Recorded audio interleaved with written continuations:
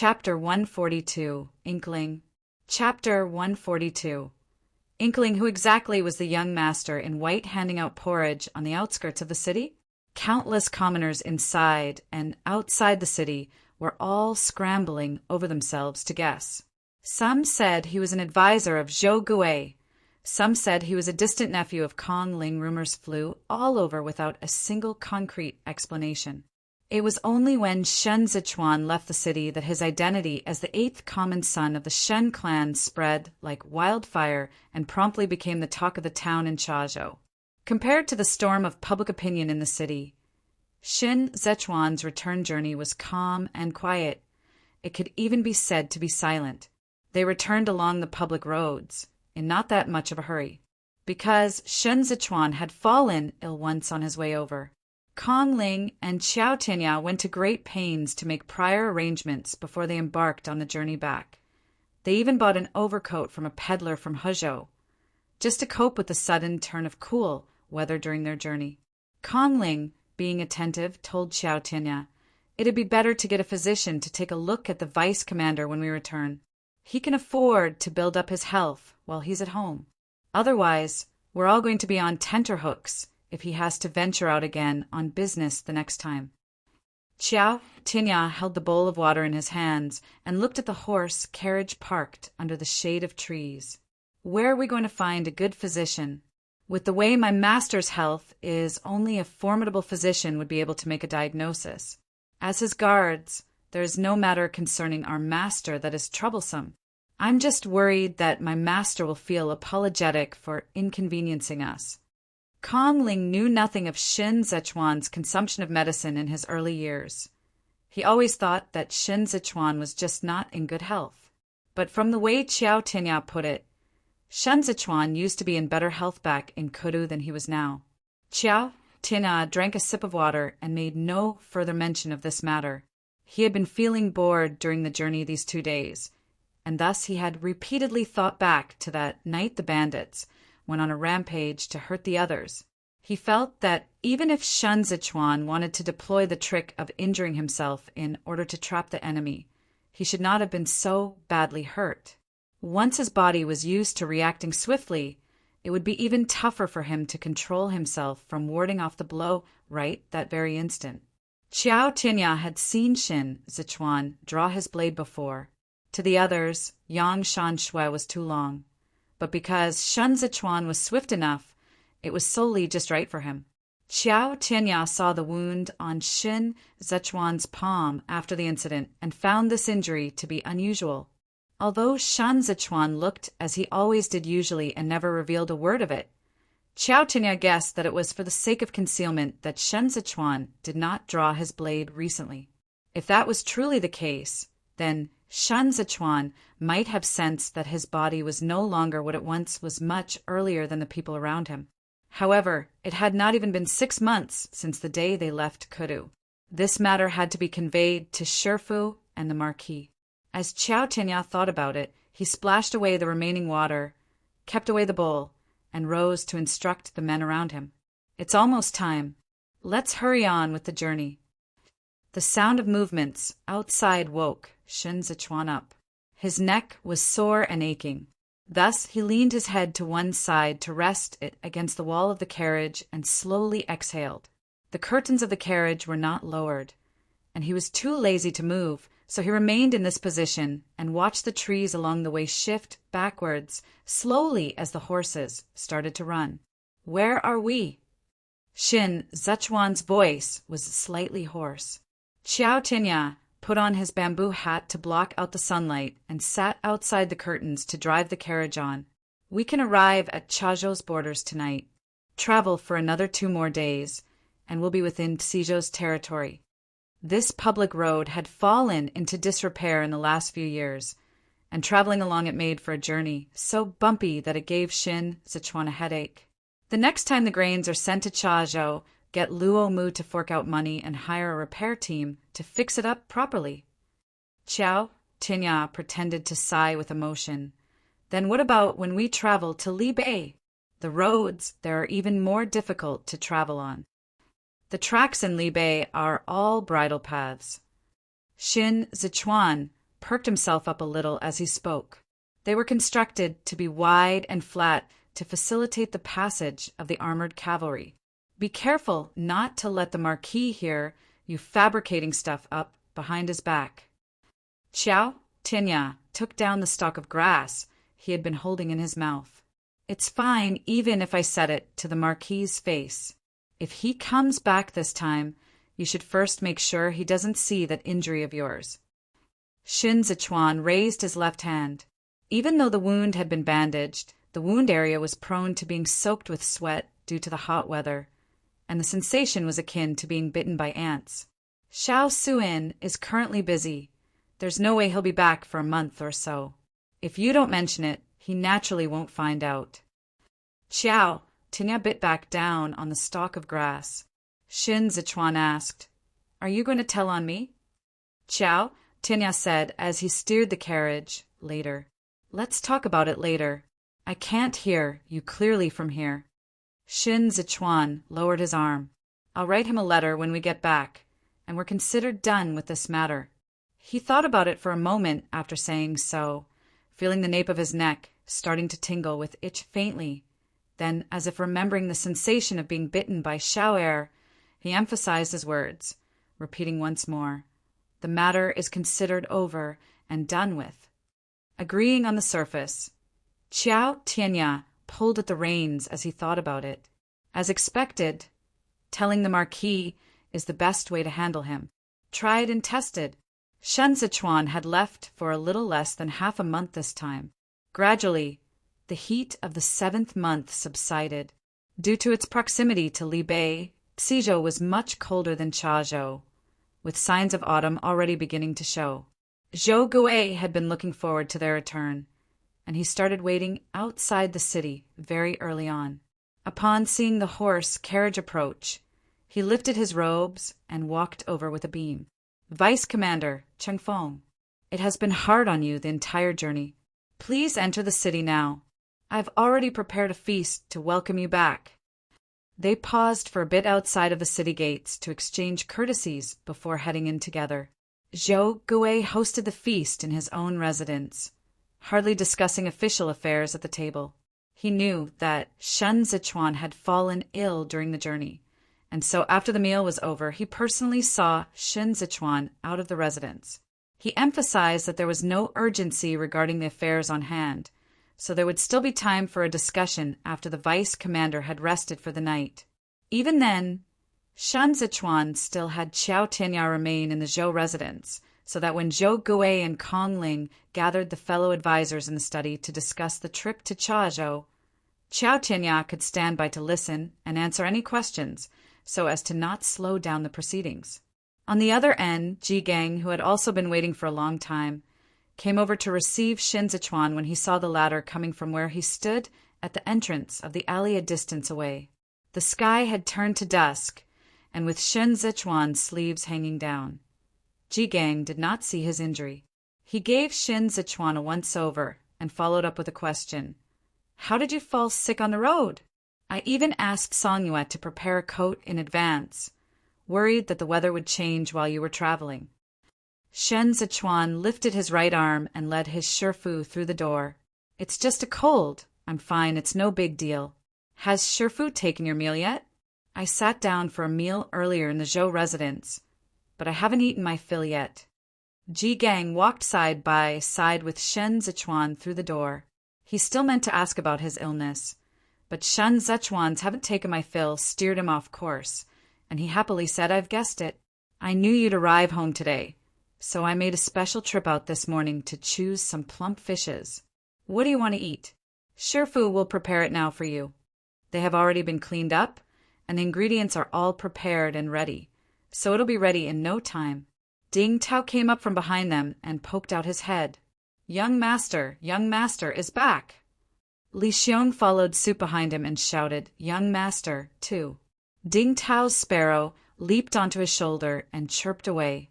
It was merely a few steps from the entrance to the courtyard, and yet it was even more lively than it was outside. The flowers and plants in the courtyard had been tended to with such care that they were in an even better condition than they had been before he left. The hall of the principal room was spacious, and the bamboo blinds had all been lifted, it looked comfortable. Shen Zichuan ate another meal with Ji Gang and asked about Ding Tao's and Li Xiong's progress in their martial arts.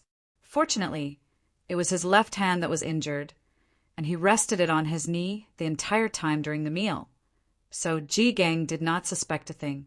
The lively vibe in the room kept up until the hour of Z1, when Ji Gang told Shin Zichuan to rest early. As it was Qiao Tianya's turn to be on duty tonight, he took up Ding Tao and Li Xiong away. It was only when the room fell silent that Shen Zichuan breathed a sigh of relief and took off his outer robe. The maidservants let down the curtain and lit the incense. All along, no one was permitted to remain in the room to serve at night, so the maidservants withdrew from the room to the hallway, leaving only Shin Zichuan behind. Shin Zichuan took a bath, changed his clothes, and returned to the room where he put on the outer robe again. Then he lit a lamp and began to write a letter. At the first quarter of the hour of Qiao, Tu Qiao Tianya returned and set the new book Zhou Gui and the rest had newly drafted up on Shin Zichuan's desk. Shin Zichuan sealed the letter and asked, "What's the latest news in Li Bei?" Qiao Tianya, who had his coat over his arms, said, "Bad news. It'd be better for Master to hear it tomorrow morning so that you can get a good night's sleep tonight." Shin Zichuan flipped through the book. "The worst news I can hear is that those from Biancha have already fought their way to our threshold. So go ahead and tell me." Qiao Tianya turned the chair over and sat astride it. "Not to that extent. It's the Marquis. The Marquis brought the Imperial Army into Li Bei territory, but he did not head north back to dying to meet with the hereditary prince. Instead, he went to Bianbo camp near Zhongbua. The Marquis stayed in Bianbo camp for a night, then led the troops east the next day to launch an assault on the Shaoxin camp, thereby scoring a military achievement and distinguishing himself to his lordship the prince."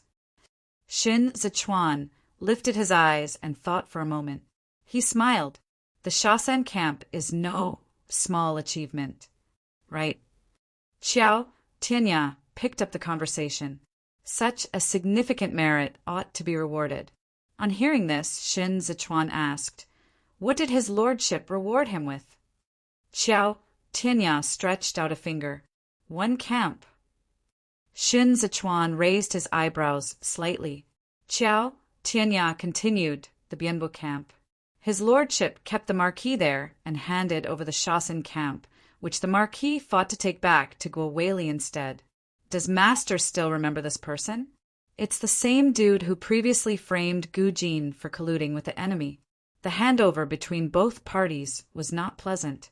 The Marquis retreated to the back, sandwiched between Shaoxin camp and the three great training divisions of Luoyang. There was completely no sign of him in the battles to the north and east.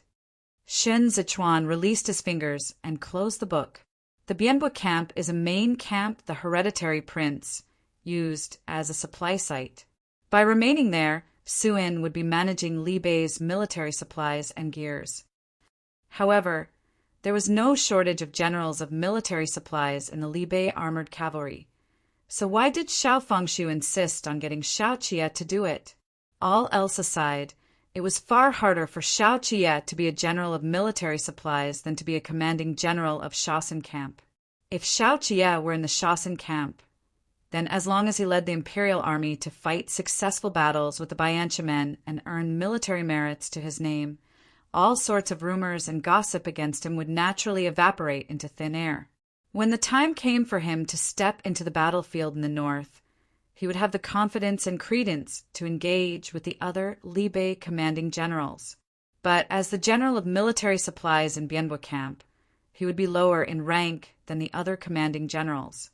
He had to heed the requests assigned to him from the various parties and run all over Li Bei to deliver supplies. This was not only a hard job to do, but would also make him easily susceptible to being bullied and mistreated. When it came to it, his military achievements would not be up to par as the commanding generals fighting battles ahead of him, and yet the hardships he had to put up with would be no less than the others. After a moment of silence, Qiao Tianya probed tentatively, Did his lordship pick up the Marquis from somewhere and adopt him? The disparity in his treatment of the Marquis and the hereditary prince is really great. Shen Zichuan looked at him and said, "Seems to me like you're the one who was picked up." Xiao Tianya raised his hands in surrender and shut his mouth. Shen Zichuan passed the sealed letter to Xiao Tianya and said, "Get someone to deliver it tonight. It's late now. There's no need for you to stand guard outside. Go back to your courtyard and get some rest." Right before Xiao Tianya was about to step out, Shen Zichuan called out to him. When he looked back and saw Shen Zichuan's expression, he said in earnest, "I know. I remember it. The part about you getting injured is over and done with. I won't mention it to the Marquis." His quip made Shen Zichuan forget what he was about to say, so Shen Zichuan waved his hand at him in speechless silence as an indication for Xiao Ye to leave. Shen Zichuan did not remain sitting for long after Xiao Tianya left. It was already late at night now. He blew out the lamp and lay on the bed, listening to the croaking of frogs from the courtyard pond. He did not know if it had been Ding Tao or Li Xiong who had caught them and brought those frogs to the pond, but they created such a din that he could not sleep. It was only after an unspecified amount of time later that Shen Zichuan's consciousness started to dim. There was no one beside him except for the refreshing sweetness of the incense for company, but somehow it turned into the metallic stench of blood in his dreams. The Chashur sinkhole, which had not appeared for a very long time, now lay beneath his feet. Shen Zichuan looked down at it, but there was nothing inside. The faint croaking of the frogs hovered in the air. Shen Zichuan broke into a sweat and subconsciously turned over with his back to the croaking. There was no snowstorm over the Chashur sinkhole tonight. The sun rode high up in the sky, blazing to the point Shen Zichuan felt the stinging pain on his skin and sweated profusely. There was evidently no corpse in this pit, and yet Shen Zichuan felt himself surrounded all around by people he could not see. They smothered him, making it hard for him to breathe. He could not help but pull apart his tightly fastened collar. Drops of sweat dampened both of his eyes as he gasped for breath. He saw a person lying in the sinkhole. It was his own self. A chill suddenly ran down Shen Zichuan's spine. He thought of Qi Hualian. His teacher shouted for him, but his voice was drowned out by the croaking of the frogs. Shen Zichuan never used to be afraid of returning to the Chashur sinkhole again. He had no fear of this place at all. Yet, at this moment in time, he had the urge to flee. Someone approached Shen Zichuan, and Shen Zichuan opened his eyes almost instantly. Xiao Qie had only just partially removed his armor as softly as he could. How could he have expected Shen Zichuan to wake up so suddenly? He promptly froze by the bedside, still with his arm guard in his lifted hand. Both men looked at each other for a moment, sensing something amiss. Xiao Qie tossed the arm guard onto the desk and pulled up a portion of his sweat-drenched, narrow sleeves. He squatted at the side of the bed and cupped Shen Zichuan's cheeks with his palms. "What are you peeking at?"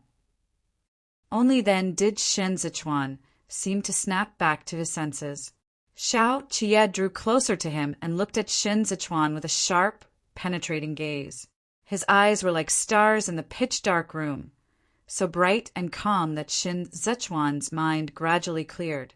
Xiao Qie stroked his slightly damp hair and whispered, "It was such a bumpy ride here.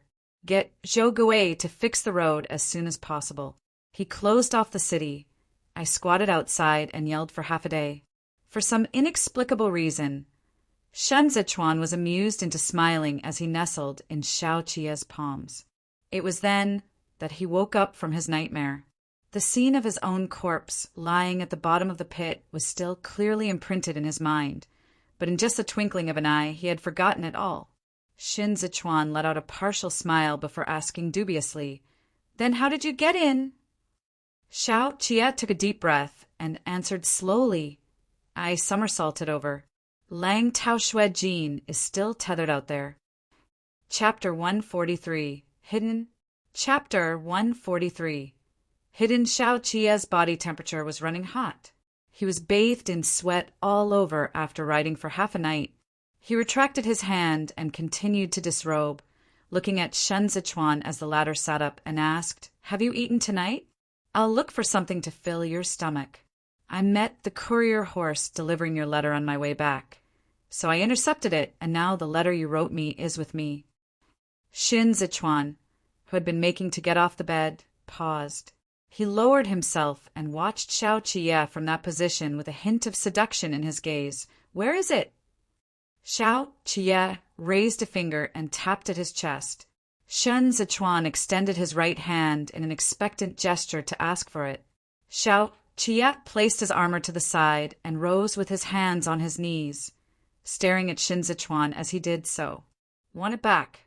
Come get it yourself." Shin Zichuan felt a tingle run down his spine from Xiao Qiye's gaze.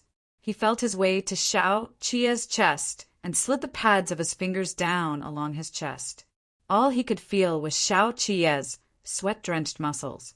He whispered in a soft voice, as if he did not seem to understand, "Give it back." On the surface, Shen Zichuan still had the dazed look of one still not fully awake.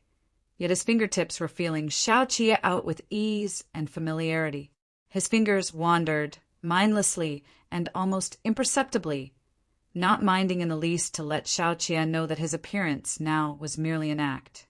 Xiao Qiye relaxed his breathing, afraid that he would lose himself to his own desires and devour Shin Zichuan, clean in just a twinkling of an eye. He seemed to be unmoved, using only an ardent gaze to pursue Shin Zichuan. Shin Zichuan felt all over that sturdy torso, his breaths intertwining with Xiao Qiye's as he moved. They pressed close together in this position, one higher than the other. Shin Zichuan's expressive eyes glistened with ripples of desire. Despite this, he still spoke guilelessly, "Suin, I can't find it." Xiao Qiye allowed Shin Zichuan's fingers to do as they pleased. He tilted his head slightly, catching a waft of Shin Zichuan's scent. Seizing the moment, Shen Zichuan pressed his cheek to him and nuzzled against him. The satiety brimming in the corners of his eyes took hold of Xiao Qiye's heart, clenching it. As he perspired, Xiao Qiye laughed out loud, a brief, harsh sound. He set his palm on the small of Shin Zichuan's back, pulling him so close that Shin Zichuan was practically pressed against him in his embrace. There was no distance between them as they kissed, neck to neck. But while Shen Zichuan was kissing him, Xiao Qiye was biting him. As Shen Zichuan was pinned down onto the bedding, he swiftly extended his arm and placed his injured left hand onto the nape of Xiao Qiye's neck. The bedding sunk down under their combined weight. Shin Zichuan's inner garment was in disarray, and as Xiao Qiye kneeled with his head lowered to look at him, a fan fell out. Shin Zichuan picked the fan up. He had only just grasped it in hand when he saw the letter fall out too. Xiao Qiye made to pick up the letter, but the sharp-eyed Shin Zichuan deftly used the folding fan to push the letter aside to the edge of the bed. Immediately after, he flipped the folding fan over and propped it against Xiao Qiye's chin, then lifted his head and planted a kiss on Xiao Qiye's lips. Xiao Qiye did not appear to notice his actions, absorbed as he was in the kiss to the point he was roused and poised for action. Both of them had not done it in quite a while, so now that they had finally just met, Xiao Qiye went along with Shin Zichuan's teasing. As though he had reached the end of his patience, Xiao Qiye fondled Shin Zichuan until Shin Zichuan was flushed red all over. Waves of passion crashed into Shin Zichuan to the point that he trembled uncontrollably. Shin Zichuan had learned, well, no longer the picture of inexperience like he had been back in Kudu. Shin Zichuan narrowed his eyes, using the last bit of his reason to remind himself to find a way to toss the letter under the bed later. Before he could finish putting together his plan, he was flipped over by Xiao Qiye. Xiao Qiye held onto Shin Zichuan's waist, admiring the contours of his back as they formed an absolutely beautiful curve.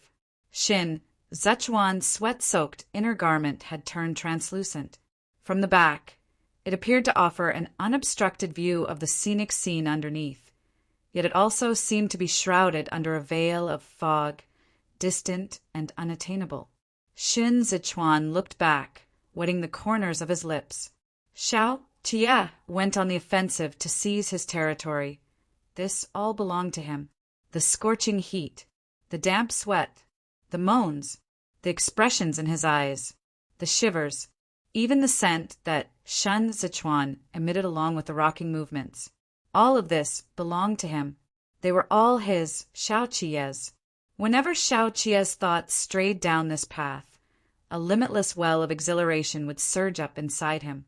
Shen Zichuan knew him too well, and every sultry look he gave him was a knife to the chest. Xiao Jie exerted himself physically. The more he cherished this man, the more terrifyingly rough he became. He wanted to caress him to pieces. Xiao Jie nibbled on Shen Zichuan's right ear, holding the jade earring between his lips. Shen Zichuan could not endure such a position. It was buried so deep that his sweat and tears flowed in never-ending torrents. But there was nowhere for him to escape to. Shin Zichuan's waist and ankles felt as though they had been restrained with a chain. He felt a little strained and a little pained, yet this pain sent tingles of electricity up his entire body, rendering it limp and numb. It made him forget all of his nightmares. There was only Xiao Jie, Xiao Jie, Xiao Jie. Shin Zichuan shivered, all drenched in sweat. Just as he was about to lose control and let himself go, he murmured, "Suan."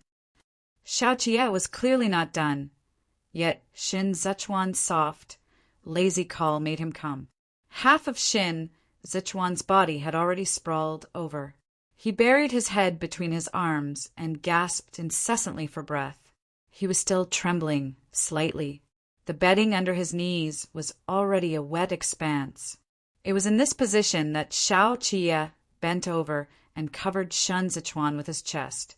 He had yet to withdraw, and as he pressed down on him, he advanced deeper instead of retreating, causing Shen Zichuan to let out a muffled moan. Xiao Jie offhandedly brushed aside the messy pillows and enveloped him in this way. "Hug you for a good night's sleep."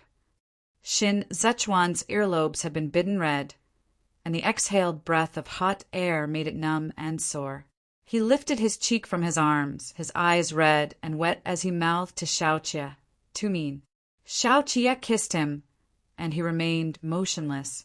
There was a soft, wet, watery sound, and only then did both of their ravenousness alleviate some. Shen Zichuan was bearing Xiao Jie's weight, and yet he felt incomparably relaxed, as if Xiao Jie's presence was his impenetrable shield. Xiao Jie caressed him. He understood him all too well.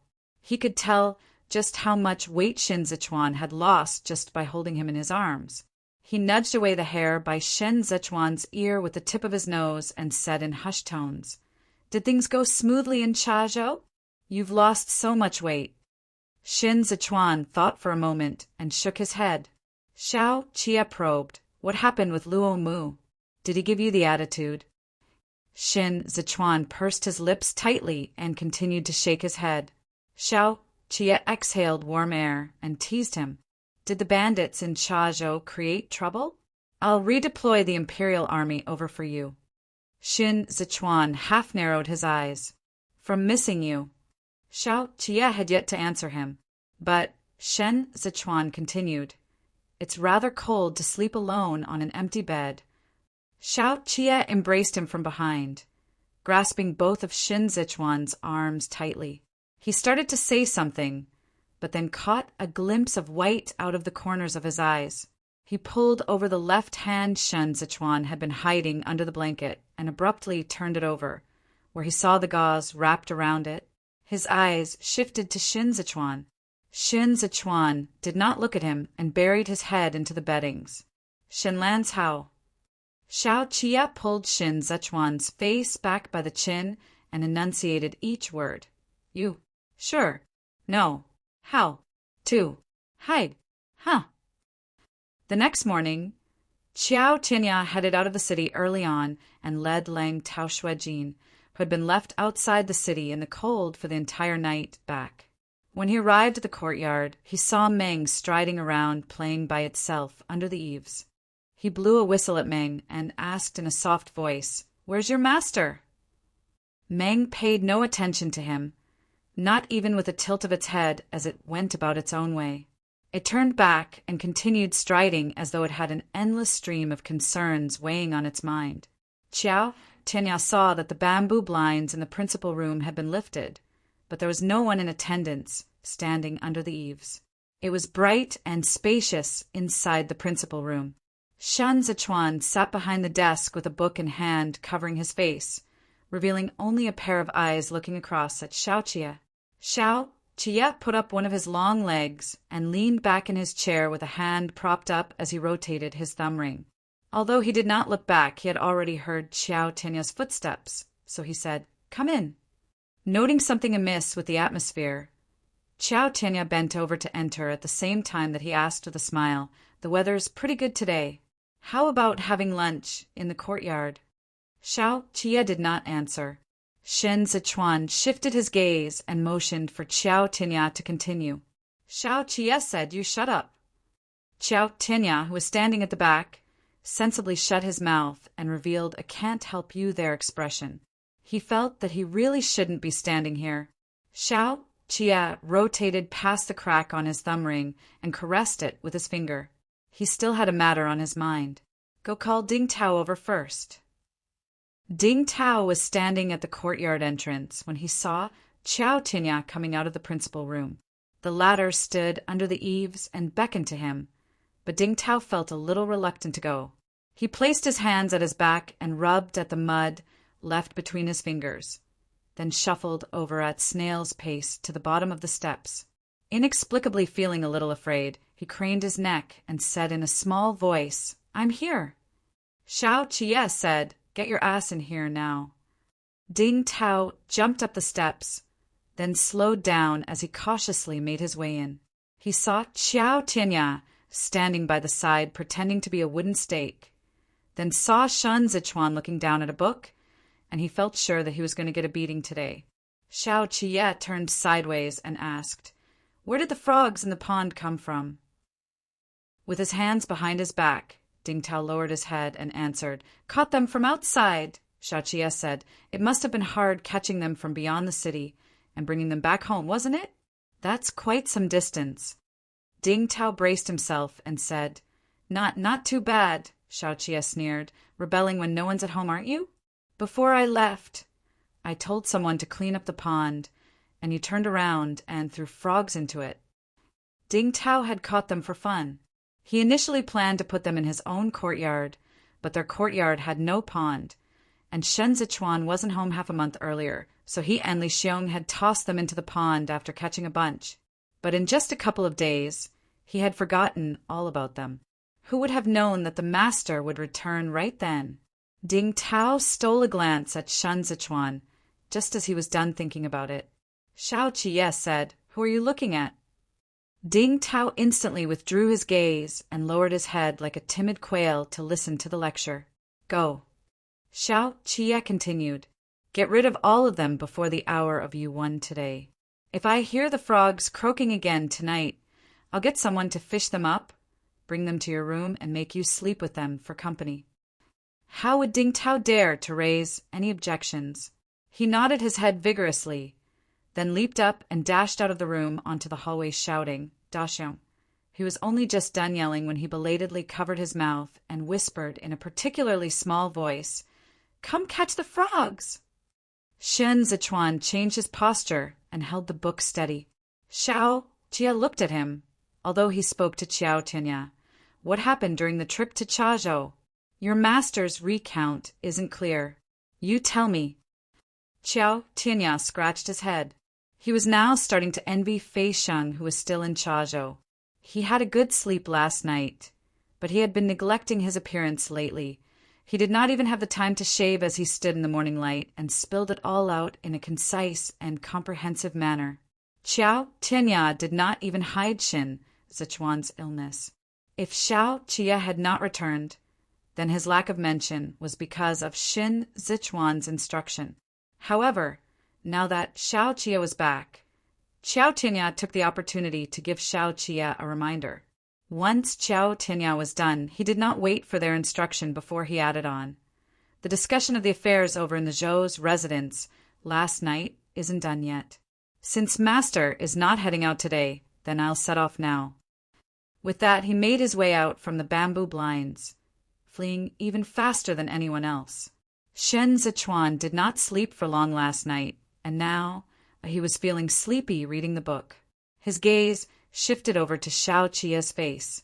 When he saw Xiao Qia looking at him, he blinked, as if he had only just noticed it, putting on a pretty convincing act. Xiao Qia said nothing. Shen Zichuan loosened his grip and revealed his face. Yi, I'm so hungry. Xiao Qia folded up that open letter and stuffed it back in the same way it was before. Shen Zichuan probingly stretched his leg out and stepped on the tip of Xiao Qia's shoe. He set the book aside on the table and bent over, the tip of his foot nudging along Xiao Qia's calf. Xiao Qia stared at him and said callously from a small distance, "You've knifed me in the heart so bad it's been torn to shreds. It's too late now. Shenlan's how I'm dead." Chapter 144, Orange Jasmine. Chapter 144. Orange Jasmine Xiaoqia, having rushed his way back on his horse at top speed, rested for a night, although he had to get on his horse and head back after the hour of Z1 tonight. He ran on a tight schedule, and he had gone to great efforts to painstakingly save up these 2 days of free time. He had been on the move for 8 or 9 days in a row in order not to delay the transportation of supplies to the site of battle, and he had done it all just to see Shen Zichuan. But who would have thought that he would end up so angry?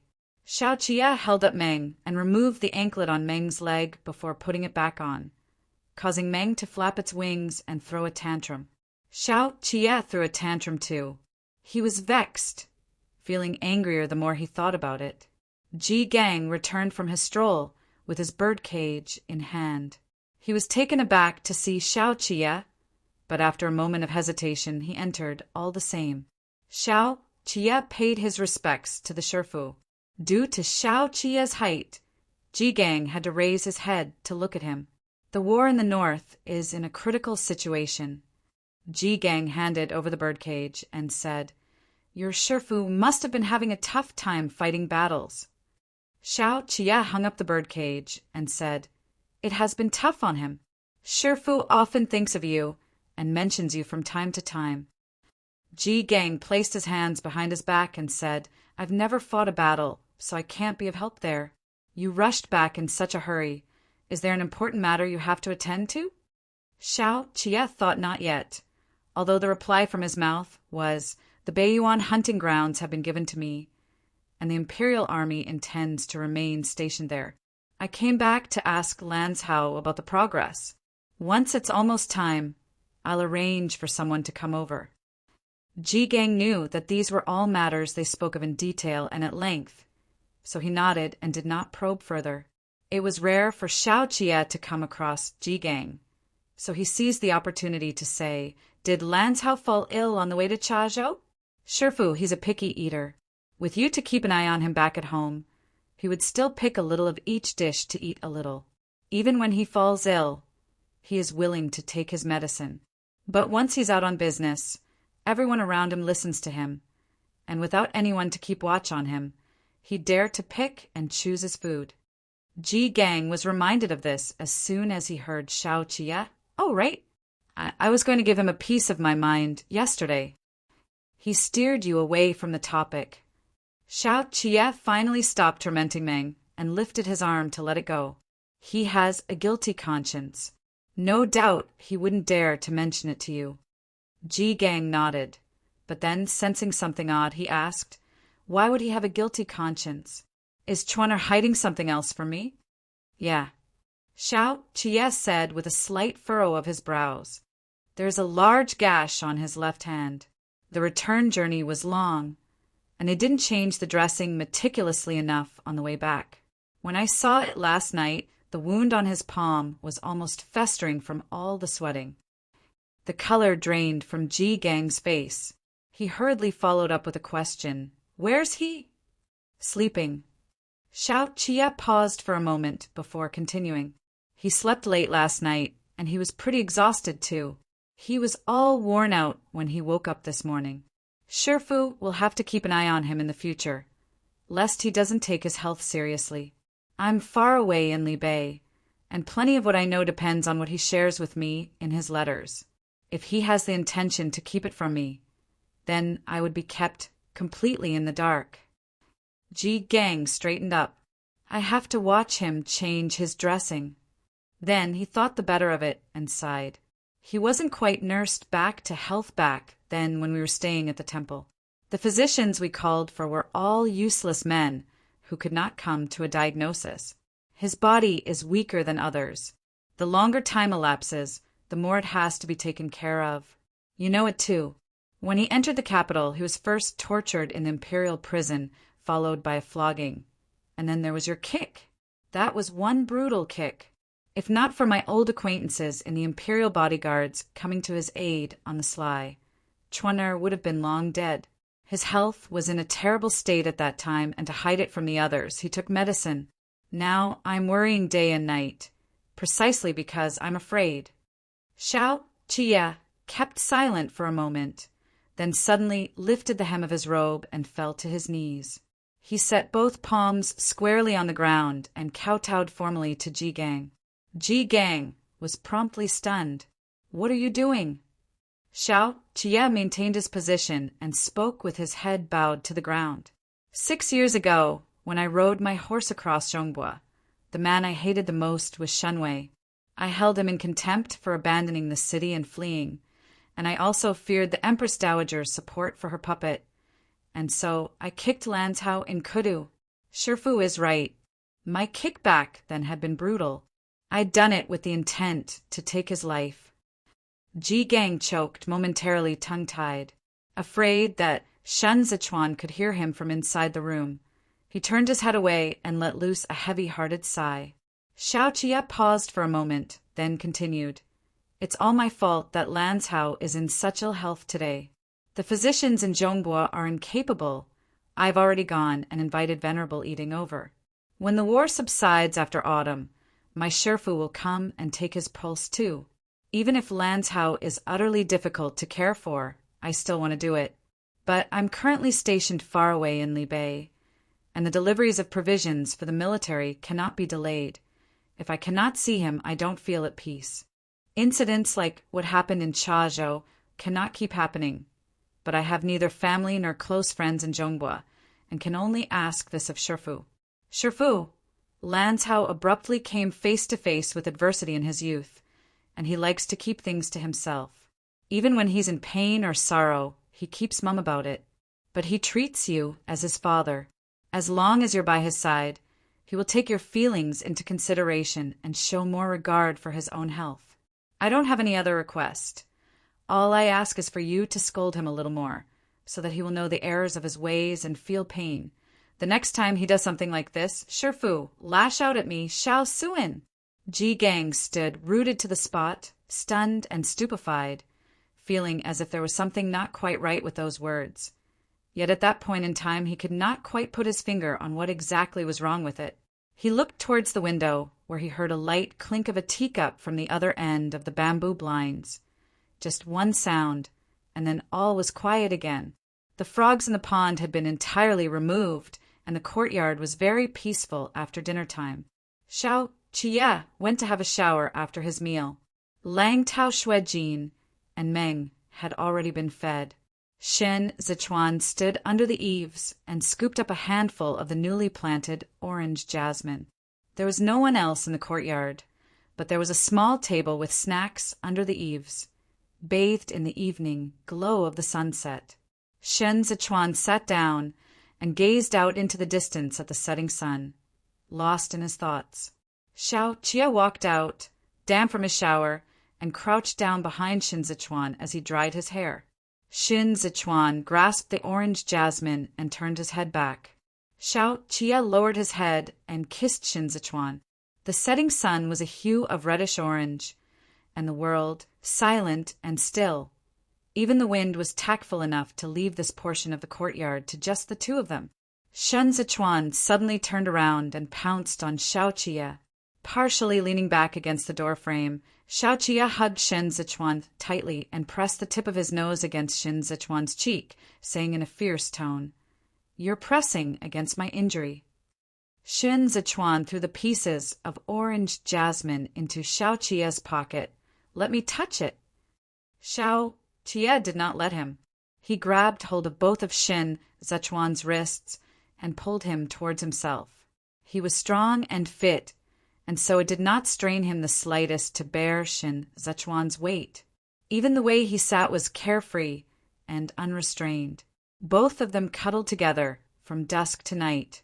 Actually, Xiaoqia had been very unhappy for the past half-month. The Shaoxin camp that the imperial army had taken back had been given to Guowei, and when Guowei came to take over, he bumped into Gujin. Both of them found the other an eyesore, and friction was also increasing between the soldiers under their commands. Xiaoqia swallowed this grievance and took over Wu Ziyu's position in the Bianbo camp. But escorting the transportation of supplies was far more difficult than he had imagined. He was bossed around by the commanding generals of the respective military camps at the site of battle, and even after retreating to dying, he still had to submit a full and detailed report to Xiao Jiming regardless of its significance. After leaving the military tents, he had to socialize with the merchants from Luosha Pass and Huaizhou, often drinking through the night. Then he would have to ride off to another camp, even before the sky had turned bright. But he had no intention of telling Shen Zichuan any of these. Xiaoqia thought of the folk songs of the Hongyan Mountains. He did not know how to sing them and could only hum its melody playfully. Shen Zichuan had his eyes closed as he slept amidst the delicate scent, his head resting against Xiaoqia and his hands clutching at the front of Xiaoqia's robe. Xiaoqia held him in his embrace, humming until it was about time before he picked him up and carried him back into their room. Shen Zichuan did not loosen his grip, so Xiaoqia bent over and blew lightly at his palms, then crouched down and watched for a short while before saying, "I'm still angry." Shen Zichuan partially opened his eyes and poked at Xiaoqia's cheeks, whispering, "Don't be. All you do is lie to me, you." Xiaoqia was momentarily at a loss for words. "Is Ergongzi this easy to deceive? You sure are remarkable to be bullying a pure and innocent young master." Shen Zichuan rolled over to lie on his stomach and faced Xiaoqia head to head. Damn this gaze! Xiaoqia could only swallow his indignation. He pinched Shen Zichuan's cheeks and spoke in a raspy voice. "Go on, keep acting cute with me. It's futile, Shen Lanzhao. If you give yourself another stab the next time, I'll die immediately in Libei. I won't exist anymore, do you hear me?" Shen Zichuan nodded, all well behaved. Xiaoqia leaned closer and bumped his forehead against Shen Zichuan's. "I have to go." Shen Zichuan did not let go. "When will you be back next?" Xiaoqia had no answer for that. He stroked Shen Zichuan's cheeks with the pads of his fingers. "Soon. There's still plenty of matters to attend to, but things should get easier once autumn arrives." It was already the hour of Z. Shen Zichuan released his grip and gazed at Xiaoqia. Xiaoqia had never felt standing up to be this difficult. He swiftly put on his arm guard and let down the bed curtain. Finally, he lowered his hand and brushed across the tip of Shen Zichuan's nose with a finger. "Sleep well, Lanzhao." Lang Taoshuejin left the city under cover of the night, with Meng following Xiaoqia along as it soared the skies and headed north. Chunyang had already come to meet up with him mid-journey.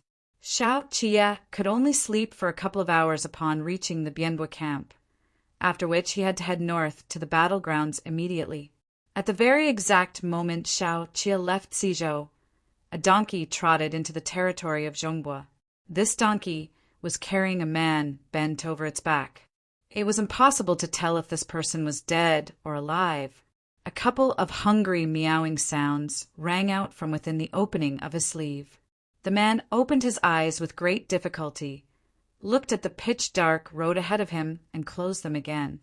Chapter 145, Beggar. Chapter 145, Beggar. Several days later, The garrison troops of Tizhou escorting and transporting the grain wagons arrived in Chazhou. Fei Sheng returned to the residence to give Shen Zichuan a full report of the happenings in Chazhou. At the same time, he handed over his records of the prices of goods in the two prefectures of Huaizhou and Fanzhou. Not only that, he had even gotten to the bottom of Lei Changming's and Lei Jingzhe's backgrounds. Lei Changming was a native of Chazhou who had his beginnings as an armed escort. This was all open and common knowledge of his background. Fei Sheng, who had made inquiries all over Chazhou with the help from the shops in Jueshi, learned that Lei Changming had engaged in the flesh trade during the reign of Yongyi, as divulged by the elderly people in Chazhou. Back then, both prefectures of Danzhou and Duanzhou saw a burgeoning rise in the numbers of the entertainment quarters across their territories, leading to the proliferation of famous courtesans like Shen Zichuan's mother by Cha. Subsequently, Lei Changming scoured the lands of Dengzhou, hoodwinking innocent and naive women and reselling them to Danzhou and Duanzhou as prostitutes. Afterward, Shen Wei ordered for the brothels along the banks of the Chashi River to close down, thereby causing the businesses in Duanzhou to fall into drastic decline. Lei Changming had no connections in Duanzhou and could only look for another way out. Lei Changming, who had until then been trying to get by, wanted to resume his old trade. He hence capitalized on the reputation of the Zhu clan and went around making connections with the officials in Zhongbua. In his process of associating with these officials, he found out that these people dreaded the time after spring every year when the Chief Surveillance Bureau would make field trips to conduct inspections and audits. As the imperial censors had the right to impeach, the appraisals of the officials involved would undoubtedly be affected. This was an important affair pertaining to their own promotions and transfers, and as such, they did not dare to act rashly and visit the brothels for pleasure. Lei Changming thus hit upon an idea. He set up a Mingshu Hall in Fanzhou, which was a poetry club-cum-tea house on the surface. In actuality, however, he had the decent women he sourced put up there as secret prostitutes to bribe the various officials. However, this business did not last long either, ruined at the hands of Shen Wei. At this point in the record, Fei Sheng had specifically made a note at the side. Shen Wei had spies and informers everywhere in the various prefectures. Ever since he married Bai Cha, he had been rather heavy-handed in his attempts to crush the brothel trade in the various prefectures. Lei Changming's Mingshu Hall had not been established for even a year when it was wiped out at lightning speed by Shen Wei. Abducting and trafficking women of decent origins was punishable by law. To escape responsibility for the crimes, Lei Changming instructed his subordinate to take his place, while he hurried over to the prefecture of Danzhou, where he offered Shen Wei a large sum of cold, hard silver ingots before he managed to extricate himself. After this incident, Lei Changming reverted to his ways of idling around doing nothing. His wife and son had passed away early, but he did not take a concubine at that point in time. He had a penchant for grooming children ever since he abducted and sold women a long time back, but he was too brutal towards them, and none of those children ever survived. At the end of the reign of Yongyi, Lei Changming took on the Yan clan of Hezhou's job to provide armed escort as a means of livelihood. Subsequently, he got into the Yan clan's good graces. It was from then on he really started to enjoy a meteoric rise.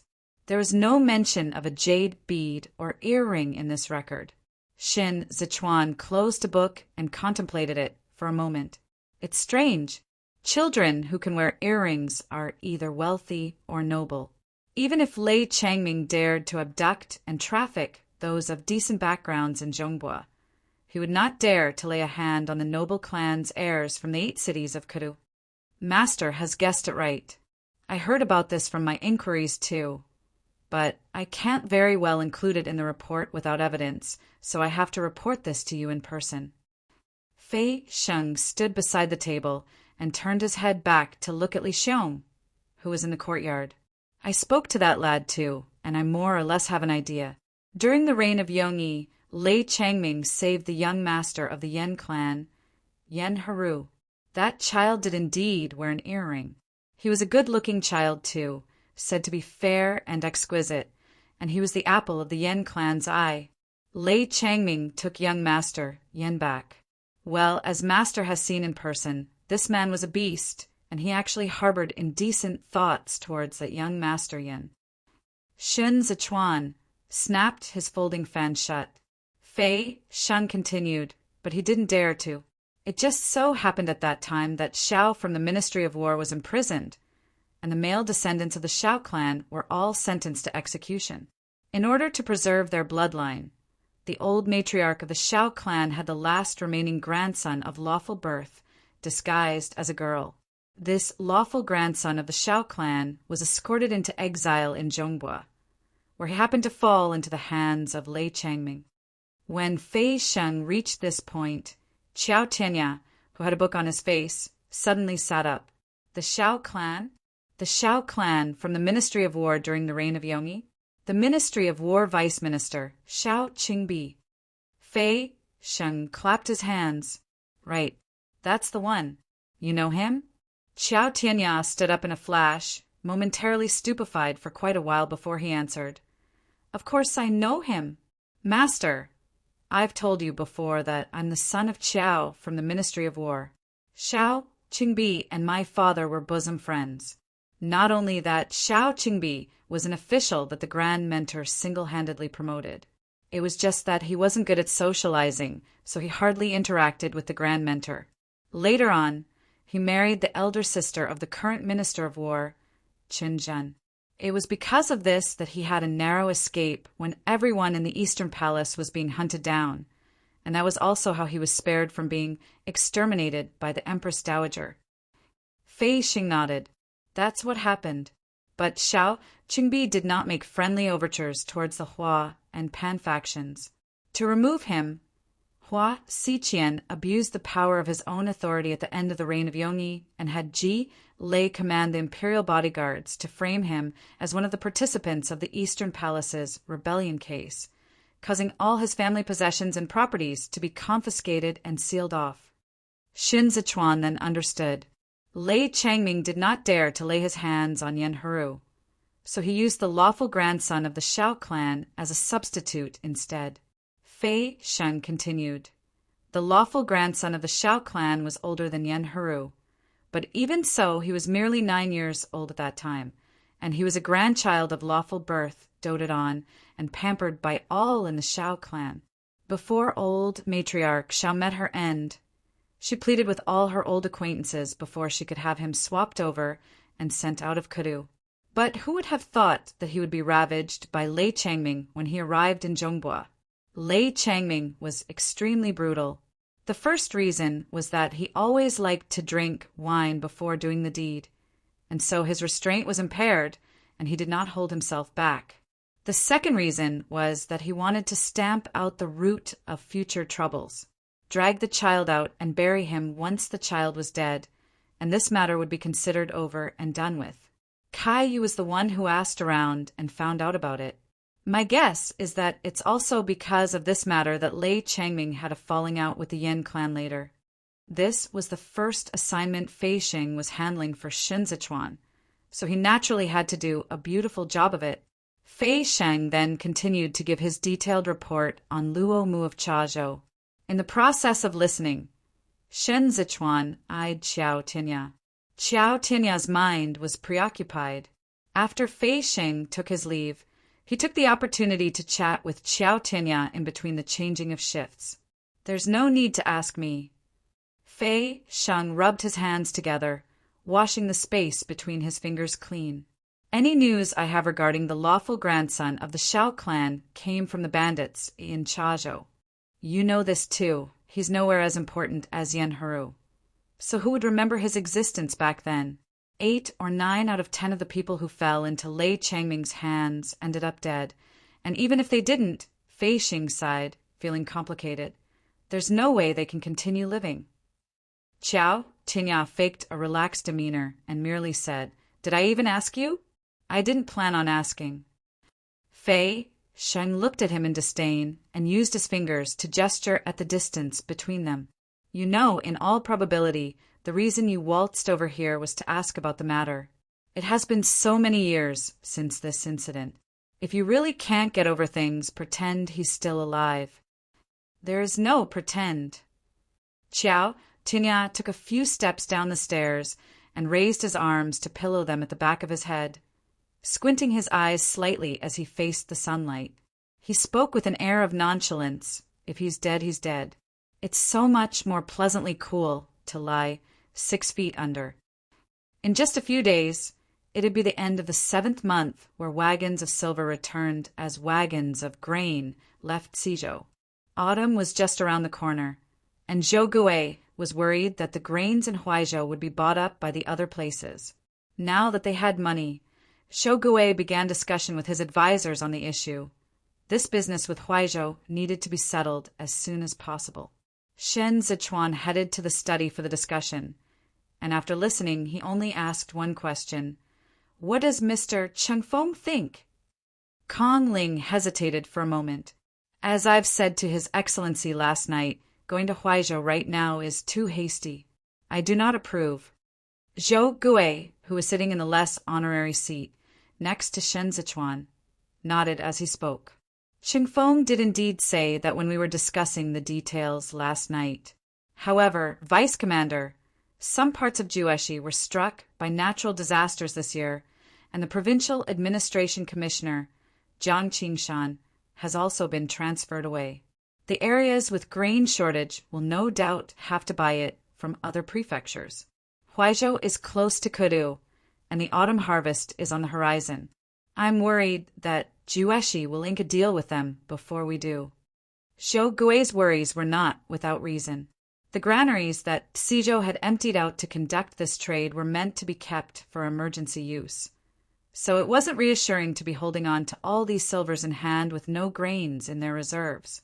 During the past few days, Shen Zichuan had been planning out a trip to Huaizhou, but he was hesitant not for just this one reason, but also because Kudu's transfer papers for Jiang Qingshan had still not been issued.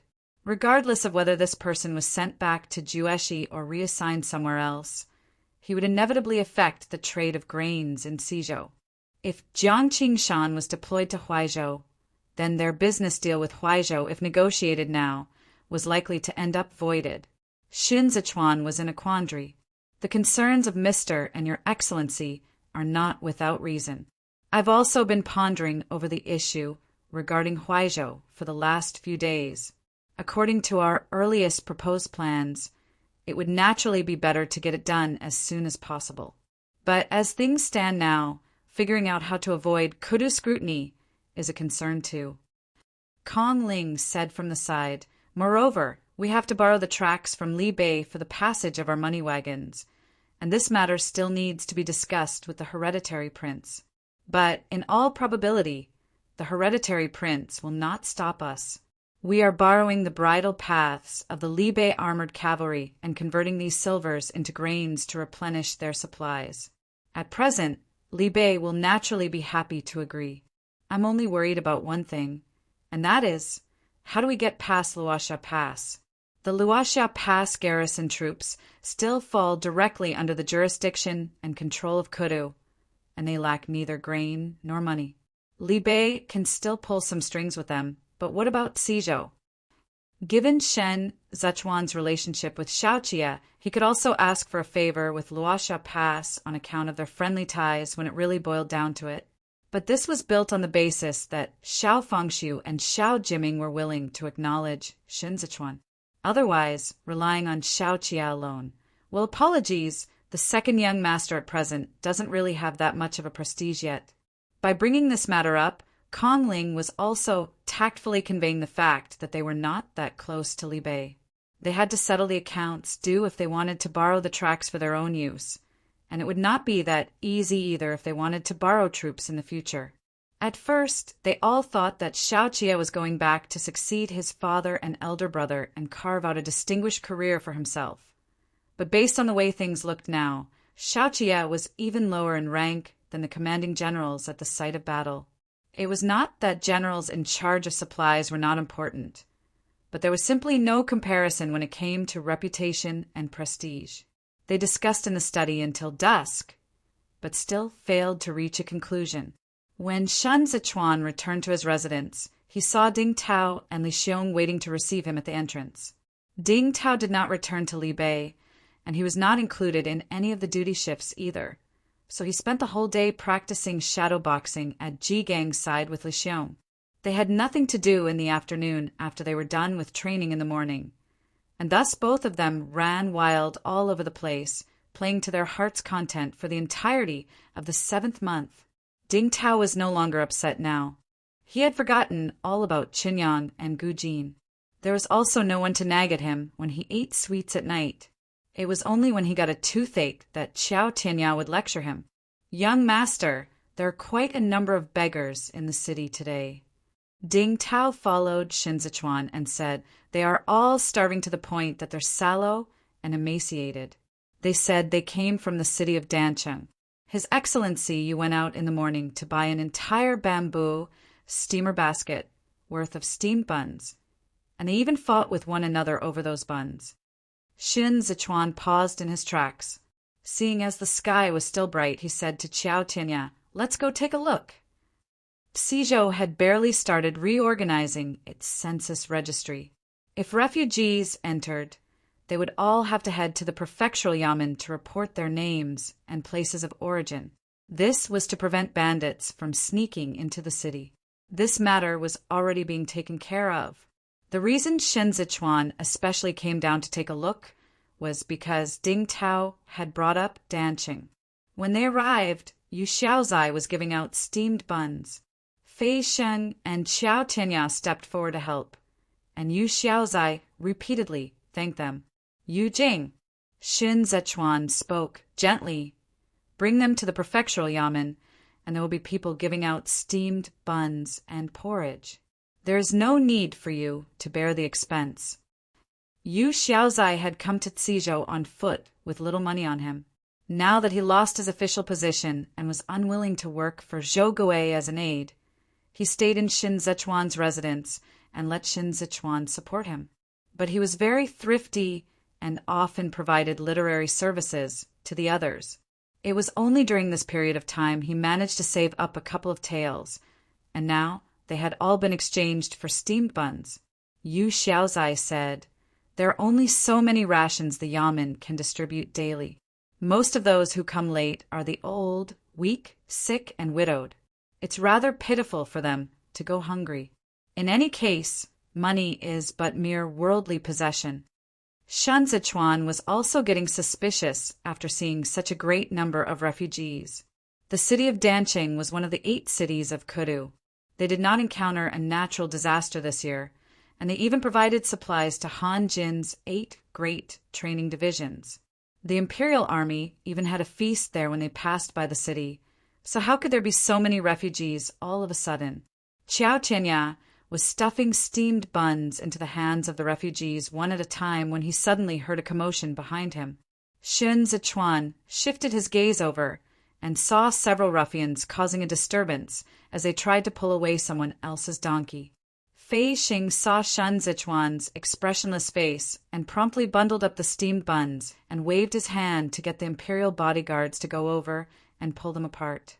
He yelled, "What are you people doing there making such a din?" One of the ruffians had seen the imperial bodyguards at work before. As he was dragged away, with both legs trailing on the ground, he said in a panic, "My good sir, it's not us who are causing a commotion. These few people first said they wanted to sell the donkey, but they wouldn't give it to me after I paid up. Tell me, is this not a scam?" On hearing that, Fei Xing turned his head and spoke down at the men. "Don't you people ever check who is in charge here before coming over to swindle and defraud others? Hurry and give the donkey to him." The few disheveled and unkempt men timidly tugged the rope and stuffed it into Fei Xing's hands. The donkey brayed from the tugs. A hand that had been squeezed back behind them slapped at the ground haphazardly and muttered ambiguously, "That's my donkey!" Fei Xing had sharp hearing, but he did not want to complicate the issue, so he pretended not to have heard it. The ruffian stomped on the hand so hard that it clenched into a fist from the pain and pounded on the ground. But an unidentified person at the back pulled him away until that hand abruptly vanished from sight.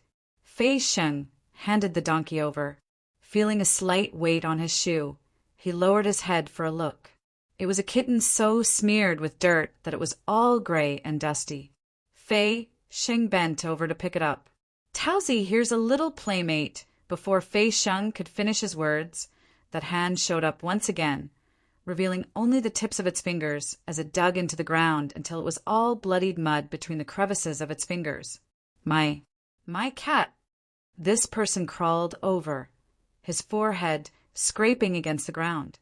The ruffian behind saw Fei Sheng turning over and hurriedly dragged the person back by the ankles to hide him. Fei Sheng realized that this person's legs were in bad shape and wondered if they had been broken when this person had taken a beating. Chapter 146. Yunjua. Chapter 146. Yuanjua Shen Zichuan suddenly said, Ding Tao. Ding Tao kept his little book away and leaped over the obstruction to grab the arm of one of them. What are you people hiding? Move away for the young master to take a look. Fei Sheng noted their shifty eyes and hemming and hawing, so he bellowed, What? Is this donkey not yours? A sharp-eyed Ding Tao yelled, Young master, there's a man below! The surrounding imperial bodyguards stepped forth and encircled them. Most of these people were local ruffians from the city of Danqing, and they could not help but cower in fear when they saw the hostile expressions of the imperial bodyguards. What's more, when these imperial bodyguards were also all armed with blades. So before Fei Sheng could give his order, they all dispersed in an uproar, revealing the man on the ground. Yu Xiaozai lifted the hem of his robe and moved in closer for a look. He bent over and exclaimed in shock, Why is there so much blood? Quick, help him up quickly and call for a physician. Fei Sheng squatted down to check on the man. These legs are a goner. Someone broke them. This man refused to look up, instead propping himself up for a moment to say in a hoarse voice, The cat is mine. Embarrassed, Fei Sheng picked the cat up and put it before the man, explaining, I thought it was a stray cat. Is this donkey yours too? You're not from Danqing, are you? The man did not answer. He coughed at the ground. As he covered his lips, Fei Sheng caught a glimpse of the handkerchief in his palm. This handkerchief was exquisite. Even though it was dirty, its quality and material were not commonplace. These fingers were long and slender, without any calluses on them. It was not the hand belonging to someone used to manual labor or menial work. In an instant, Fei Sheng changed his attitude and said, Let me help you up. You can no longer walk on these legs of yours, and you are so badly ill. The most important thing at present is to have a physician take a look as soon as possible. The man suddenly clenched his fists, and his coughing intensified. The handkerchief he used to cover his lips was stained with blood. He was clearly in a terrible state, yet his etiquette was impeccable as he lowered his eyes and said, I wouldn't dare to trouble you. Thanks for asking. Yu Xiaozai saw the Zhaowen bag one hanging around the man's waist and realized that this man was a scholar. He could not help but feel more deeply concerned as he turned his head back to say to Shen Zichuan, Vice Commander, he doesn't seem to be a wicked person to me. Why don't we, Vice Commander? The man's tone suddenly changed. Vice Commander Shen Zichuan. The surrounding imperial bodyguards promptly held on to their blades. Shen Zichuan raised a hand as a gesture for them to hold it and asked, Are we old acquaintances? The man felt a tidal surge of emotions. He wanted to say something, but he ended up coughing out blood. His Adam's apple bobbed, and his coughing grew even more intense as his pale, trembling fingers bent and dug into the ground, gouging out tracks while he mumbled over and over again, Shen Zichuan, it's you. This voice gave Qiao Tianya a sense of déjà vu. He turned around. Shen Zichuan slowly crouched down and looked directly at the man. The man moved away the handkerchief covering his lips and propped himself up on the ground with his arms. His eyes seemed to have been set ablaze, filled with the madness of someone who was staking it all on a cast of the dice. He lifted his head, just as everyone thought he would wail and go hysterical. He let out a very soft laugh. This laugh was like the ripple of spring waters, fleeting and ephemeral, before it quickly plunged into a bottomless abyss of raging inferno, where the fire burned everything clean along with his unbending pride and free spirit, turning an immortal free from worldly cares into a pile of filthy ashes. Xiao Tianya recognized him now. A veil of misty rain descended upon past memories of a pair of like-minded confidants playing the zither under the willows amidst the lush scenery of spring. That upright, one-of-a-kind young master in green had also ended up with his legs broken by another.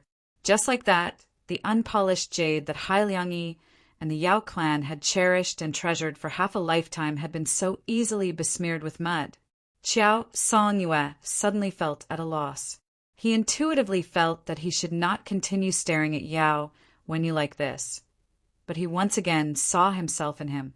They both lived in the Moon Palace.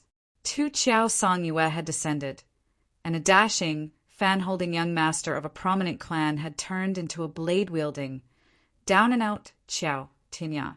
He thought their chance encounter was transient, but he never expected that they would be fellow sufferers commiserating with each other the next time they met again, half a year later.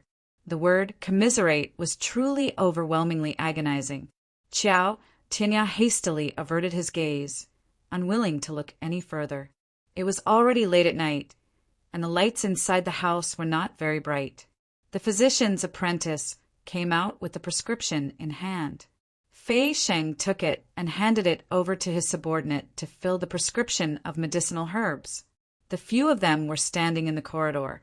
Ding Tao was surprisingly well behaved as he held that cat in his arms. Fei Sheng forced a smile and said to Qiao Tianya, who would have expected it to be him? What was there for him to say? Stories of the unpolished jade Yuanjua. Yao Wenyu had been widely circulating for many years in Kuru, and in all of them he was hailed as a banished immortal, a wayward genius living among men. Even Fei Sheng, who had never associated with the literati, had heard much of this name. Who would have thought that the free and unfettered wanderer of the rumors would end up in such a state? He was even more downtrodden than Yu Xiaozai when the latter first came. Yu Xiaozai had already cried once, and now he was facing the wall, overwhelmed with grief as he choked with sobs. How can they let the Grand Secretary down? Fei Sheng consoled in a dry voice. The way of the world is unpredictable. Yu Jing, please don't be too upset. Qiao Tianya leaned against a pillar in the corridor, hidden under the shadows. He did not say a word. They had not stood for long when Kong Ling saw the physician out and beckoned to them. Qiao Tianya fell a few steps behind and bowed his head down to ask the physician a few questions. The physician answered him truthfully, and Qiao Tianya fell silent for a few moments, then turned aside to let someone send the physician away. The bamboo blinds that had been let down in the room kept out some of the candlelight. The interior had been partitioned off. Shen Zichuan sat outside the partitioned area and said something to Zhou Gu'ei in hushed tones. On seeing them enter, he only said, Fei Sheng, you will be on night watch. Ding Tao, go back to your courtyard and sleep. Yu Jing, there's no need to worry. The kitchen is decocting the medicine as we speak. Yu Xiaozai turned aside to take his seat. After a moment of silence, he spoke. Young Master Yao Kongling was a perceptive and empathetic man. He knew it was inadvisable to discuss it in detail here. Bemoaning Yao Wenyu's fate or showing Yao Wenyu pity were, to Yao Wenyu, tantamount to torture at this point. It was no different from death by dismemberment. So he rose to his feet and led Yu Xiaozai. It's late tonight. Yu Jing, young Master Yao has only just arrived. Let him rest for a night. It's not too late for us to come visit him again tomorrow. With that, he turned back to bow to Shen Zichuan and said to Zhou Gu'ei, we still have to discuss matters in the study later. Your Excellency, please come with me too. Yu Xiaozai, having received a gentle reminder from Kongling, followed suit and rose to his feet to bid farewell too. Before he left, he cast a glance at the inner room and saw the shadows of trees intersecting with the flickering shadows of the candlelight. The man within was silent. Yu Xiaozai thought of Hai Liangyi once more. His eyes involuntarily reddened. Holding back a long sigh, he hurriedly strode across the threshold of the door. The night was bleak, and the veil of moonlight cast upon the flowers and plants in the courtyard made them appear sickly and listless. The few wind chimes hanging under the eaves swayed with the wind, dancing to the tinkling tune of metal against metal. Yao Wenyu lay on the couch, his consciousness scattering to the beats of the wind chimes. In his trance he had returned to Kudu. Misty rain pervaded Kudu. Yao Wenyu donned mourning attire and sent off Hailiangi to Mount Bodhi. This mountain was once the burial site of his paternal grandfather, and now it was the burial site for his teacher. He stood in that drizzle, unable to take in the scenery, unable to recognize the way that could take him back. The Yao clan had produced national scholars of great talents. They were full of vim in the successive reigns of Dazhou, and they were also the mainstay of the divisive noble clans. But during Emperor Guangxing's reign, Old Master Yao revolutionized the clan's traditions and renounced the prejudices between family status. He reached out to the common descendants of humble origins who were denied opportunities due to a lack of connections to the powerful and influential. From then on, the Imperial College flourished. The Yao clan began exploring a different path, but this path came to a premature end in the hands of the Empress Dowager, Hua Hui and Hua Xiqian. By the time it came to Yao Wenyu's father's generation, the Yao clan was already on the decline. Although the Yao clan still had some influence and prestige left, it was no longer on par with what it once was during the time Old Master Yao had been alive. The most fatal of all was that the Yao clan was faced with a dearth of descendants in this generation. They only had one Yao Wenyu. The rest were all descendants from the collateral branch of the clan, and there was not even one among them who had come out top in the imperial examinations in spring. In recent years, the 8 clans had all undergone a change in heads and members. The Yao clan was no longer able to command the same level of respect from the others. Most of the juniors in their clan who still served as officials were in idle positions with practically no obligations. None were third-grade ministers in esteemed positions like those from the Wei clan. Although Yao Wenyu was a student under Hailiangi and was friends with many of the literati, he had no scholarly honor or official position to his name. He had not married Commandery Princess Zhaoyue of the Fei clan either. Other than the reputation he had for his talent, he had nothing at all, and in the end, even his reputed fame had forsaken him. He was like the falling leaves on this mountain, reduced to nothing but mud, worthless. Xiao Hetinya lifted the bamboo blinds and turned sideways to step aside. Shin Zichuan entered the room and sat on the chair that the physician had previously sat on to take pulses. As the candlelight flickered, Shin Zichuan spoke. "You've been poisoned by someone. It's inadvisable for you to stay out in public. If you don't mind, you can stay at my home.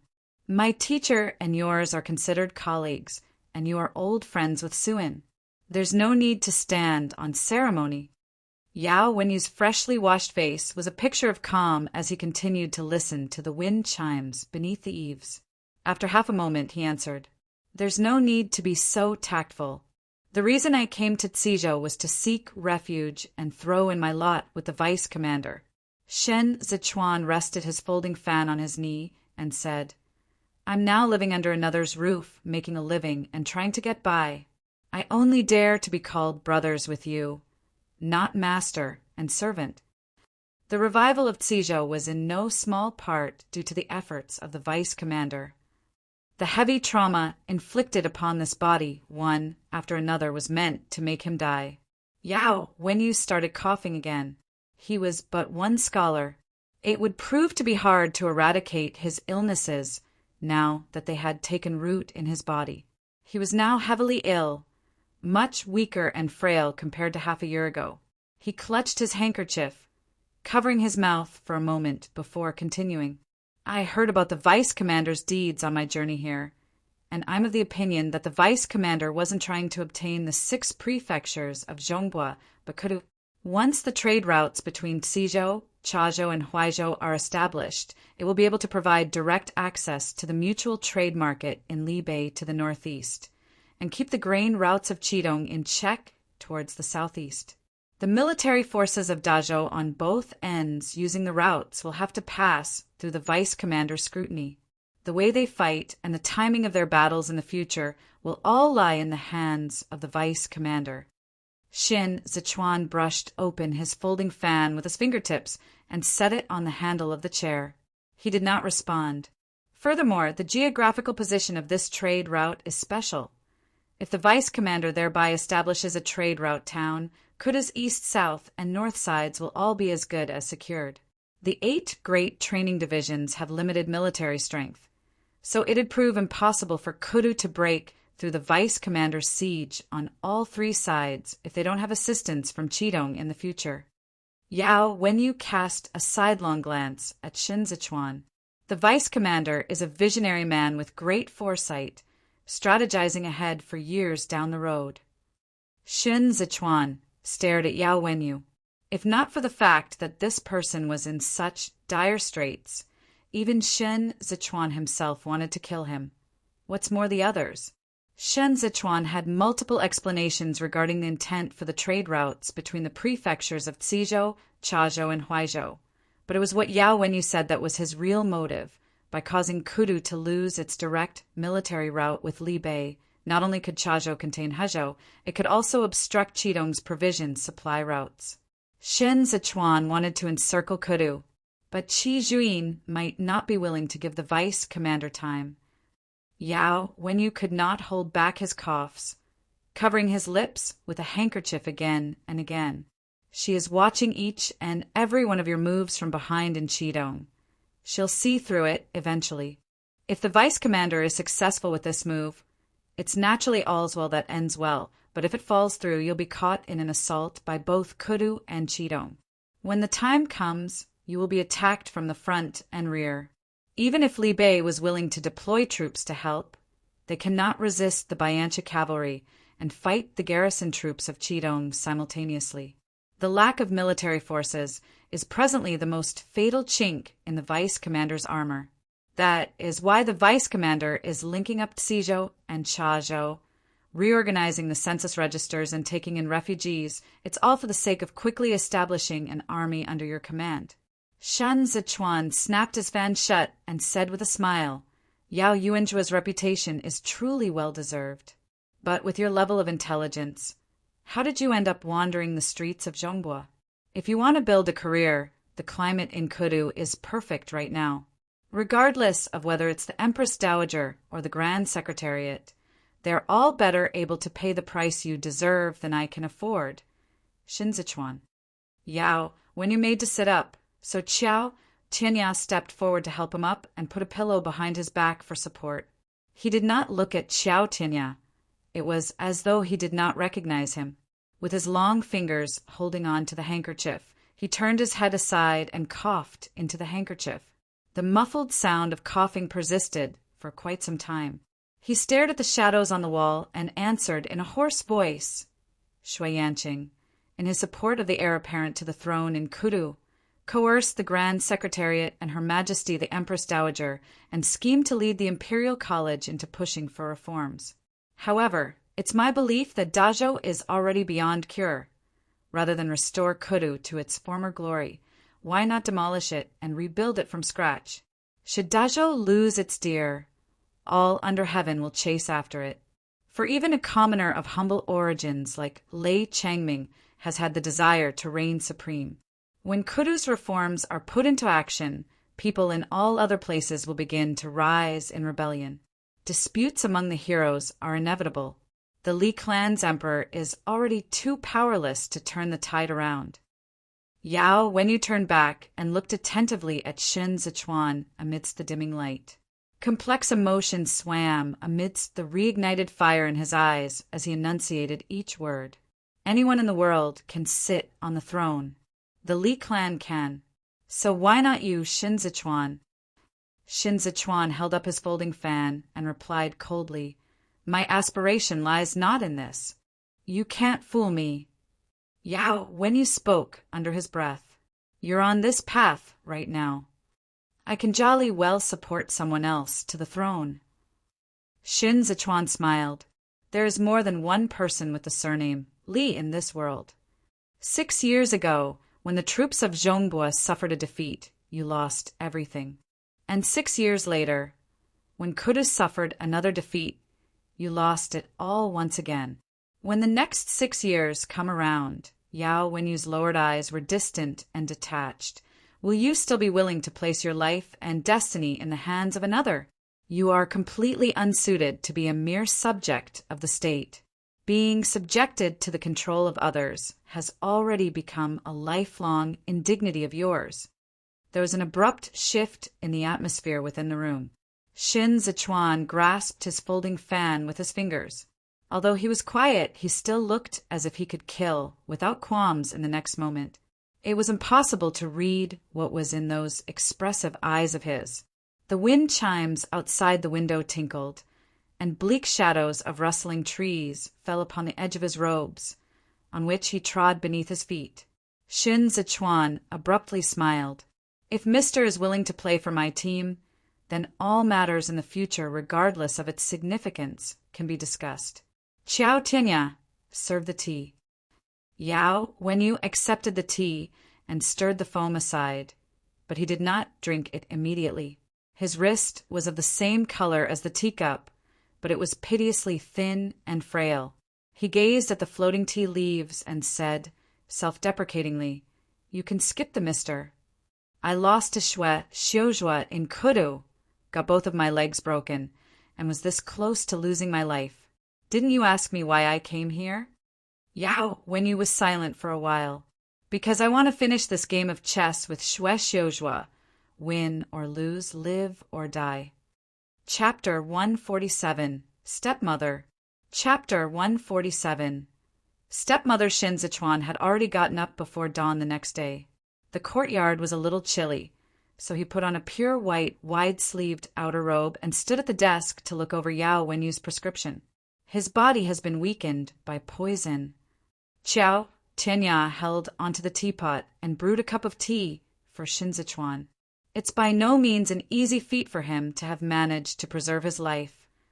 Shin Zichuan held the teacup with both hands and said, "Given Shui Xiuzhua's style, he definitely went all out with the intent to kill." His brows furrowed for a moment. "Is there no hope for his legs?" Qiao Tianya set the teapot down and put the lid on as he replied, "No." Shin Zichuan could not bring himself to continue drinking his tea, so he returned the teacup with the undrunk tea back onto the table. "What about his body? Now that he's staying here, there's no need to be stingy with the medicine. Give him whatever the physician prescribes. Additionally, get a couple of meticulously attentive people to take care of him. We mustn't be too poor of a host." Qiao Tianya fell silent for a few moments, and so Shin Zichuan understood that Yao Wenyu's body was a goner too. While they were conversing last night, Yao Wenyu had repeatedly been coughing out blood. He paused for a moment. "Is he awake? I'll go pay him a visit." When Shin Zichuan arrived, he saw the maidservants all waiting in attendance under the eaves, silent as cicadas in cold weather. He put on his usual expression and lifted the bamboo blinds to enter. The lamps were not lit inside the room, giving off an unwarranted vibe of cheerlessness. It was quiet and still within. Shin Zichuan could only catch a vague glimpse of Yao Wenyu's lonely back view. As if sensing him, Yao Wenyu turned his head back partially and said through the hanging door curtain, "Vice Commander, please come in."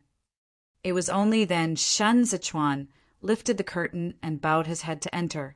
Qiao Tianya stood in the outer chamber on his own initiative, leaning against the wall as he listened to the chirps of the birds in the covered walkway.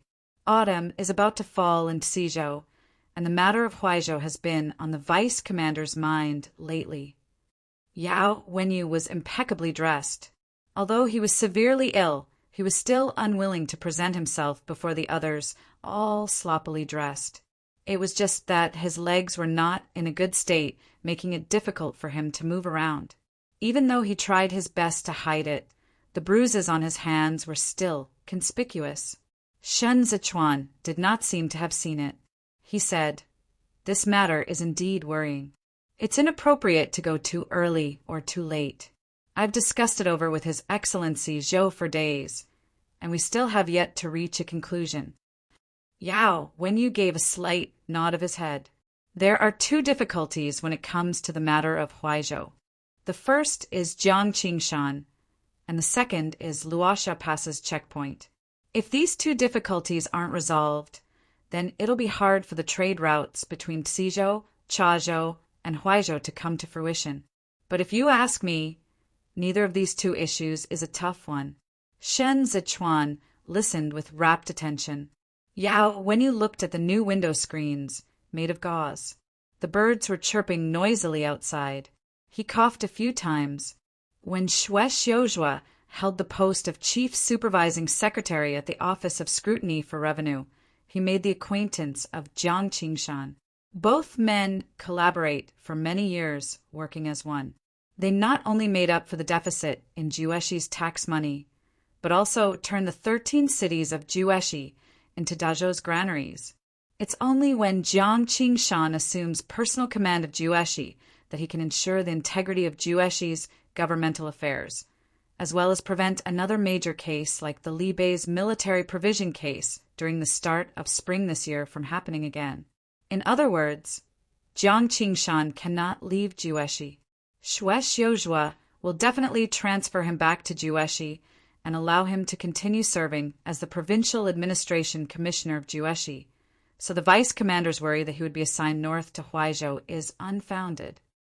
Xue Xiuzhua, having remained in the position of Chief Supervising Secretary at the Office of Scrutiny for Revenue for many years, had made plenty of field trips down to the local areas where he was hands-on with his duties. He could be said to be very well acquainted with the political situations of the various regions. That was why he could conduct an audit into Hua Xiqian's accounts together with Hai Liangyi. But likewise, while Yao Wenyu had never served in the government, he was always wandering out there in the world all year round. And so he also had an overview of the political situation in the various areas, having observed them from the sidelines. Both of their identity and status were totally poles apart. Yet they were more intimately aware of the commoner circumstances than those like Kong Qiu and Xinyu, who had always resided in Kudu. As for Luosha Pass, Yao Wenyu withdrew his gaze. Li Bei has already broken free of Kudu's control. Luosha Pass is the predecessor of the Li Bei armored cavalry, and the garrison troops stationed there are all old subordinates of the prince of Li Bei, Xiao Fengshu. They have long been at odds with Kudu despite their seemingly united appearance. As far as the current situation is concerned, Zhongguo's revival will only prove to be advantageous to Li Bei. Luosha Pass will only be too eager to lend a helping hand. They would never obstruct the way willfully. As Yao Wenyu spoke, he started coughing again. Shin Zichuan spontaneously handed him a cup of tea.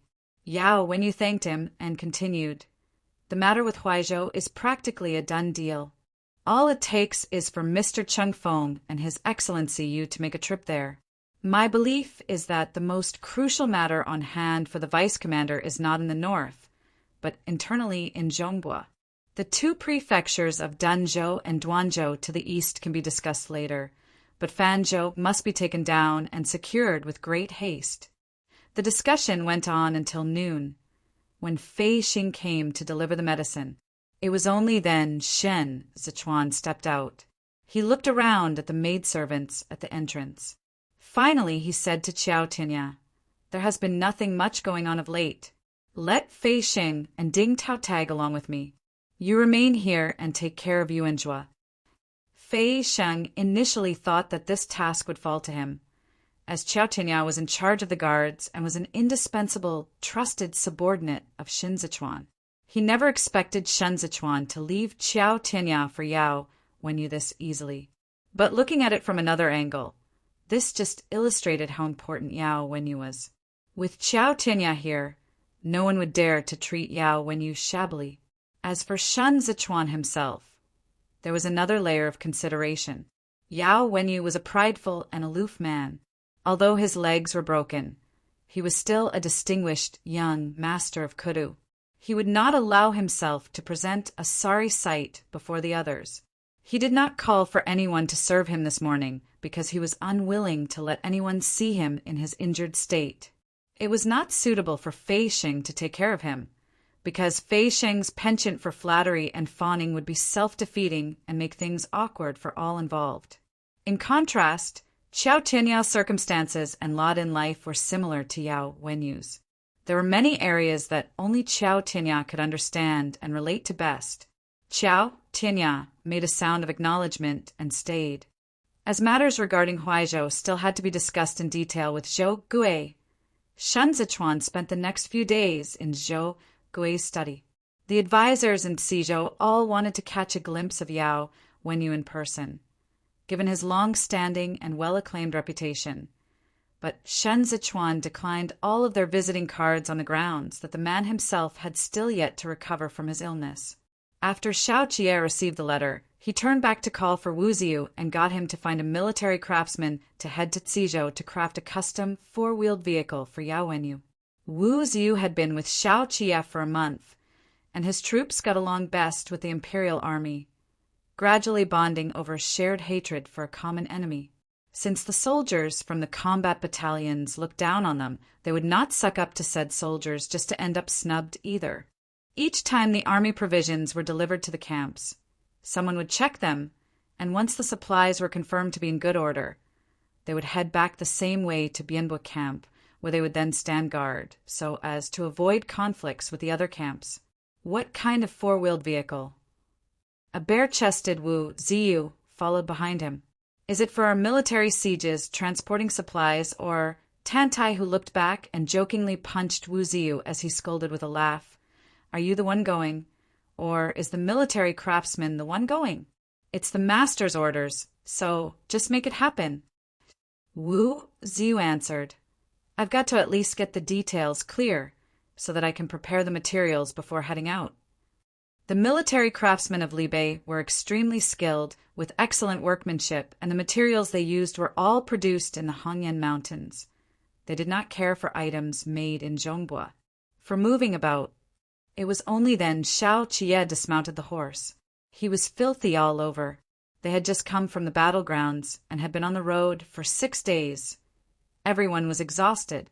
Wu Ziyu turned back to command someone to carry out the task. Chunyang and the rest followed Xiao Qi into the tent. The tables and chairs that were originally in the tent had been removed, replaced with a newly constructed military sand table in the spot that had been vacated. Gu Jin. Xiao Qi quickly removed his outer robe and tossed it to Chunyang. With both arms propping against the edge of the military sand table, he said, Report. Gu Jin pulled off his helmet, his face drenched in sweat. He pointed to the position of the Tudalong banner. When we transported the provisions over this time, I led the cavalry and made a special trip around the Tudalong banner. As Master expected, Huhilu has been redeployed to the southeast battlefront to make way for someone else. The person stationed there now is someone called Hassan. One according to Wu Ziyu's information. This Hassan is Amui's son in the Hanchi tribe. During the beginning of spring this year, the Bayancha cavalry ambushed the Shasin camp, and Hassan, as Amuir's vanguard, engaged in a round of battle with Zhao Hui. The 3 great training divisions of Luyang suffered a casualty of 800 men at that time. Chunyang pulled over the chair. Tu and Xiao Qie sat down. He said, That's a heavy casualty. That's right. Gu Jin brushed aside a couple strands of damp hair and continued. This man is cunning and ruthless, but not reckless.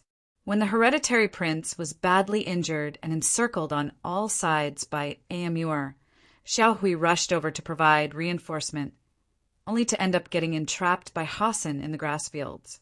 The entire squad was thrown into complete disarray. This person is educated. Wu Ziyu, having just returned, slipped on a coat as he spoke up from the back. To use our language, Hassan is essentially Amur's lawful son. While Amur has over 10 sons, he can only remember a few of them, and of those few, Hassan's mother is the most respectable and distinguished. She's the flower of the Hanchi tribe. Amur's ability to establish control over the Hanshi tribe is in large part due to her. The status of the son depends on the status of his mother, and Hassan was the son who was, by virtue of his mother's status, raised at Amur's side and personally taught by Amur himself. In the future, he will inherit Amur's title of Great Hero. Allegedly, and I mean allegedly, he's well versed in the art of war. Even Huhilu is afraid of him. Why didn't you say so earlier? Tantai, who stroked the scar on his face. If I'd known of his prowess sooner, I would have stayed in Tutalong Banner and not returned. Then you'd just be serving your head up on a platter. Wu Ziyu stood, still by the military sand table. His fighting style is actually a little similar to the viceroy. Then he's ill-suited to be stationed for garrison duty. Xiao Chie set his thumb ring straight, and he likes to provoke others, right? The various generals did not respond, instead musing over how the second young master was pretty self-aware. Gu Jin gave a light cough before he continued. Hassan wasn't the Bayansha commanding general fighting against us Li Bei before this year. He was mainly stationed in the southeast of Dazhou in the previous years, and he was the commanding general who fought the most intensely against Qidong. Coincidentally, Hassan was also the one who heavily injured Qi Shiyu and almost took his head off back then. So it was him, Tantai, who gasped. Then I've heard of this man too. The person who fought with him back then was Commander-in-Chief Qi. When Qi Shiyu was entrapped at the eastern side of the Bayansha-linked camps and couldn't break out of the encirclement, his sons from the Qi clan did not dare to act impulsively and deploy troops for a rescue mission. Commander-in-Chief Qi went to the Qi-Jun, Bianjuan, and Sijuan commanderies one after another to ask for reinforcements. However, Sijuan vehemently refused to do so, and it was the Lu clan of Bianjuan who stepped forward to solicit assistance from Suatian Pass. It was only then that the commander-in-chief could gather military forces from the three parties to venture forth into the enemy's territory and carry out the rescue mission. This battle was Qi Juin's rise to fame. She took advantage of the wind direction and burned down 10 Li 3 worth of the Bayansha linked camp's army provisions. And for this reason, she came to be known as the wind guiding the scorching plains, Qi Juin. But this battle was not an easy one. In truth, the legend that followed had omitted a part of the story. Qi Juin had been chased by Hassan for thousands of li after she had rescued Qi Shiyu. The Qidong garrison troops had returned treading over roads paved in blood. Xiao Chie's eyes brightened slightly. Got it. In that case, I know him too. This was Lu Guangbai's archenemy. Zhao Hui had already led the 3 great training divisions of Luyang up north to the Tutalong Banner 3 days ago to take over Guo Weili's post and fight against Hassan.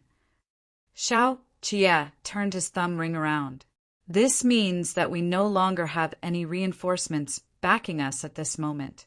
The 2 major camps Li Bei left in the southeast are Guo Weili and us. Even at the slowest speed possible, news that we have fought back Huhilu should have already reached Amur ears by now. This is a good opportunity. If he hasn't changed his original plan, then the Bayansha cavalry will still launch a sudden assault on the Shasin camp once more before the middle of the 8th month, at the very latest. So get it together and kick Guo Weili's ass as hard as you can to keep him awake. Wu Ziyu popped out and said, Guo Weili won't fall asleep. He'll get all excited, and that's where the problem lies. Viceroy, this person is prone to getting ahead of himself, and he's easily provoked into action. If he gets tricked away from camp and ends up slaughtered, then what are we a bunch of soldiers in charge of the transportation of military supplies going to do? The remaining 3 men turned their heads in unison and spoke in a chorus. We fight. Wu Ziyu wiped the spittle off his face and said, We don't have the authority to, going by the current military order. Also, I'm not trying to put a damper on everyone's spirits, but it was partially by sheer luck that we could win the battle at the Shasin camp. Huhilu is another Guo Weili. He first took the viceroy's bait before being defeated by the element of surprise. But now that the Bayansha men know the exact extent of our military strength, AMUR will not repeat the same mistake twice. Their next assault will be a full-on attack like the kind on the battlefields. It will be a real siege where they will be fighting, and we no longer have the advantage. That is why Xiaoqie was brief and to the point. At the same time that you kick Guo Weili, tighten the collar around his neck and keep the leash on him. Even if he dies, he has to be strangled to death. No one was willing to deal with Guo Weili. They nearly came to blows during the handover of the Shaoxin camp. Chunyang and Tantai, who still remembered the incident with Gu Jin. Guo Weili did not give a damn about Xiaoqie at all. In fact, maintaining a status quo like this was very dangerous. It would be an uphill task to accomplish anything if the generals were not of one mind. Even if Xiaoqie had superhuman powers, it would be meaningless in the face of a mighty force with thousands of soldiers and horses. What's more, the enemy forces were not fools. The old vulture in personal command was smart as hell. Xiaoqie tilted his head up a little and stared at the top of the tent as he said to himself, "So damn annoying." Chunyang, who had been quiet all this while, flipped open the book and said with a solemn expression, "And now I'll convey a piece of message from Psizhou, sent by the young master." Young master said. Xiaoqie abruptly shifted his gaze over. "I'll read it myself. The marriage alliance between Hua and Qi will take place in 3 days. Chunyang paused for a moment, then continued to read Xin Lancao's original words without emotion. It's a joyous event for the commander-in-chief Qi to have gained a stepmother. For what shall we send as a gift? Xiaoqie's smile was perfunctory. Send her our congratulations. Chapter 148. Victory and Amp. Defeat. Chapter 148. Victory and Amp. Defeat at the 3rd quarter of the hour of Yin. Qiao Tianya lifted the curtain open. Yao Wenyu was talking in his sleep. The pain in his legs had made him sweat even in his sleep. The bedding was not that thickly padded, and as it was not yet the rainy season in Psizhou, the windows were open, with the bamboo blinds swaying in the wind. Yao Wenyu lay in the embrace of the wind, as if pillowing upon the rain of spring. Several months ago, the storm of the Imperial College struck the Imperial Court officials of humble origins right in the face. Kong Qiu and Xin Yu were the first to bear the brunt of it. Even Yao Wenyu was not spared either. After the storm blew over, Yao Wenyu received shelter and protection from Kong Qiu and hardly appeared publicly in Kudu. Instead, he accompanied Hai Liangyi on Mount Bodhi every day until the day his horse carriage was ambushed. That day, Yao Wenyu met Xue Xiuzhua. Xue Xiuzhua and Yao Wenyu were fellow students. Long before Hai Liangyi, they had both studied alongside one another in Mr. Changzong's school. Hai Liangyi had been partial to Yao Wenyu initially because of old Master Yao. At that time, Xue Xiuzhua had already sent 3 visiting cards to Hai Liangyi in the hope of being accepted as the latter student, but all his attempts were rebuffed by Hai Liangyi. Yao Wenyu often heard Shi Hongxian talk about Xue Xiuzhua, because Xue Xiuzhua lived in straitened circumstances during his early years in the Xue's residence.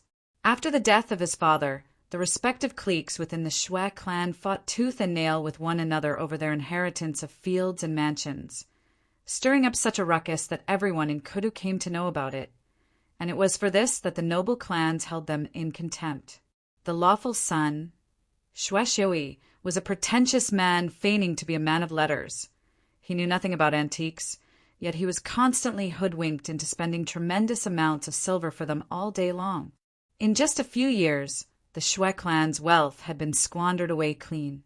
The collateral branches of the Xue clan gradually drifted away from the main branch, hardly bothering to continue sponging off them. Xue Xiui spent all day fooling around. He wanted to join the Hanlin Academy, so he had a great number of gifts sent to Hua Xiqian, who was then concurrently holding the posts of Hanlin Chancellor and Grand Secretariat's Grand Secretary. It was all a desperate attempt at sucking up that only resulted in him getting snubbed. Even Marquis Helion and the Fei clan viewed him with disdain. Everyone had thought that it was the end of the Xue clan, Yet it was at this moment that Xue Xiuzhua made his breakthrough. His initiation into the Hanlin Academy was legitimate, done through proper channels by passing the examinations.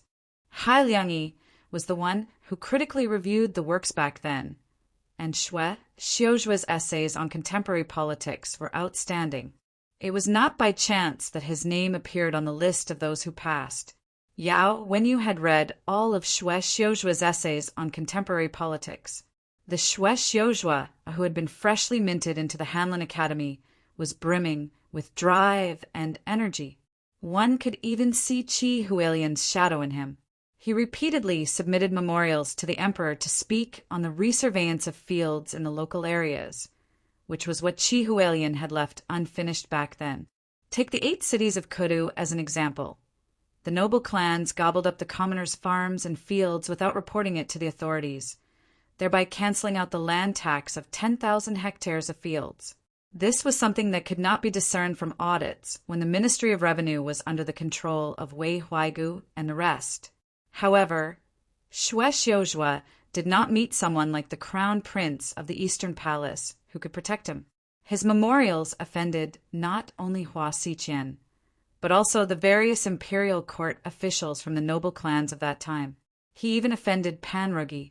All these people were later inextricably tied to the case of the Zhongbua troops' defeat. They had long formed an alliance between themselves during the end of the reign of Yongyi. Even the seemingly marginalized Maqi Helian and the Fei clan had made moves to encroach on the commoners' fields in Danqing. Xue Xiuzhua was like a baby rabbit caught in a siege, stirring up a storm on the imperial court. The denunciation came hard and fast. Hua Xiqian used Xue Xiuzhua as an excuse to strike against Han Liangyi, who had promoted Xue Xiuzhua, as well as the officials from humble backgrounds that Han Liangyi represented. Those days were difficult. Even Yao Wenyu, who was out there roaming the country, could hear snippets of rumors. Officials who were demoted back then included Kong Qiu, and minor, low-grade officials like Liang Cuishan also inadvertently got caught up in the crossfire. Liangyi managed to dodge Hua Xiqian's blows and withdrew from his position as the last of the Deputy Grand Secretary of the Grand Secretariat, thereafter minimizing his participation in the imperial court discussions. Those from humble origins once again entered a stage of hibernation. Xue Xiuzhua's future was limited, and he was publicly censured by Hua Xiqian. He had only just joined the imperial court, and his seat in the Hanlin Academy had not even been fully secured before he was demoted to the position of a mere writer for the revision of state history. However, it was not fear behind Han Liangyi's retreat and concession back then. Rather, it was the beginning of the humble officials' preparations to fight back. Han Liangyi had long been concerned about the predicament of the state treasury. Instead of raising difficult questions from within Kudu, they began to investigate from the local area's account books. The person Han Liangyi chose at that time was Xue Xiuzhua, and it was all at the behest of Han Liangyi that Xue Xiuzhua would go on to be the chief supervising secretary at the Office of Scrutiny for Revenue. Xue Xiuzhua did not let Han Liangyi down either. After going through that round of denouncements, he had become a lot more prudent and seasoned. Xue Xiuzhua remained as the chief supervising secretary at the Office of Scrutiny for Revenue for an entire 8 years. He ought to have been promoted a long time ago, according to his appraisals during this period. However, Han Liangyi held him back and had him placed at the bottom to temper and hone himself. Yao Wenyu felt that this man was truly born to be an official because he understood Han Liangyi's intent all too well. Not only was there not a word of complaint from him, he even did a pretty good job. He knew the local political situation in Jueshi and the 8 great cities of Kudu by heart. The fact that Jueshi was able to restore its granaries to abundance had the most to do with Jiang Qingshan. But similarly, Xue Xiuzhua's contribution could not be dismissed either. Jiang Qingshan did not hold Yao Wenyu in high esteem, or even read Yao Wenyu's essays, because they were the practical doers rather than the idealistic talkers. To officials like them, Yao Wenyu was not as important as Xue Xiuzhua was, even if Yao Wenyu was truly a genius. Xiao Chia once said that Xue Xiuzhua was more like Hai Liangyi's student than Yao Wenyu. This was because Xue Xiuzhua fulfilled the wishes of Hai Liangyi and the officials of humble backgrounds. His shocking memorial at the Nanlin hunting grounds forced Hua Xiqian into rebelling, saving years of painstaking work and effort by the officials of humble origins from going to waste. Emperor Xianda passed away from illness. The Empress Dowager was forced into a retreat, and the Hua and Pan factions subsequently fell apart. They welcomed a new, young, and healthy emperor. But alas, it was not meant to be. Li Jianheng was not cut out to be an emperor. Yao Wenyu bore no ill feelings towards Xue Xiuzhua before Hai Liangyi's death. In Yao Wenyu's eyes, he was a person in a delicate position. He seemed to have abandoned the noble clans, and yet he could still garner the full support of Shi Hongxian and the others. It was like he was standing on a certain line where the forces on both sides were all pawns, including himself. It was raining when Yao Wenyu met Xue Xiuzhua on Mount Bodhi. They went to a thatched pavilion and settled down to play a game of chess. There was not a single conversation between them during the game, not even an exchange of glances. The game lasted for several hours, eventually ending in a draw. Xue Xiuzhua opened up his umbrella before departure. He looked back and asked Yao Wenyu, "Are you going for the imperial examinations in spring next year?"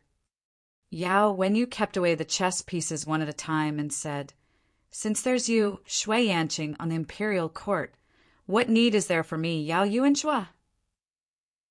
Both of them, one standing and one sitting, listened as the rain and wind outside the pavilion intensified. The wind sent Yao Wenyu's sleeved robe fluttering. He held the chess box with one hand, looking like an immortal sitting at leisure as he dropped the jade pieces into their box. It was as if he would ride the wind and depart the very next instant. As Yao Wenyu spoke, a speck of mud splattered onto his green clothes along with the wind and rain, wetting that fluttering sleeved robe, consequently reducing him to a mere mortal. Xue Xiuzhua looked at that speck of mud and said, "When teacher was seriously ill, Kong Qiu once paid him a visit. You gave him counsel in the main hall, but the one being plotted against was Hancheng." He shifted his gaze away from the mud to Yao Wenyu's face, as if looking at him in the eyes anew. It was at that moment I realized, that's all there is to Yao Wenyu. The chess piece between Yao Wenyu's fingers slid into the chess box. He said, "You're right. That's all there is to Yao Wenyu." A year ago, teacher thought that opportunity had come knocking. With Emperor Tianqin's trust, those from humble origins could show what they were made of, but that was all wishful thinking on his part in the end.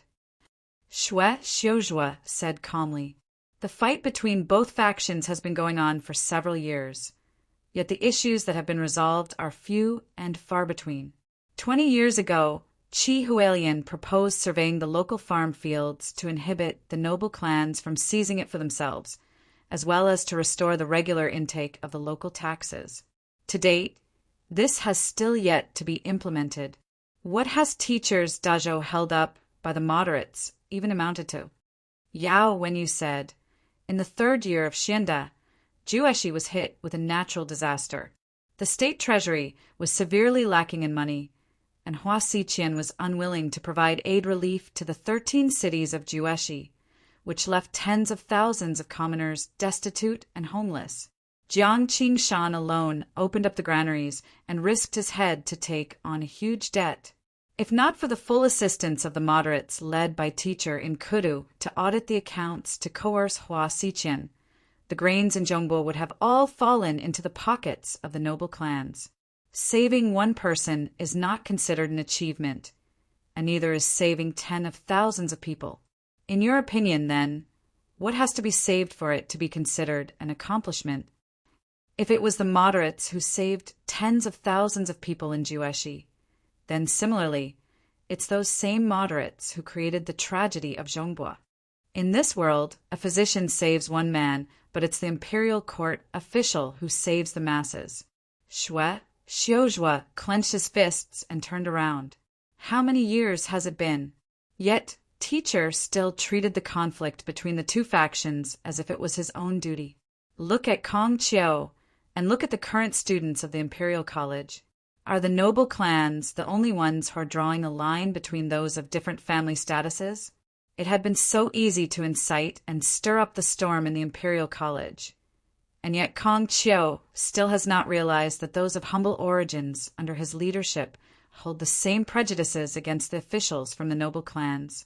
The moderates' gradual monopoly of the Imperial College has long run counter to your grandfather's original intention to revive the Imperial College. You devised a plan to murder Emperor Tianqin and intensified the conflict between factions to put the Grand Secretariat in a perilous situation. You instigated Han Cheng to encircle Xiaojie to kill him and force Li Bei into rebelling, allowing the Empress Dowager to consolidate Qidong's military power. You urged the Empress Dowager to exercise the power of the Son of Heaven, then aided the Emperor's daughter up the throne. You plan every single step meticulously, taking everyone into account in your plan.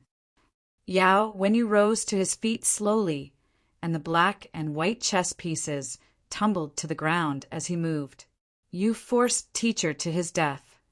The sound of rain intensified, melding together with the shattering sound of the chess pieces, so jarring it could cut one into a bloody pulp of flesh. The heavy rain pelted against half of Xue Xiujua's arm, wetting it. He looked face to face with Yao Wenyu without the slightest flicker of wavering in his eyes. They were fellow students from the same school and of the same teacher. They were educated by the same tutor, guided by the same mentor. They addressed the same topics in the imperial examinations.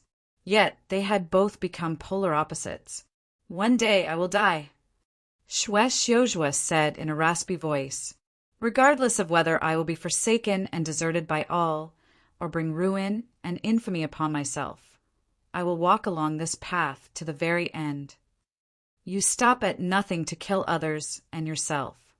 Yao, when you released his grip on the chess piece, you won't be able to save all of the so-called masses in the world.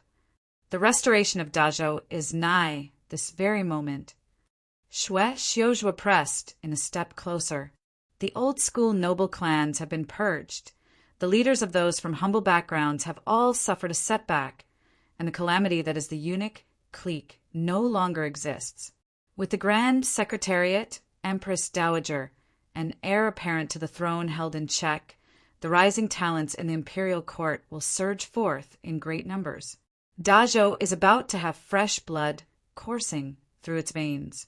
Yao Wenyu, I die without fear, and I will not begrudge it even if I were to go down in history in infamy and end up condemned by posterity. I've long merged into one with the fire ignited by teacher. I do it for myself.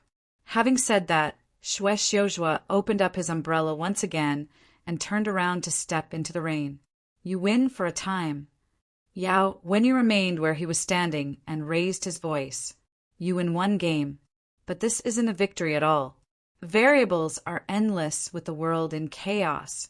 You can't take everyone into account. Xue Xiujua. The rain fell in torrents, venting it all in the world. The green bamboo at Hai Liangyi's burial mound broke off in response, and muddy water flowed down the slope, like a face covering itself as it wailed bitterly. It's a draw today. The victor has yet to be determined. Xue Xiujua stopped in his tracks. He did not look back. But since there's Xue Yanqing in the world, what need is there to keep a Yao Yuanjua around?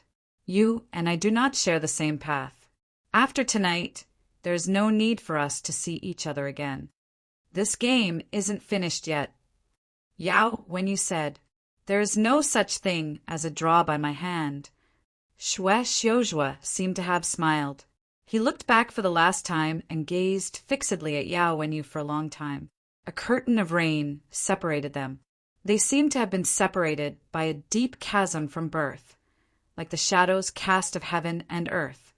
They would never ever become fellow travelers. The words Xue Yanqing had always been obscured by Yao Yuanjua. From the legitimacy of their lineage to Hai Liangyi's choice, Xue Xiujua had never once won. Yet, at this very moment, he was the picture of condescending pity. "You've lost." The horse carriage raced along the mountain road, surrounded by the barking of dogs everywhere. The pursuers spurred their horses on in hot pursuit of the carriage. Yao Wenyu's coachman was dead, unable to control the direction of the horse carriage. Yao Wenyu could only let the carriage flee hastily and haphazardly through the mountains. Stray arrows came whizzing from behind and stabbed into the carriage, several of them nailed to the ground beside the horse. Startled, the horse completely broke free from its reins. Someone had already leaped onto the back of the carriage. He aggressively pierced through the carriage's wall with a broadsword and ripped open the curtain to stab inside. There was no one else on Mount Bodhi. Yao Wenyu's death sentence was already set in stone. Xue Xiuzhua had never thought of letting him walk out of there alive from the moment he went up the mountain. The horse carriage overturned and fell into a ditch, damaging its walls in the process, and Yao Wenyu felt like his internal organs had gone tumbling with it. The horse fell so hard it was in pain. Yao Wenyu released the reins, and it got back up with difficulty. The growls of the dogs at the back were too vicious, and the horse continued to flee with one leg limping. Yao Wenyu did not have a saddle, and among the jolts and bumps, he was nearly swiped off the horse by the branches. However, this horse had only galloped for a mere moment where an arrow shot it in another leg. The pursuit of the killers had already reached the foot of Mount Bodhi. The person taking the lead was worried that they would miss the perfect timing and delay matters should Yao Wenyu's escape attempt continue. Hence, he used a rope to restrain Yao Wenyu's ankles and dragged him along the mountain path towards their own horse carriage. The rain had subsided some while this had been happening, and the sky had still yet to darken. They had to do a clean job without leaving any traces, so they first used the scabbards of their blades to break both of Yao Wenyu's legs, then dragged him over to stuff him into their horse carriage. It was at this moment that there suddenly came the sound of galloping horses' hooves from the mountain road. Realizing that this did not bode well, the leader of the pursuing troops yanked the carriage curtains down and shouted with urgency, "Put your blades away!" The party that had arrived was an ostentatious display of extravagance. The escorts on both sides of the horse carriage were all men from the 8 great training divisions who filled up the already very narrow bridle path. The leader of the pursuing troops signaled for the carriage driver to pull aside the horse carriage, and all of them stood subserviently in a row to make way for the other party. Yao Wenyu's mouth was gagged. His entire body spasmed as it throbbed with excruciating pain, but his mind was still clear. As he dripped with sweat, he knocked his forehead against the wooden plank of the carriage. When the leader of the pursuing troops heard sounds coming from the carriage, he signaled his subordinates with his eyes. One of them promptly whipped the horse several times and bellowed at it to cover up the sounds made by Yao Wenyu. But the company did not leave. The curtains from the carriage crammed in the middle lifted to reveal the commandery princess, Feiwe, dressed in the fashion of a married woman. She furrowed her brows slightly and said, "Don't make a racket. There's a young child in the carriage." Yao Wenyu recognized the commandery princess, Jiayue's voice. A vague sound escaped from his throat, and he slammed his forehead hard until it was bloody red. Commandery Princess Jiayue suddenly spoke up. "Is there someone in the carriage? Tell your master to see me." Having recognized her, the leader paid his obeisance to her and gave an excuse. "It's my master's mistress. She's making a huge racket and threatening suicide, so it isn't advisable to let her out lest she offend the commandery princess." "Commandery Princess, please go on ahead." Commandery Princess Jiayue arched her willow-like brows. "This is where the Secretariat Elder was laid to rest. What nonsense are you spouting? Men, lift the curtains of the carriage." The leader immediately whipped out his waist token, which bore the copper seal of the garrison troops. He said, "We're on official business with official warrants in hand, acting under the orders of the Ministry of Justice. Commandery Princess, how can you, a person without official authority, meddle in affairs of the court as you please? Even if the Marquis Hellion is here in person today, he wouldn't be allowed to lift the curtain by force. Ever since marrying into the Pan clan, the commandery Princess Jiaoyue had been living in Danqing. After Hai Liangyi's death, she followed her husband to the capital. She had originally arranged to visit the Yao clan today, but who knew that the married couple would arrive only to learn that Yao Wenyu had yet to return from his trip into the mountains. She was familiar with Yao Wenyu's character.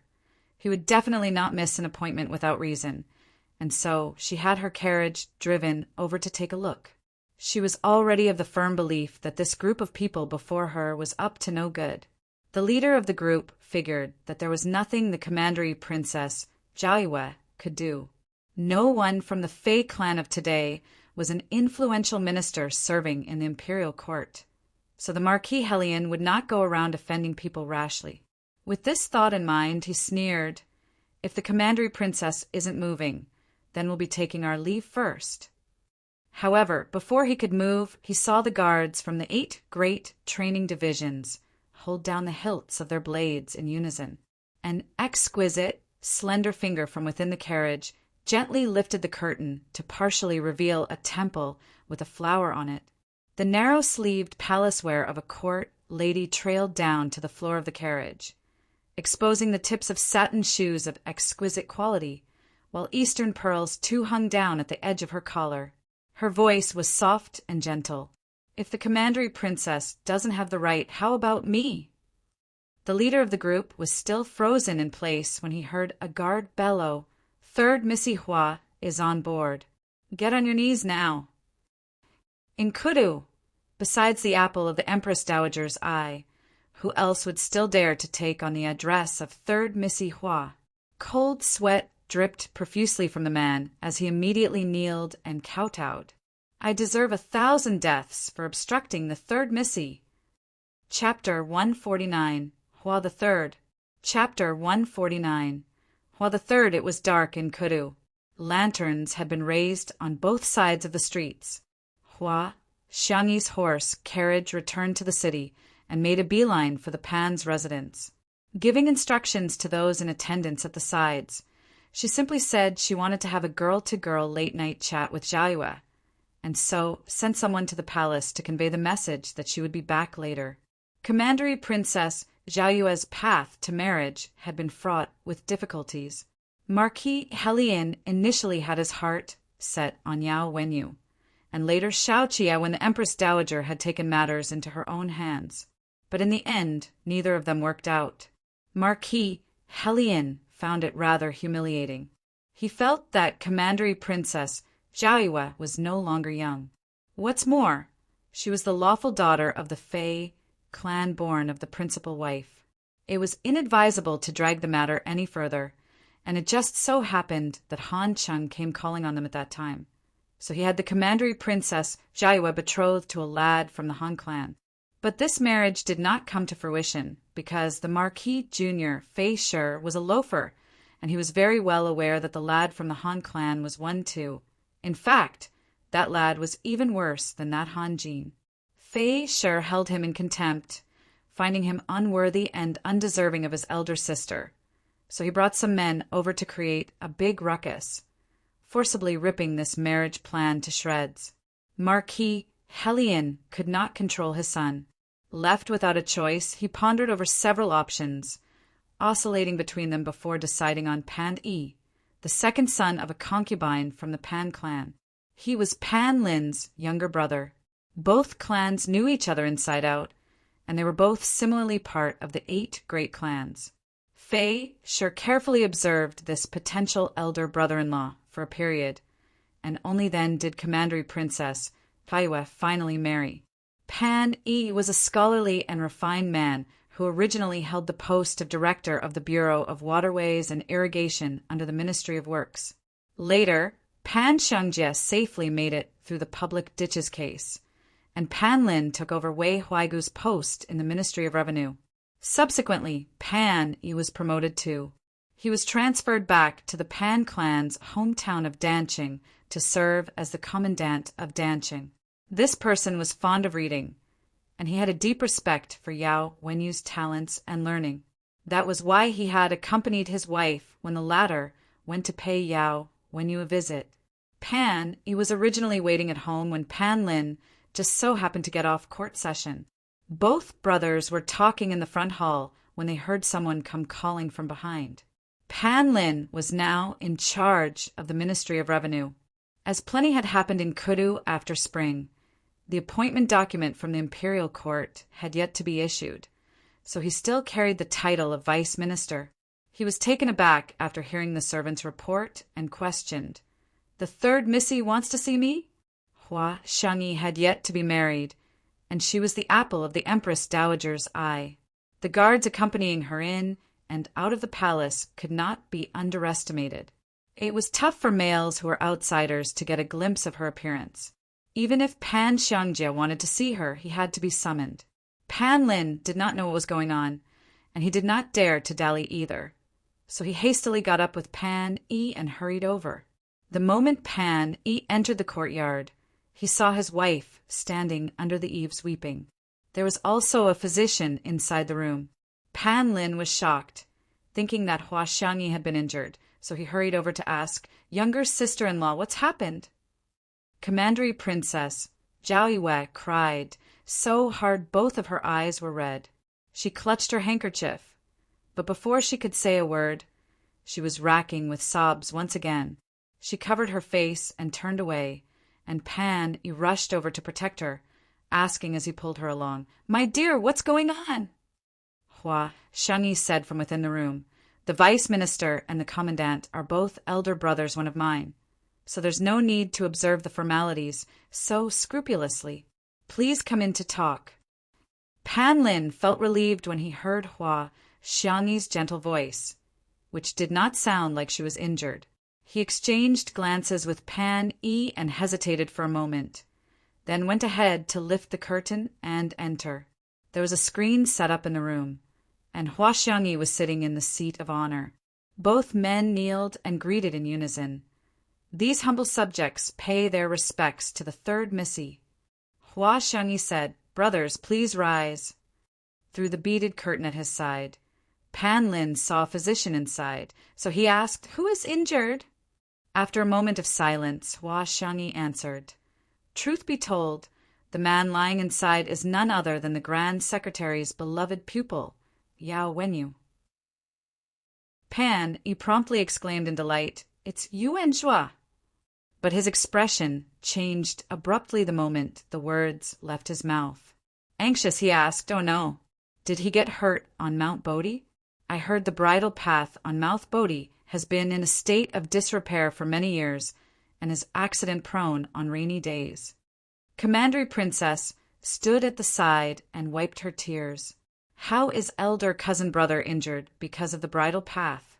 "He was hijacked and robbed." Sorrow overwhelmed her at this point. Those legs! What is he going to do in the future? Many thoughts flashed through Pan Lin's mind in an instant. He was presently at the critical juncture of a promotion.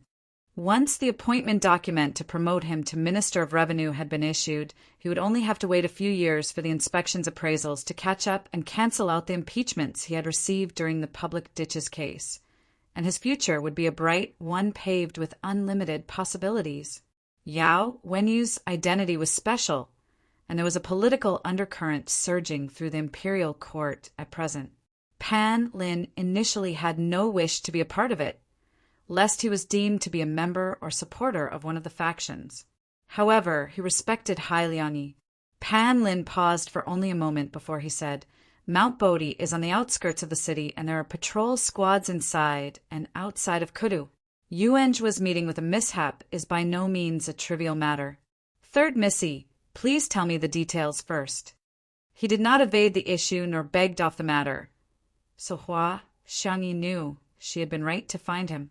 Pan Lin had a bad temper, and the only friend he had to have fun with together was Fei Shi. The one he could not deign to deal with the most was Shuexiui. Back then, after the public ditches case, Xiaoqia had hosted a banquet after being conferred a noble title, and Pan Lin had gone at his invitation. Humiliated in every way possible by Xue Xiui during the feast, Pan Lin had made a vow that even if he were to starve to death in the future, he would never sit at the same table as the Xue clan. From then on, he did not interact or socialize any further with the Xue clan. Xue Xiuzhua was now at the height of power in Kudu because of his support to the heir apparent to the throne, and even so, Pan Lin had never paid him a visit. Xiao Jie helped the Pan clan out of their predicament back then, saving Pan Xiangjie from being put to death by Wei Huaigu during the public ditches case, and the Kudu public ditches blueprint that Pan Lin had repaid him with later went on to become the key that helped Xiao Tianya and the rest escape from Kudu. Later, Xiao Jie was trapped in an encirclement by Han Cheng, who meant to kill him. He bore the charge of plotting to murder Emperor Tianqin, and despite that, Pan Lin did not hurry over himself to draw a clear line between them. His father, Pan Xiangjie, was a fence-sitter who swayed wherever the wind blew, but he, Pan Lin, could stand up to being called upright. Hua Xiangyi gave him an account of their encounter with Yao Wenyu in a hushed tone. Eventually, she said, "Would the vice minister be willing to hear a few words from me?" Pan Lin answered, "This humble subject is all ears." Hua Xiangyi looked slightly out of the corner of her eye at that beaded curtain. A moment later, she said, "The storm brewing in Kudu is currently unstoppable. The trouble Yuanjue came face to face with today is by no means a coincidence. The vice minister knows better than me about the affairs of the imperial court. The grand secretary's remonstration by death will be a matter of regret for Dazhou through the ages. Yuanjue is not only the grand secretary's beloved pupil, but also the Yao clan's beloved son. His reputation is now in tatters because of the Imperial College incident, but his talents and learning still remain, and his moral integrity still exists. His resolution and ambition will be all the stronger after going through this tribulation, and there is no reason he can't make a comeback in the future and lead the literati of the world to recreate the glory of the Imperial College." Pan Lin said nothing. After a long silence, Hua Xiangyi continued, "Yuanjue must leave Kudu as soon as possible after tonight. I'm about to marry far away to Qidong, and it'd be inconvenient for me to come and go freely. Although I have an imperial palace rank, I can't openly send him out of the capital with great fanfare." At this point, Hua Xiangyi rose to her feet and slowly kneeled to bow to Pan Lin across the screen. Pan Lin's face turned pale. He strode a step forward and said, "This won't do. Third Missy, please rise quickly." Hua Xiangyi kowtowed and said, "Yuanjue is blessed to have been successively taught by wise teachers in this life. I've read all of his essays. The heir apparent to the throne has just been established, and the Hanlin Academy is now an empty shell. The tripartite balance of power with Auntie at the lead cannot last for long, and Kong Qiu can barely fend for himself. I may be a girl, but I know that outstanding men of talents are hard to find." She paused for a moment, then solemnly continued, "Qingji, please." She addressed Pan Lin by his courtesy name, saying it from the bottom of her heart. Pan Lin could not help but look ashamed to see the extent that Hua Xiangyi was willing to go to save Yao Wenyu. He hurriedly said, "Third Missy, please get up. I value Yuanjue's talents. This is what we ought to do, to begin with. Tomorrow morning, Yuanjue will follow my younger sister-in-law out of Kudu and rest up in Danqing first. After he recovers from his injuries, he can decide what to do on his own." Hai Liangyi came to his mind at this point. He continued, "Although the Grand Secretary and some of us do not see eye to eye in politics, I still hold him in esteem. How gallant is it for a civil minister to remonstrate with his death? I ought to lend a helping hand, even if for the Grand Secretary." Hua Xiangyi continued, "The other party must already know about Yuanjue's escape from death today. To be on the safe side, I'd like to ask the vice minister to think of a way to pull the wool over their eyes." Pan Lin answered, "I already have an idea in mind. It's already getting late now. I can't stay any longer." Hua Xiangyi stood up and let the maidservant support her as she went over to the side of the beaded curtains. She looked at Yao Wenyu inside, his face white as a sheet. In the end, she said nothing and took her leave. 2 hours after Hua Xiangyi's departure, a corpse wrapped in a straw mat was sent out through the back doors of the Pan's residence. Those in the outer courtyard inquiring about it did not know the details. All they heard was that it was a beggar the commandery princess, Jiayue, brought back from outside who had died of sickness in the middle of the night. The pursuing troops, who had been crouching in wait for many hours, followed all the way to the burial grounds to examine the corpse. The leader found out that the body fit Yao Wenyu's physique to a T. Even the wounds from his broken legs were identical. The only thing was that the face of the corpse was disfigured. However, the bite marks on his lips were similar. Not daring to dally, the man withdrew with his men back to the residence to make his report. The next day, Commandery Princess Jiayue and Pan Yi departed for Danshan. She had just given birth to a child, and there were so many nannies and maidservants accompanying her that just the carriage alone numbered in the dozens. Pan Lin went to attend morning court. As he stood at the foot of the stairs to wait, he saw Kong Qiu and Xin Yu standing in front. Worried that there were people in the imperial court watching, he did not go forward. Nowadays, the heir apparent to the throne rose at the hour of Yin and attended classes at the hour of Mao. The participants in the classics colloquium put together by the Grand Secretariat were all carefully hand-picked scholars and academicians from the Hanlin Academy, and the morning classes could not be finished before midday. Meanwhile, the Empress Dowager was still the one holding court behind the screen. Tu Li Jianting merely switched from attending classes in the Shui's residence to attending classes in the palace. As long as the Grand Secretariat did not pass the vote, she would have to continue to be a student. The Ministry of Rites had long been making preparations for the enthronement, but the grand ceremony now seemed light years away, with Kong Qiu and the rest suppressing it. Shui Xiuzhuo was still teaching Li Jianting. Li Jianting did not have the authority to participate in government and political affairs, although she had the right to attend court and listen in. She slept very little every day. After morning classes, she would take a short nap, then it would be the Grand Secretariat Council led by Kong Qiu and Shui Xiuzhuo in the afternoon. All matters of the 6 ministries, regardless of significance, had to be reported by the Grand Secretariat. Li Jianting rarely spoke up as they stood and deliberated over those matters, but her attitude was respectful and prudent, whether it was morning classes or the councils. She would always arrive before the ministers and stand deferentially under the eaves of Mingli Hall to await them. Kong Qiu and Xin Yu initially disliked Li Jianting, but even they had to concede that Li Jianting's attitude was sincere enough. Her desire to learn was far more evident than Li Jianheng's. Pan Lin prepared to board the carriage after he left the court. Just as he was about to lower the curtains, he saw Shui Xiuzhuo walking out of the palace gates with another person. Both men's eyes met for an instant. Pan Lin nodded calmly and managed with some effort to bow partially to him. Only then did he let down the curtain of the carriage. Qiao Tinya shut the window, making a slight noise. Yao, when you woke up, it was as if he had just stepped out from the shaking carriage. The stifling heat was everywhere. He turned his eyes and saw Qiao Tinya. Qiao Tinya said, "It's now the 3rd quarter of the hour of Yin. You can sleep for a little longer." Yao, when you said expressionlessly, having awoken from a dream, "I'm none too keen to return to it."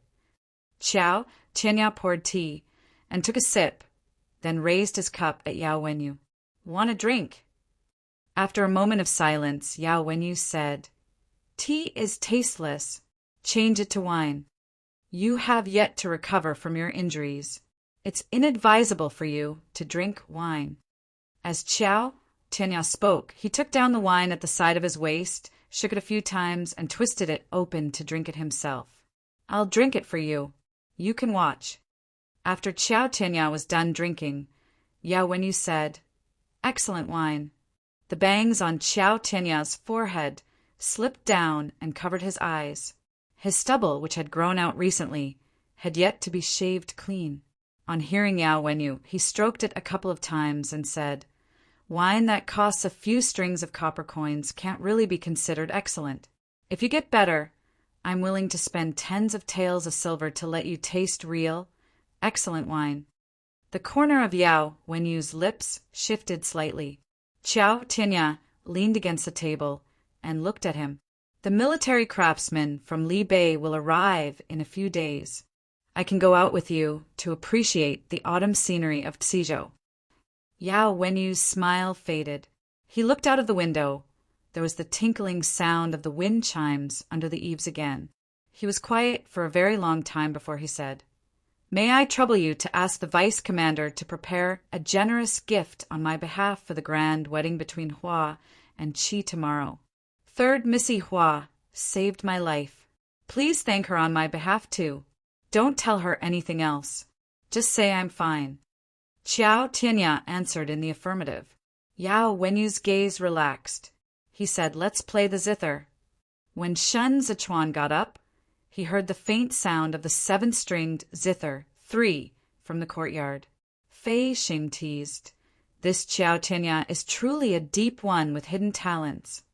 Shen Zichuan tilted his head and said, "The Qiao clan fell into decline, and all the delicate sensibilities he possessed as a young master vanished along with it. The most difficult time was during his exile, when he had to fight for food with stray dogs and take care of his elder sister-in-law at the same time. All that he has left today is that 7-stringed zither of his. He cleans and caresses it every day, and he cherishes it very much, so much that he never plays it for others. This is his pride." Fei Xing had seen that 7-stringed zither before. Not even Ding Tao dared to touch it. He did not understand this bit of pride, but he did not speak up to vilify it. He had worked together with Qiao Tianya for many years. Although he had been wanting to take Qiao Tianya's place all this while from Kudu to Cizhou, he was still nevertheless willing to acknowledge Qiao Tianya's capabilities. Chapter 150. Treacherous Minister. Chapter 150. Treacherous Minister, due to the recent death of Emperor Tianqin. It was customary for the marriage between Hua and Qi to be postponed. However, Shao Qie rebelled his way out of Kudu, and Kudu had favors to ask of Qidong. So the Empress Dowager and Grand Secretariat mulled over the matter numerous times before eventually deciding to marry Hua Xiangyi off in the 7th month. The Empress Dowager went all out this time, and the dowry she prepared for Hua Xiangyi spanned more than 10 li arrangements made by the Ministry of Rites were all done in accordance with the wedding protocols for a princess. The ceremonial guards of honor sending her off were personally led by Han Cheng himself, and there were countless wet nurses and maidservants following along in her retinue. Hua Xiangyi boarded the horse carriage. Just as it was about to depart, the Empress Dowager took 2 steps after it and almost called out to her. But she had to be mindful of her image and uphold her dignity after all, so she could only hold on to matron Liu Xiang's arm and muttered softly as the eastern pearls by her ears swayed. "My little darling." The ceremonial guards of honor left Kudu and headed for Qidong along Chuanqing's public roads, during which they would pass by Chazhou. Han Cheng was initially worried that the bandits from Chazhou would rob them, so he specially brought along men from the 8 great training divisions. But the journey was unexpectedly uneventful. Luo Mu even sent over his congratulatory gifts when they passed by. They continued to travel south, where Qi Juyin was already waiting for them within Qidong's borders. Speaking of this Qi Juyin, Han Cheng's horse stuck close to the carriage as he spoke to Hua Xiangyi with the carriage curtain between them. "Third Missy hasn't met her before, right?" A soft sound of affirmation rose from within. Han Cheng loved flaunting his seniority. On hearing her, he perked up and said, "Let this old subject share some domestic trivialities with the 3rd Missy. Although Qi Juyin is a girl, she is not easy to get along with. The 3rd Missy typically resides in the inner palace, so you must have not known how ferocious she looks every year she enters the capital." The Ministry of Revenue was in a tight spot during the reign of Shinda, and yet she dared to command her soldiers to obstruct His Excellency Wei's sedan for the military salaries for the Chidong troops. But the Ministry of Revenue genuinely could not afford to pay up, and left without a choice, she associated herself with the ruffians who were also loan sharks in Kudu and hung out with them in the streets. Hua Xiangyi had only seen Qi Juyin through a screen before. In that feast of 100 officials, where all the civil ministers and military generals were men, Qi Juyin was a special case. She did not stand out much during her early years in Chidong. Before Qi Xiu handed over his commander seal, everyone was speculating about which of her brothers would take over. After the expedition to rescue Qi Xiu, Qi Juyin was first denied entry to the capital. The imperial court dragged the matters on for several months on the grounds that her military achievements were still pending investigation. Then, there was the Yulong Terrace fiasco when the day of her conferment drew closer. Even with the backing of the Empress Dowager, Qi Juyin merely took over Qi Xiu's commander seal and did not inherit Qi Xiu's title. In other words, every battle that Qi Juyin fought today only built up prestige for Chidong and not for herself. If she did not get married in this life, she would continue to be considered a daughter of Qi, even after retiring from the front lines, with no title to her name. Conversely, her brothers would be set for life as long as they beget sons soonest possible. Han Cheng was still talking, but Hua Xiangyi seemed to have fallen asleep inside the carriage. Han Cheng gradually felt bored and stopped talking in awkward embarrassment. The ceremonial guards of honor traveled until the hour view, when a streak of red suddenly emerged on the horizon.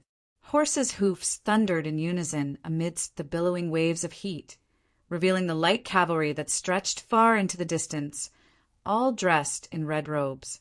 The military flag of Chidong fluttered in the wind, like a dragon soaring straight for them, while a storm of yellow sand surged forth and slapped Han Cheng's entire face full of dust. Qi Wei took the lead and dismounted his horse, brandishing the flag as he bellowed, "WL, come!" The light cavalry behind him got off their horses and simultaneously went down on one knee, their armors clanging resoundingly as they raised their arms and shouted in chorus, "We extend our respectful welcome to Madam!" These two thunderous roars left the palace maids from Kudu so shaken that their hearts went pounding. Even Han Cheng almost clutched at his chest. Beating away the dust, he knitted his brows and asked, "Where's the commander?" The sound of horse hooves circled over towards them. Then that red figure was already right before the horse carriage.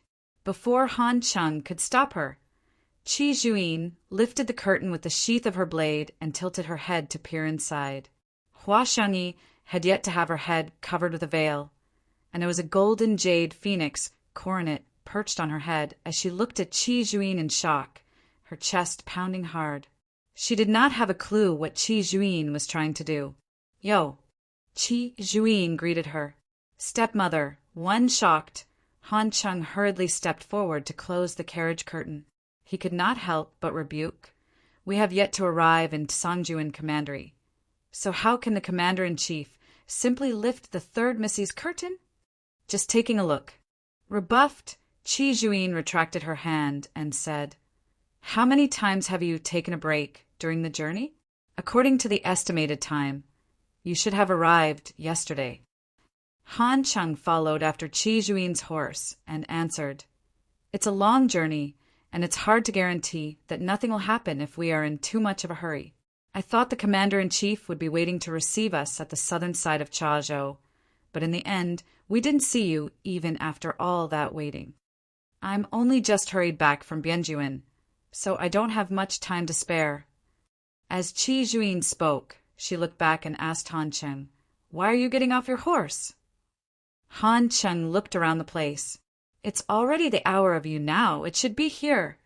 Qi Juyin pointed to the east with her horsewhip and said, "Continue on your way for a little further, and you'll be able to reach Sijuan Commandery at the hour of high. There's a bridle path in Sijuan, and the road to Songjuan Commandery will be a tad smoother. Get on your horse." Han Cheng had been on the go for an entire day, and he was exhausted at this point. He still wanted to say something, but Qi Juin had already spurred her horse on and left. Qi Wei mounted his horse from his end and led his light cavalry to surround the ceremonial procession, then said to Han Cheng politely, "Commander, let's go." Even if Han Cheng was a bigwig in Kudu, he had no authority over the affairs of the Ministry of War and Ministry of Revenue. The imperial bodyguards could throw their weight around in Kudu and other places, but to Qi Juin they were of no threat. She was the commander-in-chief of Qidong's 5 commanderies troops. Qidong was her territory. Han Cheng had no say here.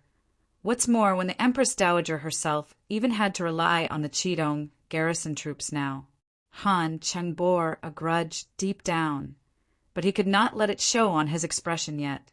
All he could do was smile at Qi Wei and get on his horse to continue with the journey.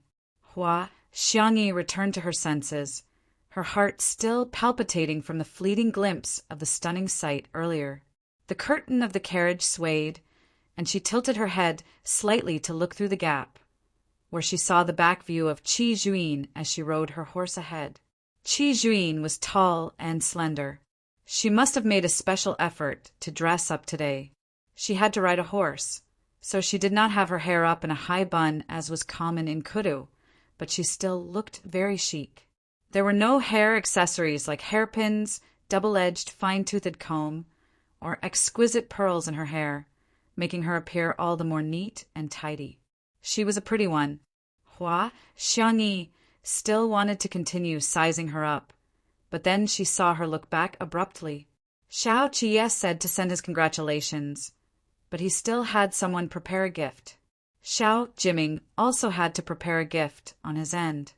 Their relationship with Qidong was not all that bad. Even if it was a little delicate at the moment, the friendship was still there, especially with Qi Juin. The wedding between Hua and Qi was a declaration of the temporary victory of the Empress Dowager in the tussle for power in Kudu. The Grand Secretariat could only first stabilize the heir apparent to the throne before they had the latitude to continue with the contention for dominance. It was at this moment Xue Xiuzhua made a wise decision. He submitted a memorial to negotiate with the Grand Secretariat and had Jiang Qingshan released back to Jueshi, thereby securing the granaries in Kudu. Yao Wenyu sat in the wheelchair and let Xiao Tianya push him outdoors. The weather in Xizhou had been rather bad lately. Autumn rain was on its way, and the scenery in the outskirts of the city was even more bleak and desolate. Yao Wenyu had been out of the sun for many days, and right this moment he seemed to have become a jade laid bare out there for all to see. It's just as you expected. Shen Zichuan looked at the vast expanse of autumn leaves and the solemnly quiet lands as he stood at Yao Wenyu's side. He really transferred Jiang Qingshan back to Jueshi.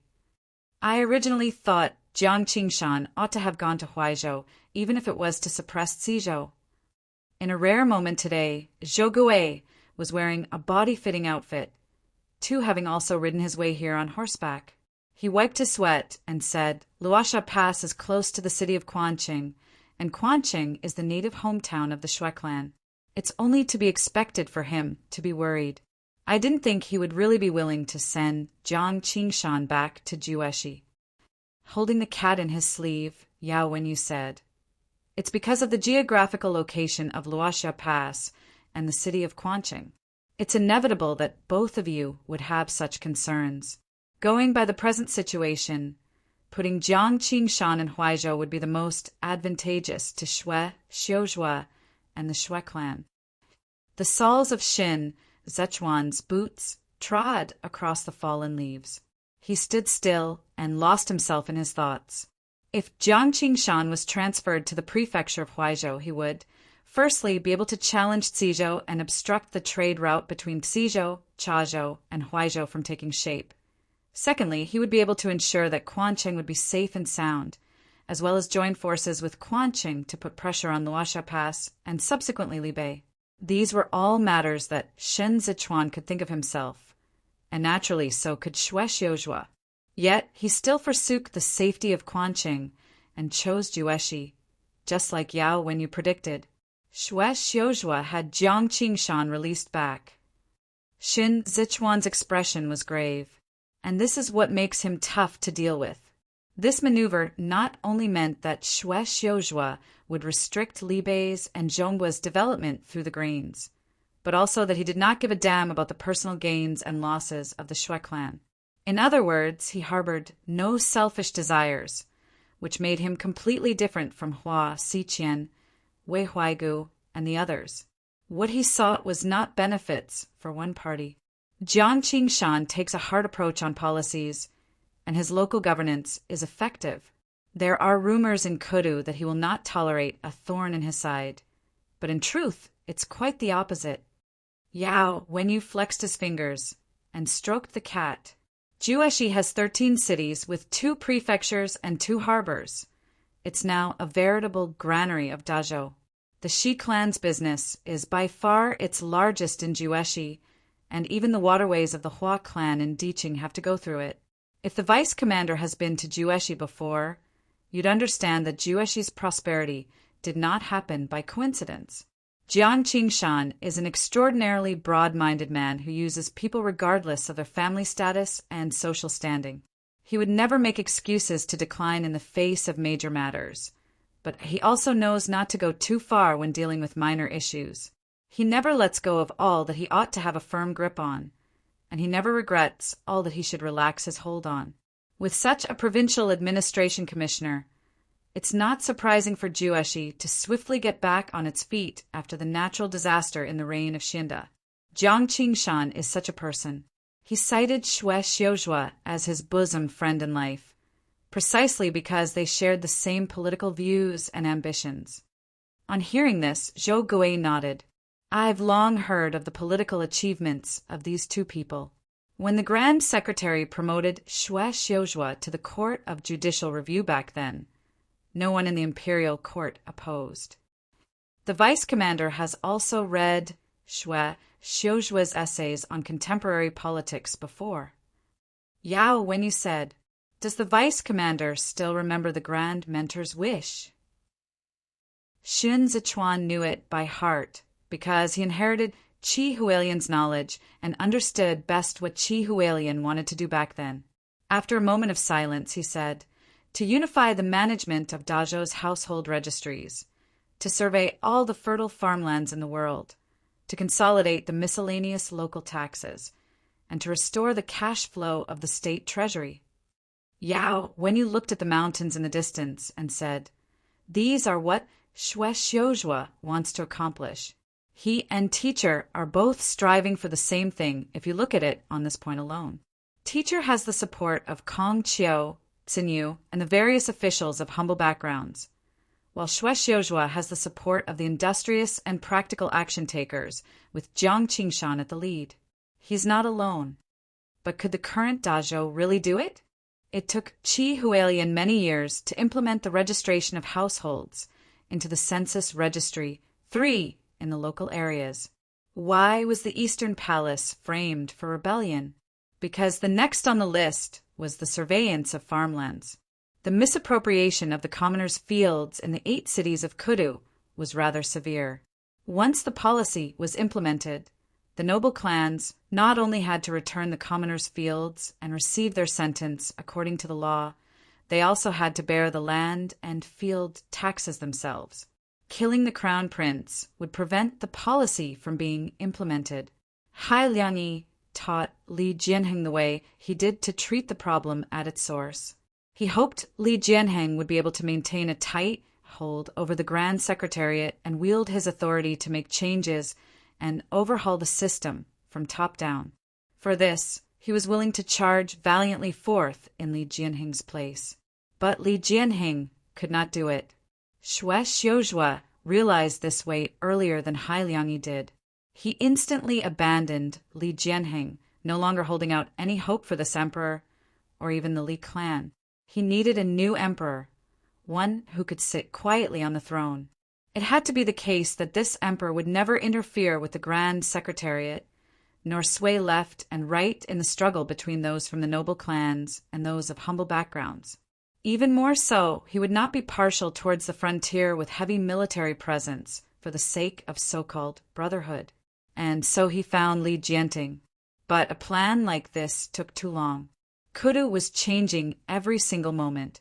Shin Zichuan himself was a variable. In Kudu, he was at best an abandoned pawn on Xue Xiujua's chessboard, one who could be offhandedly discarded after dealing with Shi Hongxian and Wei Huaigu. Wiped out in that heavy downpour, just like Xiaoqia. Xue Xiujua had no selfish desires, and this was what was so terrifying about him. Xue Xiui had repeatedly ridiculed, mocked, and even humiliated Xue Xiujua.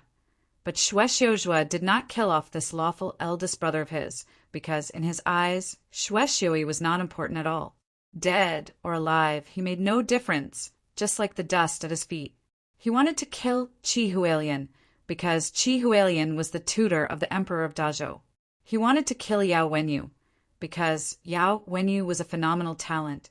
He gave these two men the chance to choose before, but in the end, both of them turned him down. Releasing a strategist who could not be used for his own purpose back into the wild was akin to gifting the world's famous sword to another, and it was only by killing them that he would be able to eliminate the roots of troubles down the road. A solitary wild goose flew across the horizon. Frost and fog gradually materialized, and a hue of colors washed over the cold, blighted forest. It was getting more and more chilly by the day. Xiao Tianya casually covered Yao Wenyu with a thick coat. They were still in the forest.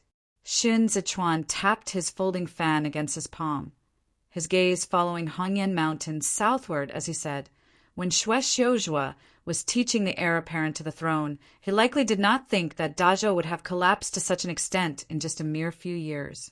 There is no one in this world who can take every single thing into account and come up with a foolproof strategy.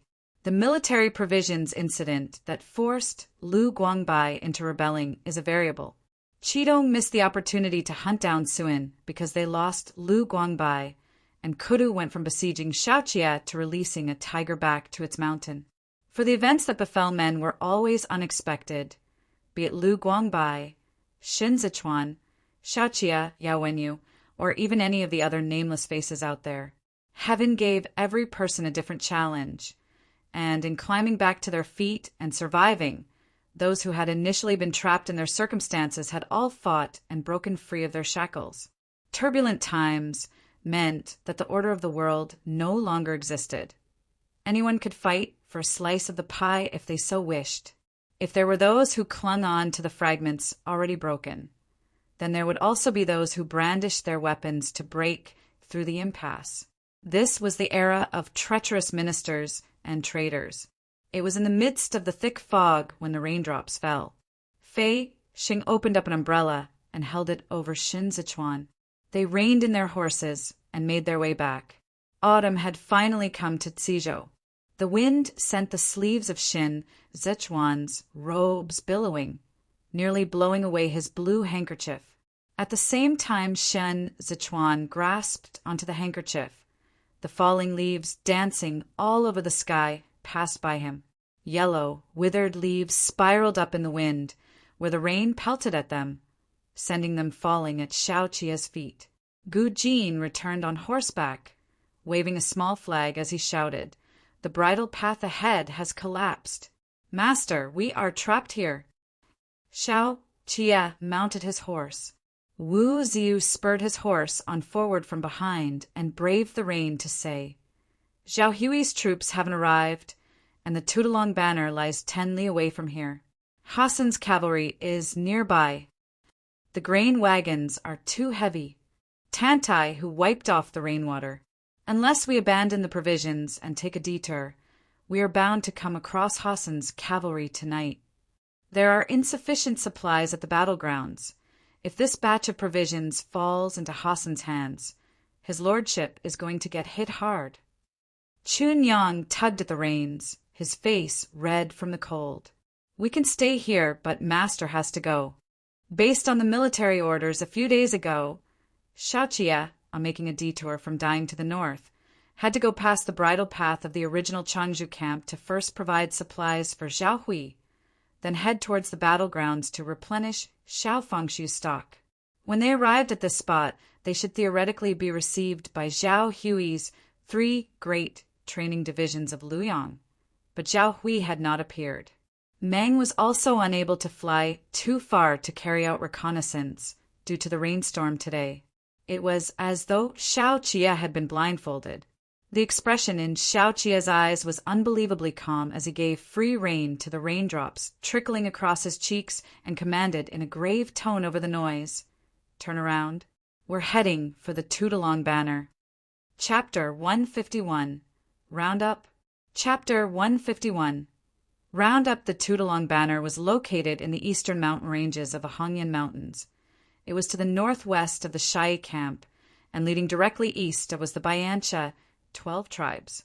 Before this year, it was not a place of contention for both sides, but with Li Bei's repeatedly retreating battlefront, this place became a strategic point above the battleground. Hu Hilu's squad broke through the checkpoints and watchtowers ahead, so Changzhou camp could only confront them on the west side of the Tootalong Banner. Both sides often engage in slanging matches across the marshland of the Tootalong Banner. Xiao Qie took a detour from the Bianbo camp, which just so happened to put him to the south of Changzhou camp. But the collapse blocked off the bridle path leading right to Changzhou camp, and the Tootalong Banner lay just to the right. Hassan's squad often wandered around this area. If Xiao Qie refused to abandon the grains to extricate himself, then he could only come face to face with Hassan with the supplies in tow. However, the grain wagons were too heavy. Wu Ziyu's armored cavalry could not run on mud, and the imperial army did not have enough light cavalry to interfere. Under such circumstances, it was simply too dangerous to turn around and head for the Tootalong Banner. Wu Ziyu wanted to refute, but Qin Yang and the rest had already turned their horses around. That was a kind of trust that could not be described with words alone. They unconditionally obeyed Xiao Qie. Even if it was a critical moment of life and death, right this moment, they could immediately carry it out, as long as it was Xiao Qie's commands. Wu Ziyu, who stood among them, involuntarily shuddered. It was now 1/4 the hour of Shin, and the sky was overcast, having been affected by the rainstorm. Gu Jin was well acquainted with this area, and the convoy squad entered Tootalong Banner. The grain wagons rolled heavily across the mud holes. Just a little oversight, and they would sink in them. Everyone stilled their breathing and focused with rapt attention, not daring to be sloppy in the slightest. Xiao Qie wanted to conceal the grain wagons here. No matter how brave the cavalry of Bayancha was, they would not enter the Tootalong Banner rashly. The marshland was similarly a difficult place for them to navigate. Besides, rainy days affected not just Xiao Qie but Hassan as well. Meng's inability to do reconnaissance meant that the Saker Falcons were not able to either. Both sides could not get a clear look at the other party's movements through the rainstorm. They could only rely on their knowledge of the battlefield to make their moves against each other. But this kind of delicate balance could only be maintained in the rainstorm. Once the rain stopped, Xiao Qie's current squad would not be able to withstand Hassan's assault. Wu Ziyu, stay to guard over the grain wagons. Xiao Qie said rapidly, "Let the armored cavalry hang up the chains to surround the grain wagons."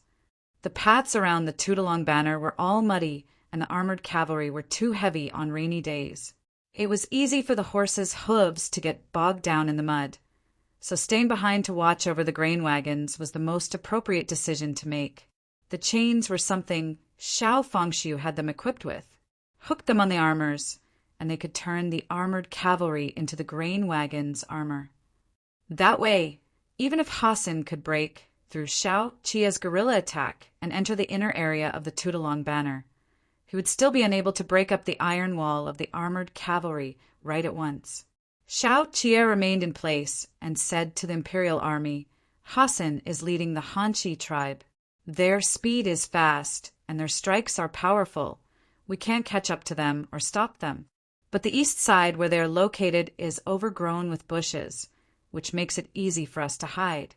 The Saker Falcon can't go ahead with their patrols on rainy days. This is an opportunity." It was clear who was the stronger and weaker one between the enemy and them. Xiao Qie could not let Hassan's squad remain intact. He would have no chance of winning if that was the case. He had the Imperial army split up into small groups to feel their way out of the Tudolong Banner's marshland, set up ropes to trip the enemy's horses, then similarly break up and divert the unsuspecting Bayancha cavalry all over the Tudolong Banner. As long as the Bayancha cavalry fell off their horses, they would lose their advantage. Gu Jin should bypass Hassan's squad and rush over to the battlefield at top speed. Xiao Qiat turned around and looked at Gu Jin. Zhao, Hui didn't come, and that means the 3 great training divisions of Luoyang are unable to move at this moment. The war situation further north is likely to be more dire than we thought. We can only now ask the battleground for reinforcements.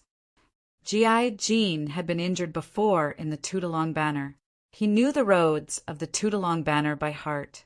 He promptly voiced an acknowledgement and led a row of lightly equipped scouts on ahead. Lao Hu head northeast.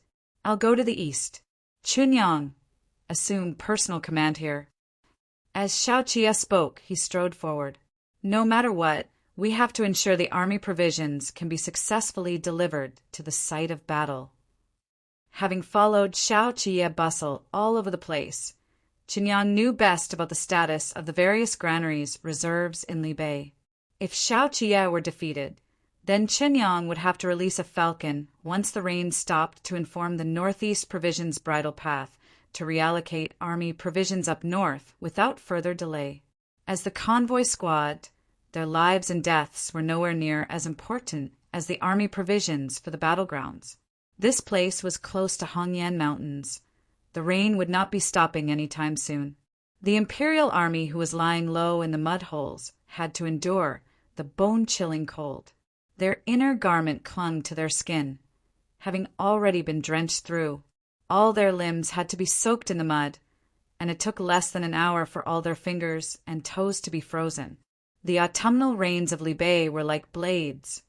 August had barely begun, yet the temperature had already dropped so low it appeared snow might fall any moment. The convoy squad had yet to change into outer coats to keep out the cold. Long before heading out, Xiao Qia had already asked that they switch the water they carried on hand with on horseback. One strong wine could dispel the cold, and thus it was a pivotal item to have in this frontier of capricious wind and snow. Xiao Qia crouched in a mud hole and chugged down the wine, one mouthful at a time. For the most part, the battle between Libei and Bayancha would not drag past the 8th or 9th month, as a further delay meant the coming of snow, where the grasslands of both parties would be ravaged by raging snowstorms. During the long and harsh winter, groups of Libei's military craftsmen would spend this time tirelessly reforging and repairing equipment for the armored cavalry. On the other end, Bayancha would herd their flocks of sheep closer to the south. Everyone would spontaneously enter a period of truce without fail. It was only during the 3rd year of the reign of Xianda that something unforeseen had happened. Then the Hanshi tribe headed south and breached the banks of Chasha River to relieve considerable pressure on the provisions for the 12 tribes of Bayancha. For some reason, in the past couple of days, Xiao Qia had a premonition that there would be no truce this winter. Amur's combat style was too aggressive. If what Amur had done in early spring was to enter his enemy's territory to plunder food, then right now, Amur seemed more like he was full-on suppressing Libei with no intention of retreat. By transferring Hassan over here from Chidong, Amur was deploying and letting loose his most powerful troops on the battlefields of Libei, which were completely unlike the small-scale battles and skirmishes they had engaged in during the last few years. All of a sudden, the sound of horse hooves rose through the rain. Xiao Qia hung back his flask and held up 2 fingers to signal for the Imperial army behind him to get down. He crouched down, his face almost touching the mud hole, and used only his eyes to search the bushes in the rain. A troop of cavalrymen appeared amidst the pouring rain, the hooves of their horses splashing muddy water all over as they galloped. Xiao Qia silently observed them, and Longli blade gradually slid out of its sheath as the distance between them shortened. The sound of horse hooves intensified, while the sound of the Bayancha cavalry's whistle dispersed in the rain. Xiao Chia had already felt a slight tremor with the palm he had pressed against the ground. He did not move, and neither did the imperial army behind him. The Bayancha cavalry was just right before them. Just a couple steps more, and they would be trampling over the imperial army. But then, the horse in the lead suddenly neighed, its front hooves caught by the rope. The horse's front knees protruded forward, and it fell straight down. A wave of mud instantly splashed over Xiao Qia's face. He moved. At the same time, the cavalryman fell down along with the horse. Longly blade had already broken free of its sheath. Xiao Qia cleaved down at the man. Fresh blood that spewed from the neck of the man gushed into the mud hole. The cavalrymen behind the man were caught off guard, and consequently, their formation was thrown into disarray. Xiao Qia did not give the other party the chance to regroup. The imperial army followed him closely as he killed his way into the Bayancha cavalry. A blend of mud and blood trickled onto Xiao Qia's nape. The pungency of on horseback flooded through his stomach, causing him to burn up all over. This was like a head-on blow that swiftly sent the Bayancha cavalry gathering their wits about them. Both parties were small squads, fighting at close quarters and killing one another as the rainwater poured over them. But it was a quick battle. By the time the Bayancha cavalry pulled themselves together, the imperial army had soundlessly vanished into the torrential rain again. The Bayancha cavalry squad set up around the Tudalong banner all received varying degrees of assaults from the imperial army. As soon as they tried to follow up with an attack, these batches of ruffian soldiers would shrink back and retreat. The Bayancha cavalry was forced to come to a halt beyond the marshland of the Tudalong banner.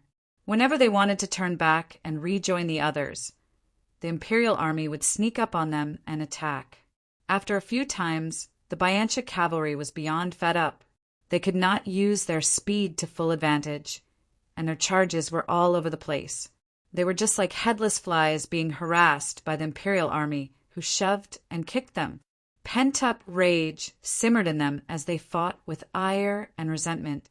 Xiao Qia was hidden under the torrential rain all this time. The Bayancha cavalry could not make out the exact hiding place of the imperial army at all. Without the heavy armors and horses of the Libe armored cavalry, the imperial army could disappear from the Bayancha cavalry's field of vision as long as they lie low on the ground, coming and going elusively like a shadow. Very quickly, Xiao Qia's wine was drunk down to the last drop. At the hour of Su, the sky grew completely dark. The Bayancha cavalry was still trapped by the imperial army at the fringe of the Tudalong banner, unable to advance or retreat. Chances of victory kept improving. It seemed as if Xiao Qia had grasped the rhythm of the battle. He would not let it go to his head. It did not matter if the Bayancha cavalry showed weakness or resorted to intimidation. The rhythm remained firmly in his control. But time lapsed, and Xiao Qia still had yet to catch sight of Hassan. The chill was even more intense in the night, and it was incomparably pitch dark all around. Xiao Qia's boots were choked full of mud. Rainy days were wet and slippery. In order to prevent his blade from slipping off his hand, Xiao Qia had it bound to the area between his thumb and index finger with a strip of cloth. At this point, the cloth was soaked through and utterly waterlogged. He squatted in place and tore away the old one to replace it with a new one. Man's physical strength was limited. This kind of back-and-forth battle required both sides to be on high alert at all times. Nerves had to be stretched taut. They could not afford to make even the slightest oversight or negligence. But Xiao Qia had to catch his breath too. He closed his eyes slightly and shook his head twice so that he would not go numb from the repetitive actions. By tomorrow latest, at the hour of Qin, the reinforcements from the battlegrounds would have hurried their way over. Tonight was of crucial importance. But heaven still favored Xiao Qia. Even if the rain were to abate some, there would be no starlight and moonlight tonight. The night was still as the imperial army's disguise. Xiao Qia huffed out warm air and flexed his 5 fingers before tightening his grip on Lonely Blade. But just as he rose to his feet again, the sound of disorderly footsteps rang out from the shrubbery. The person who brushed aside the leaves to reveal himself turned out to be Gu Jin. Xiao Qie promptly had an ill sense of foreboding. Sure enough, he saw Gu Jin looking grim as he hastily kneeled on one knee and whispered, "Master, the roads to the site of battle are all blocked. Hassan's elite forces are right at the southeast, and they have cut off my access." Xiao Qie's heart suddenly sank. It hit him almost instantly. He had walked into a trap. Every skilled commanding general knows the principle of imposing his will on the enemy, but not allowing the enemy's will to be imposed on him. The reason Xiao Qie had been scoring one victory after another from Kudu was that he was always taking the initiative. This allowed him to control the pulse and rhythm of the battlefield without fear of the enemy's numbers.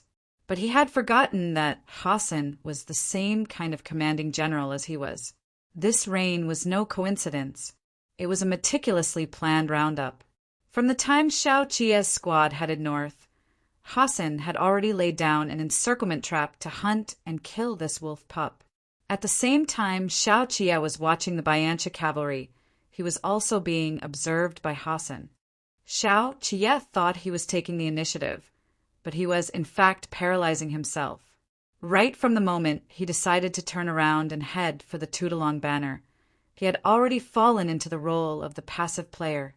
The sound of horses' hooves rose once more. Chapter 152. Hassan. Chapter 152. Hassan raindrops rolled down the curved blade, dripping along its sharp edge.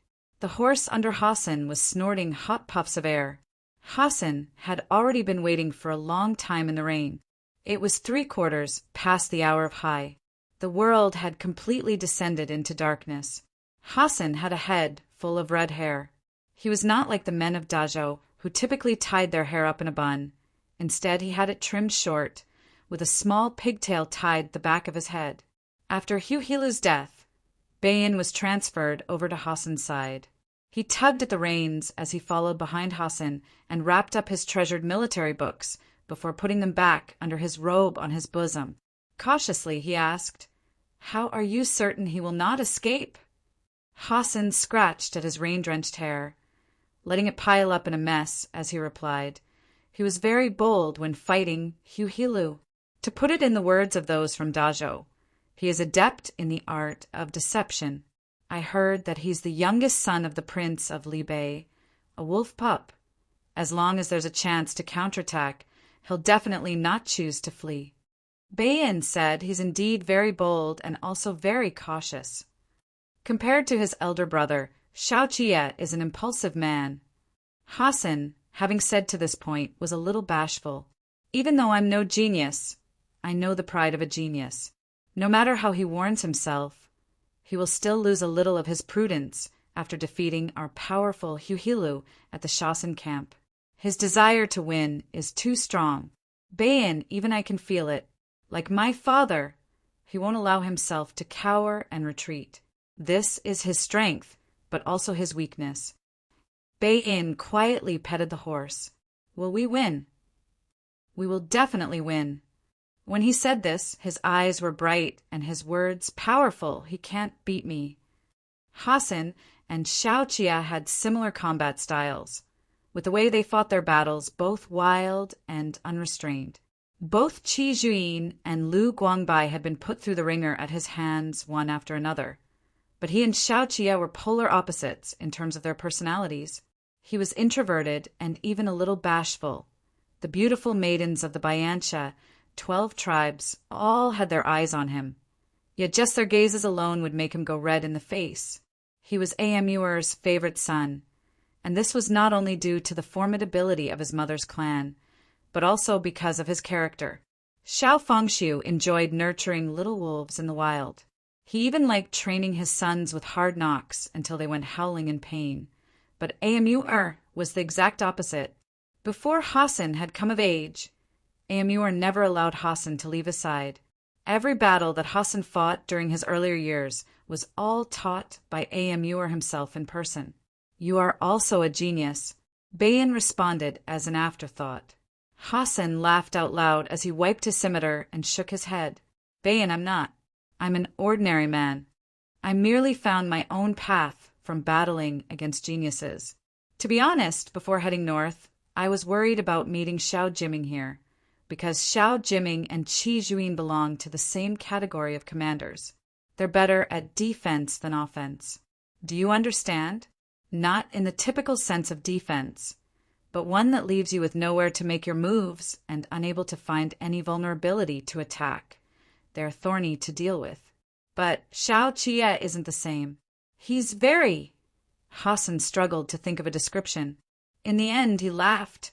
I can't put my finger on it, but he obviously has plenty of shortcomings, and he isn't even trying to hide them.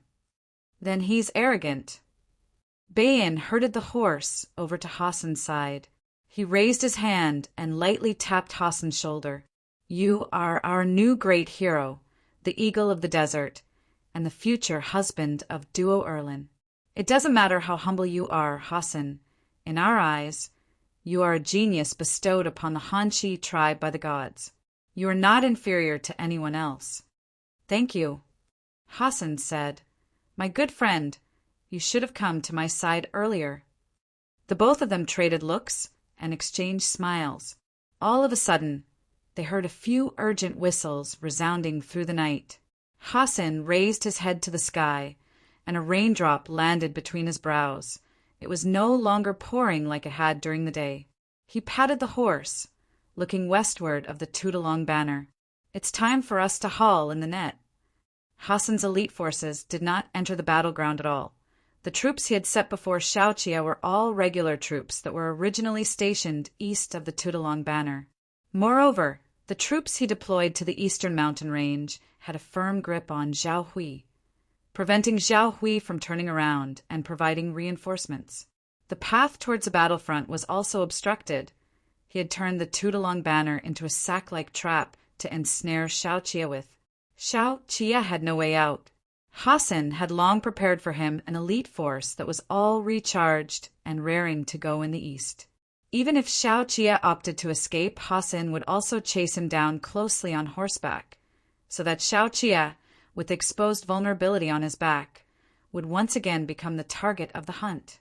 The sound of horse hooves rang out once again, this time accompanied by torches that pressed in from the east.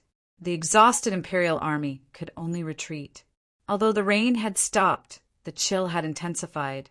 Even Tantai, who had no choice but to huff warm air in his frozen hands.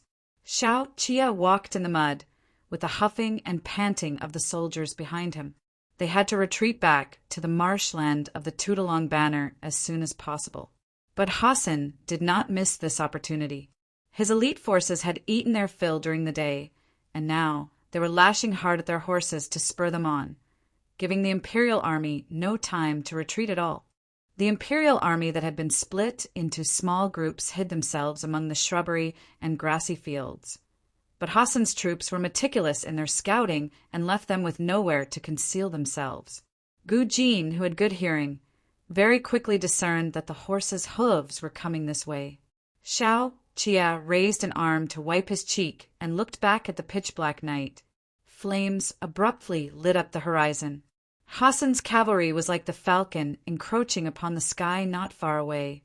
Its two wings spread out as it charged forth in what seemed like a glide. Master, Gu Jin led his own horse out. You should leave first. Mount your horse and head north. Xiaoqia remained where he was. Pass on military information along the way and tell them to withdraw back to the marshland.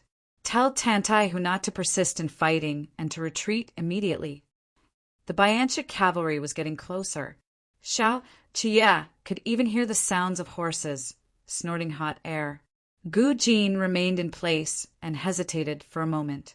Xiaoqia said with calm and composure, I have several hundred men here. It's not a problem to fight and retreat at the same time. I will make plans again once we retreat inside the marshland.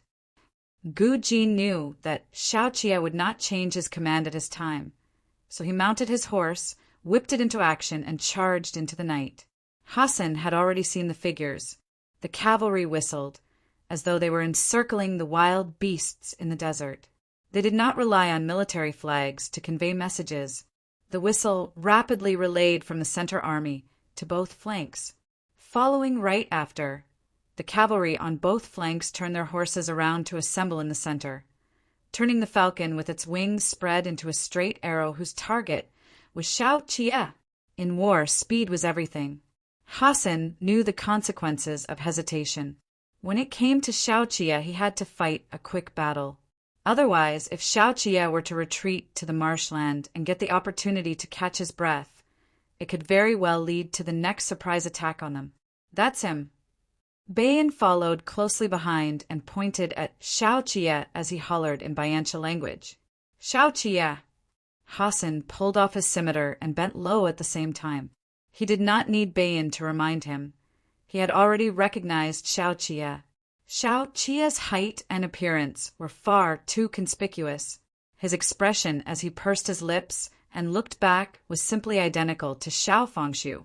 Xiao Qie wrung the dripping, wet strip of cloth and swiftly wrapped it tightly around the space between his thumb and index finger. He watched as the cavalry pressed in towards them, his attention all but sucked away but Hassan's red hair. He counted the distance, quietly. Just as Hassan's horse was about to trip on the rope, Hassan suddenly turned sideways and lowered his arm to slice the rope that had been hidden among the grass with one blow. The cavalry at the back dashed their way in without a hitch. The galloping cavalrymen brandished their scimitars, but Xiao Qie did not move. In the blink of an eye, the hooves of the Bayancha's horses sank into the camouflage horse pits, sending a number of men tumbling off their horses once more. The people in front fell to the ground, but Hassan, who was at the back, seemed to have anticipated it. That one step he had taken a beat slower earlier had been meant to test the grounds. Xiao Qie raised his finger, and the imperial army jumped over the shrubs and broke into a dash. Hassan's horse was snorting hot air as Hassan blew the whistle again. These hastily dug pits for trapping horses were not deep enough, and they were able to simply leap over to give chase right behind Xiao Qie. Hassan's target was clear, and that was Xiao Qie. As long as he could kill Xiao Qie, the scattered imperial army would be just a bunch of men without a leader. The grain wagons within the marshland of the Tudalong banner would then naturally fall into their hands. Xiao Qie stepped through the mud. A horse had already caught up next to him. The Bayancha cavalryman on the horse barked at Xiao Qie in Bayancha language. Xiao Qie leaped forward and crouched down on stable feet to dodge the scimitar coming towards him. Following right after, he sliced apart the Bayancha cavalryman's saddle. Threatened by the blade, the startled horse was thrown into disorientation. Xiao Qie caught hold of the cavalryman's arm that had been wielding the blade, but instead of hacking it off, he yanked hard on it to flip himself up the horse. Unable to withstand the force of gravity, the cavalryman tumbled off the horse, sending up a spray of mud. The horse of the Gume tribe, having had a change of masters, wretchedly flung its head from side to side and refused to run any more. Behind him, Hassan was pressing in close towards him. Xiao Qie clamped down hard on the belly of the horse and yanked the reins, forcing the horse to crash its way through at an angle. Hassan had been too hurried in his pursuit of Xiao Qie. Muddy water went splashing as both horses collided. Longly blade went slicing through the air towards Hassan's chest with such ferocity that Hassan did not dare to be negligent and parried the blow with all his strength. So heavy! Hassan's arms sank, and the scimitar almost slipped out of his hand under Xiao Qie's force. He immediately understood just how extraordinary Xiao Qie's arm strength was, so he avoided the glint as Xiao Qie hacked down on him, no longer meeting Xiao Qie head-on with force. The cavalrymen, who were successively catching up behind them, clung close to their horses' backs. The horse beneath Xiao Qie stirred restlessly as they reached out with their scimitars to sever his horse's front knees. The horse whinnied in pain, and its entire front body fell over into the mud hole. Xiao Qie rolled off his horse. He was already surrounded. The Bayancha cavalrymen formed a circle around Xiao Qie, and the fleeing imperial army swore and cursed out loud. "Bloody hell, the viceroy fell off!" The imperial army, who had yet to spring into the Tudolong banner, promptly turned back, drew their blades, and lunged into the group of cavalrymen. They followed suit, doing what was done earlier. As long as they could not hang on to the Bayancha cavalry and leap onto their horses, they would hack off the horses' legs and send the Bayancha cavalry tumbling off their horses. They kept what Xiaoqia had said firmly in mind. The Bayancha cavalry was not skilled at standing on the ground and fighting at close quarters, but that was directed at the troops that had been crossing swords with the Libe armored cavalry in the north. Hassan had fought battles with Dazhou's best infantry in the south. The one who had clashed with him was Lu Guangbai, and Xiaoqia's experience with cavalrymen, to sum it up, had all come from Lu Guangbai. Hassan's elite forces were not the least bit afraid of landing on the ground at all. On the contrary, they were rather composed and unhurried when they faced up against the imperial army after dismounting. They did not even need any buffer time at all. They could fight the instant they got up after rolling to the ground. But the imperial army, who had never suffered a defeat before, cursed in unison.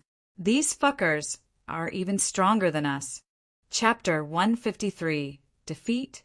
Chapter 153. Defeat the imperial army was very much like Xiaoqia, but they were more sly than him. This was a group of soldiers that gave the Libe armored cavalry complicated feelings. After the reign of Yongyi, their reputation waned, and they were reduced to being mere ornamental decorations in Kudu. Even their original patrol duty had been snatched away by the 8 great training divisions. In the decades that followed, all they did were odd jobs, and they even appeared to be more than happy to simply muddle and idle their way through life. But then they met Xiaoqia, and it was as if they had been wiped clean of grime to finally shine in all their full glory in Kudu. The imperial army was unlike the Libe armored cavalry and the Chidong garrison troops. They were able to overlook all the noise and focus all of their attention solely on Xiaoqia. They could not hear a single one of the criticisms against Xiaoqia. As long as Xiaoqia waved his hand and signaled them, they would be willing to go through the most severe of trials and tribulations alongside him. This was a brew of loyalty blended with the code of brotherhood.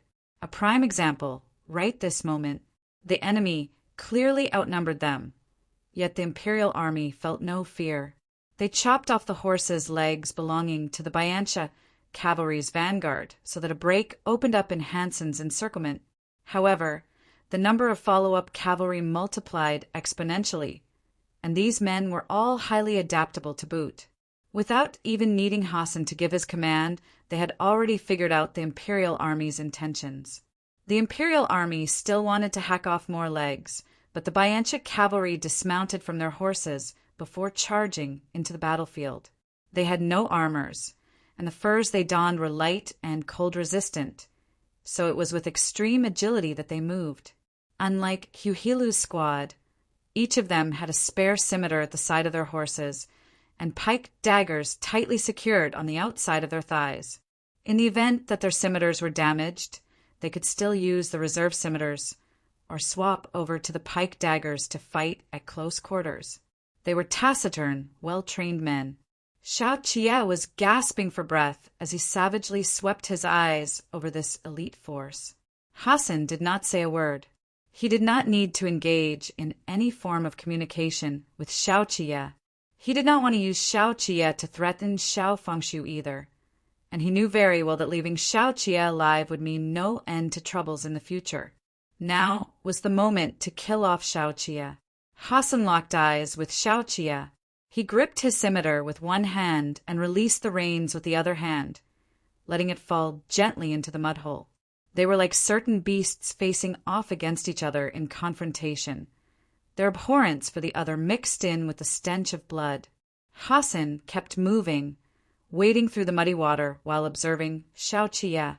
Sporadic raindrops, left in the night sky, dripped onto the back of Xiaoqia's hand as he gripped Longly Blade and followed Hassan with his eyes. This was a strange kind of silence. Tumultuous sound of killing clearly abounded all around them, and yet Xiaoqia found a quiet, so quiet that his hair was standing on end. He had to restrain, and restrain himself before he could suppress that murderous intent to kill bubbling up in his body. Hassan was no longer moving. He seemed to have noticed Xiao Qia's testiness. They both vied for the right to call the shots on this battlefield and attempted to influence its atmosphere. This made it clear that there was no way they could coexist. What they wanted was absolute control over their own rhythm. A water drop slid along the back of Xiao Qia's slightly bulging hand. At the very instant it dripped off, Hassan burst into action. His red hair was like a flaming torch in the dark night, charging right before Xiao Qia's eyes the very instant the mud splashed aside. In the blink of an eye, Hassan's scimitar pressed in towards Xiao Qia's throat. Xiao Qia took a sudden step back, and the mud splashed out in a fan-like arc along with the movements of his legs and feet. He swung up Lonely Blade in a half-circle, and both of them collided in midair. The impact forced Hassan's feet to slide back some, but he regained his footing and bounced back into action the next moment, even cleverly learning to dodge. Lonely Blade was a heavyweight executioner's blade, and Xiao Qia's arm strength was what it relied on. Every move Hassan made during the fight was executed with the intention to hack off Xiao Qia's arm. Each time Xiao Qia wielded his blade, he would strike at empty air. Even if he caught up with Hassan, Hassan would immediately turn his scimitar sideways and brush past it so that he would not have to shoulder Xiao Qia's terrifying strength. Assaulters were also sneaking up behind Xiao Qia out of nowhere. He used and pushed his sight and hearing to full capacity, but his physical strength was like water already splashed. In less than an hour, Xiao Qia felt his own movements slowing down a little.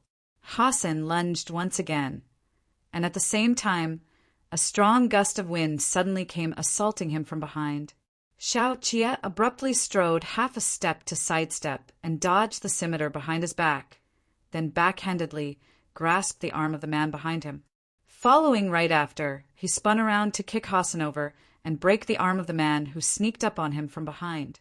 The scimitar on the other side cleaved down on Xiao Qia's arm.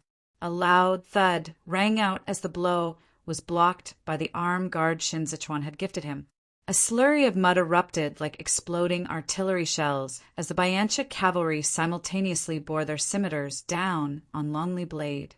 Xiao Qia promptly lifted a fist with his left hand and punched one of them over. The pressure on Lonely Blade promptly subsided some, and he lowered his body and made to lift the blade. With his scimitar cracked from the impact from Lonely's blade, Hassan abandoned it, pulled out the pike daggers from both sides of his legs, and sprang when he saw his chance. All of a sudden, one of the Imperial army pounced and grabbed Hassan around his waist. He even used a wrestling technique, but failed to trip Hassan. Hassan flipped over the pike dagger, slid it along that man's armor, and viciously stabbed it into the side of his neck. Blood spurt like a fountain of spring water. Hassan had yet to pull out the pike dagger, instead turning his head aside first to dodge Xiao Qia's blade. Men were dying on both sides. The Imperial army did not expect Hassan's elite force to be this formidable, and likewise, this elite force did not expect the Imperial army to be able to hang in there for so long. The Biancha cavalry at the periphery took out iron chains attached with small copper balls. These kinds of chains were similar in appearance to the chains used by the Libe armored cavalry, but much lighter. They pressed in, shrinking the encirclement area, and when Xiao Qia's Lonely Blade was pinned down once again, they flung countless chains toward Xiao Qia. The copper balls caught on to Xiao Qia's arms and legs. With Xiao Qia now entangled in the iron chains, they dragged him over to the ground in one abrupt move. Hassan's pike dagger shot right towards Xiao Qia's face.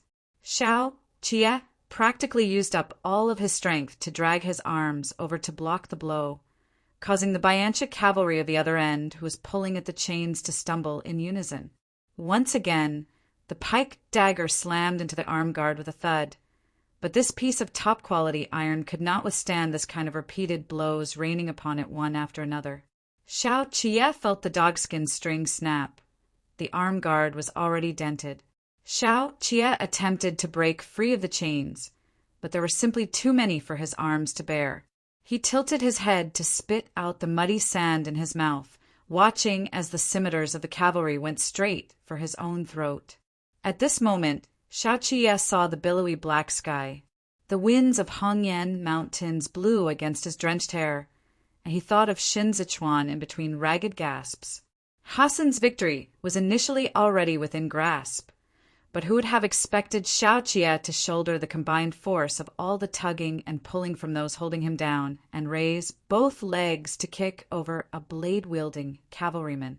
The iron chains securing him suddenly went swinging. It was impossible to tell if it was sweat or muddy water trickling along his temples, but blue veins visibly protruded as Xiao Qie executed a kip, up to and flipped himself up to his feet.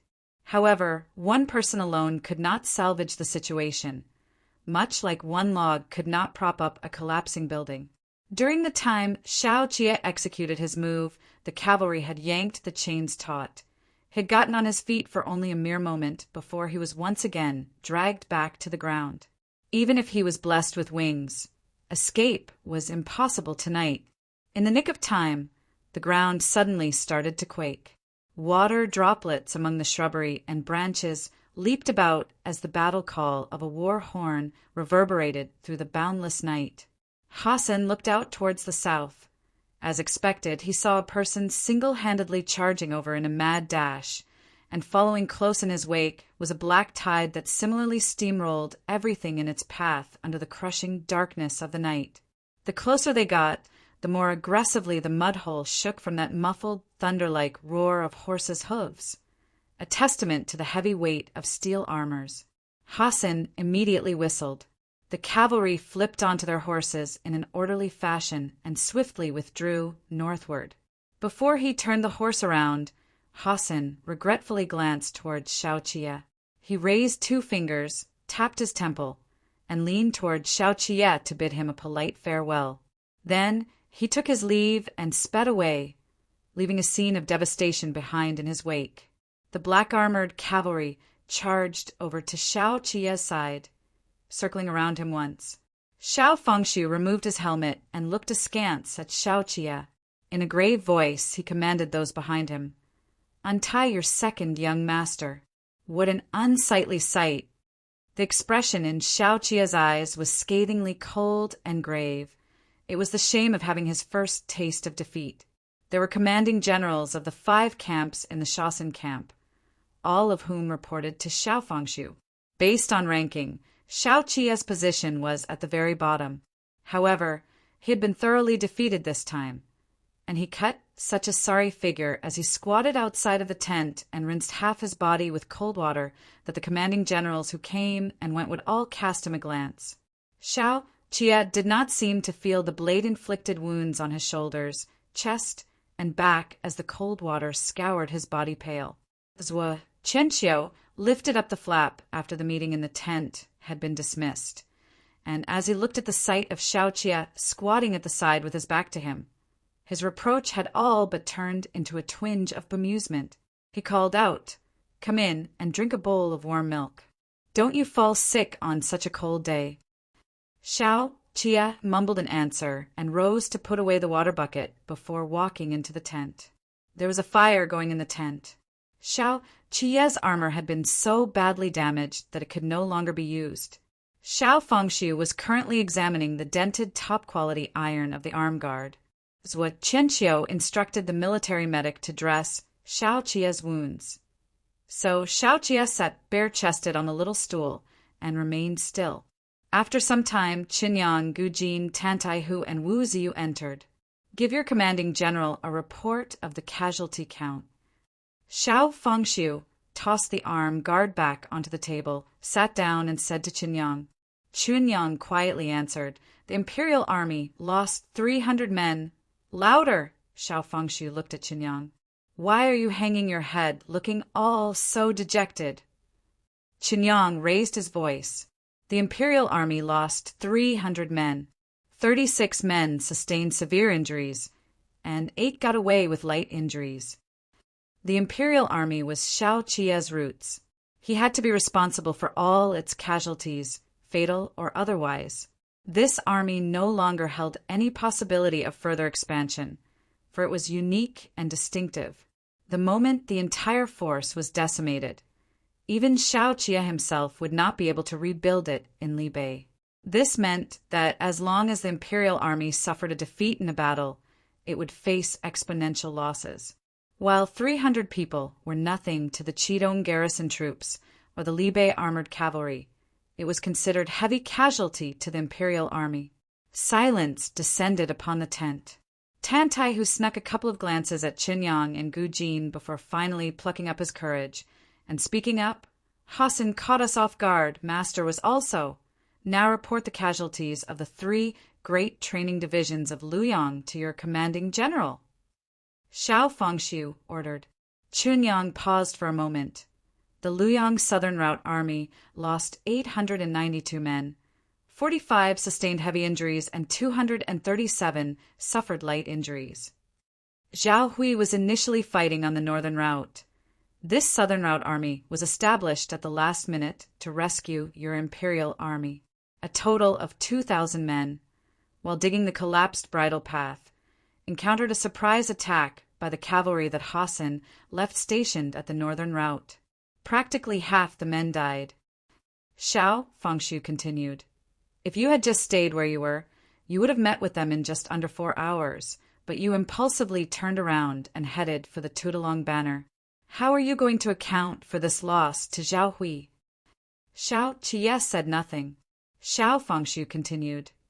You should remember that you're the commanding general in charge of the escort and transportation of military supplies, not the commanding general for combat. To think you'd forcibly assault Hassan's squad with a few hundred men. Did a donkey kick you in the head, Xiao Qie?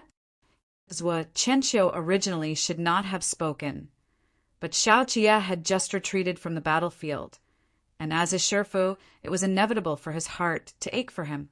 Thus he said, Hassan has been planning for it for a long time this time, and it just so happened that they'd chance upon a rainstorm.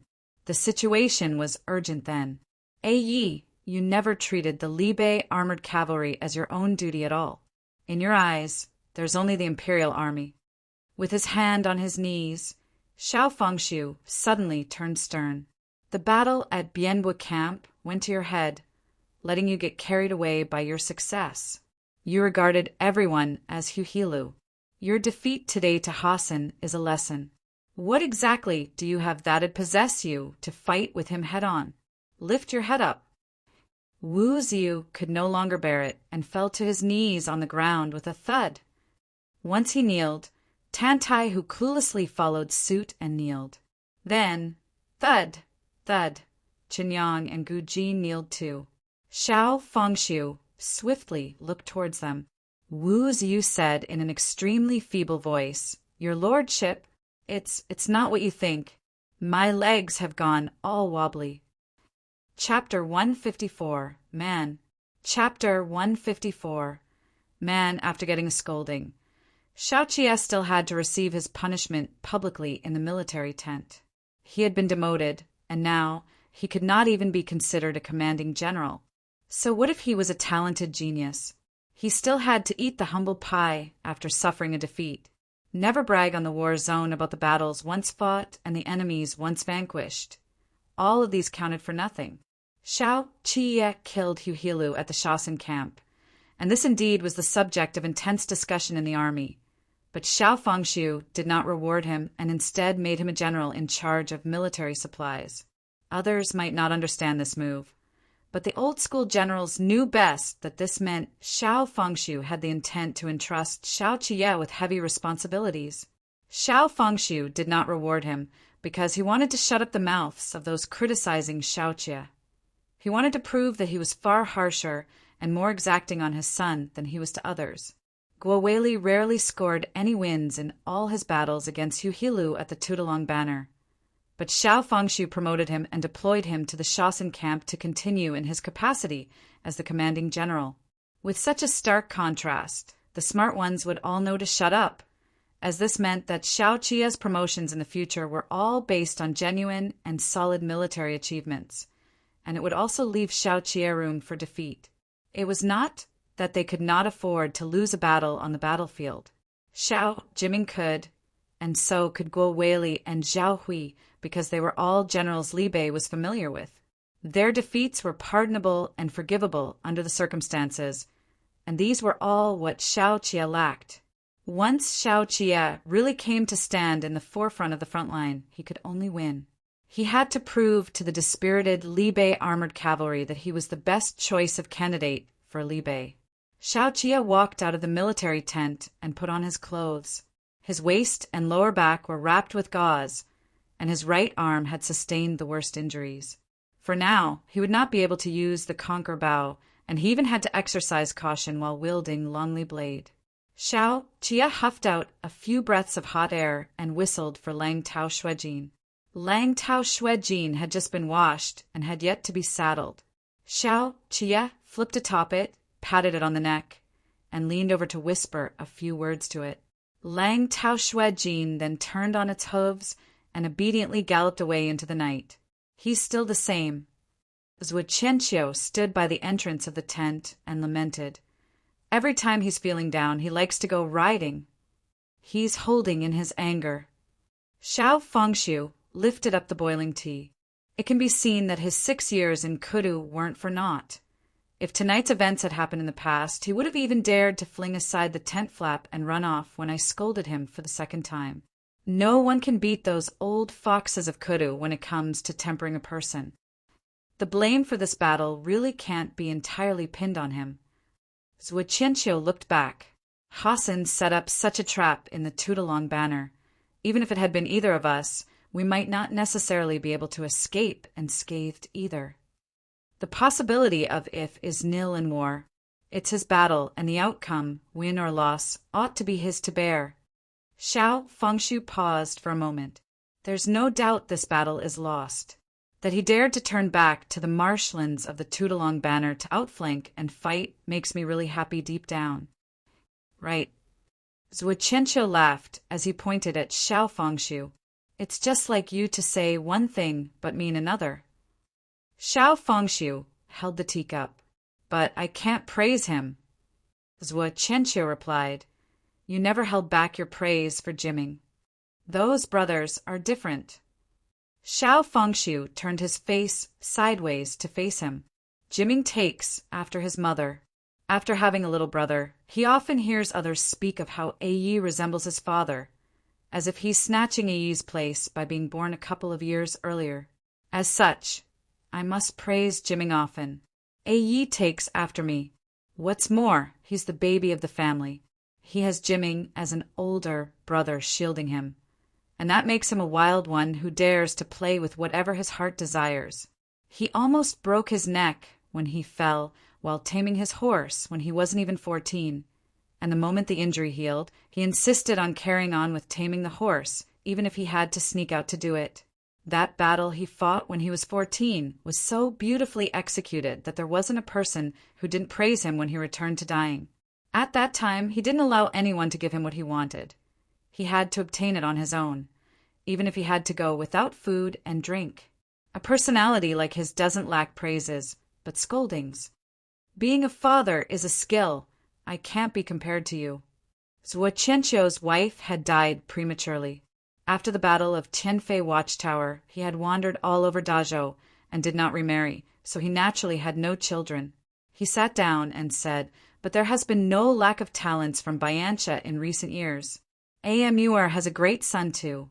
Hassan is neither arrogant nor rash, and he is decisive and straightforward in all the moves he makes. Amur has a good eye. Xiao Fengxiu took a sip of the hot tea. The rarest thing about Hassan is that he doesn't stick to one combat style, yet his character is rather steady. If Jiming were to be deployed back here, Zuoqianqiu said, he could more or less restrain him. That's right. Xiao Fengxiu shifted his feet slightly. Zhao Hui's combat style bears the closest resemblance to Jiming's after having learned from the latter while serving under him. But when Hassan previously fought against Qidong, The one he faced up against was Qi Juin, who is of the same kind as Jiming. He's already accustomed to that kind of rhythm. Look at Zhao Hui. Although he was able to contain Hassan's onslaughts of attacks, he was also, at the same time, firmly nailed down in place by Hassan in the northern route. Zhuo Qianqiu started to laugh, but when Hassan faced Yi, it was one formidable adversary against another. Even if their military strength were equally matched, I still think that the probability of both sides suffering losses is much higher. You're thinking too highly of him by saying both sides will suffer losses. He is currently no match for Hassan at all. Hassan has been on the battleground for even longer than Jiming, and experience is something that's far more fearsome than talent. The discrepancy between him and Yi is not insignificant. Xiao Fengshu stood up, flipping and turning a dagger between his fingers as he stared at the straw target across him. The wolf pup can't win. Zhuo Qianqiu clasped his hands behind his back and said leisurely, "The general in charge of military supplies is a good post. Once he has a thorough grasp of its workings, he will know all of Li Bei's major and minor military routes, the strengths and weaknesses of the various camps, and even the personalities of the commanding generals like the back of his hand." Xiao Fengshu threw the dagger hard and hit the bull's eye. He turned his head and smiled smugly at Zhuo Qianqiu. "I'm going to give Amur a gift and let him witness my prowess." It was almost dawn when Xiao Qie returned. He dismounted, and Chunyang came forward to hand him a handkerchief. He wiped the sweat on his neck and saw Xiao Fengshu standing a short distance away, motioning for him to go over. He was not at all willing and thought of pretending not to have seen him. So Xiao Fengshu hung one arm over the back of Xiao Qie's neck, forcing Xiao Qie to bend down, then used his other hand to vigorously tousle the top of Xiao Qie's hair until it was all a mess. "Where's my falcon?" With some difficulty, Xiao Qie finally broke away and rubbed his neck. "Don't feed it raw meat." "It's your falcon, so why are you asking me?" Xiao Fengshu took a few steps forward. Seeing him still unhappy, he turned around and made to kick him. Xiao Qie hurriedly leaped away and said, "I'm just asking." Xiao Fengshu ignored him and petted Lang Tao Shuijin. "We had a new batch of horses from last year back at home. There's one that has just the opposite color as this one, white tinted with black. A real beauty." "Oh." Xiao Qie could tell his intent. "You want to give it to me?" Xiao Fengshu looked askance at him. "You? Your elder sister-in-law is keeping it for your wife." Xiao Qie cast a glance at Hongyan Mountains behind him and said nothing. "That arm guard is pretty good." Xiao Fengshu stepped on the wooden railing and hoisted himself up to sit on it. Seeing Xiao Qie looking back, he followed suit and turned sideways to shoot a glance at Xiao Qie's expression. "Where did you craft it? It's not Qidong style." "Of course it's good." Xiao Qie turned his head back and said secretively, as if he had something to hide, "That's my protective amulet." Xiao Fengshu uttered a perfunctory acknowledgement, then followed up right after with a question. "Where is she from?" "You couldn't have taken her to Bianbo camp, could you? It's all stinky men there." "How old is she?" Xiao Qie said stinky man. Xiao Fengshu did not get it. Xiao Qie took several steps back. Xiao Fengshu narrowed his eyes. "Don't tell me you brought back a girl from the Hua clan." Xiao Qie continued to retreat. On seeing his father's lost and puzzled expression, he inexplicably laughed out loud, and while he was at it he removed Longly blade and tossed it to the side. "Xiao Qie." Xiao Fengshu sensed something amiss. "You'd better tell me honestly." Xiao Qie suddenly said in a loud voice, "Stinky man." "Huh." Xiao Fengshu suspected he had misheard it, and even cocked his ear to one side. "I found myself a man." Sunlight shone on Xiao Qie's face, dispelling the dark clouds of yesterday. This brat was truly a little rascal, as he shouted provocatively, "The best-looking man in the whole of Dazhou is my wife!" Having said that, he did not even wait for Xiao Fengshu's reaction before he turned around and took to his heels. Xiao Fengshu fell silent for a very long time. Chunyang softly swallowed his saliva and saw Xiao Fengshu jump up abruptly. As Xiao Fengshu landed on the ground, he almost tripped over himself. Chunyang hurriedly called out, "Your lord, Xiao Jie!" Xiao Fengshu let out an earth-shaking roar. He pushed himself off the ground with his hands to chase after him, but he could not catch up. In a fit of anger, he picked up a piece of horse dung and flung it at Xiao Jie, cussing, "Get your ass back here and make yourself clear!" Chapter 155, Negotiations. Chapter 155. Negotiations. Xiao Jie received not only a scolding, but also a beating. But he had been thinking about this matter for a long time, and did not want to hide it from his family. He stood inside the military tent to accept his punishment of demotion. Before the commanding generals withdrew from the tent, they sneaked a glance at Xiao Fengshu, only to find his lordship even angrier. Zhuo Qianqiu looked at the armed guard over and over again, then gave Xiao Fengshu a slight thumbs up. "I really can't tell from this." Xiao Fengshu stood at the other end with his back to them and said, "Would I not know what armed guard he uses? At most, it's processed dogskin. He would simply presume on his thick skin and not put in any effort into this at all." Zhuo Qianqiu was put in a spot too as he looked at Xiao Jie and said hesitantly, "Why didn't you mention it to us when you were in Kudu? Tell Shifu about him now, so that we can mentally prepare ourselves a little." "Prepare my ass." Xiao Fengshu looked back. He already had it all figured out and was just waiting for me to take the bait. "You'll have to meet him sooner or later." Xiao Jie took the scolding with his hands behind his back. "What ought to be done has to be done. I still want to take him home this year to see Mother." "You sure have it all arranged, huh?" Xiao Fengshu's words were loaded with sarcasm. "I might as well call you father." One Xiao Jie did not dare to continue this thread of conversation. "Where's he from?" Zhuo Qianqiu set down the armed guard. "Kudu." Xiao Jie answered honestly, "Zhongbua." So Zhuo Qianqiu said to Xiao Fengshu, "That's still not too bad, it's close by." He followed up with a question, "How old?" Xiao Jie answered, 21. "Pretty young." Zhuo Qianqiu inexplicably found this prerequisite to be familiar, but he could not quite put his finger on it for the moment, and merely continued, "The armed guard is quite well done. Is he in this trade?" Xiao Jie replied, "No." Xiao Fengshu sneered, "Do you dare to repeat what you said outside earlier to your Shifu?"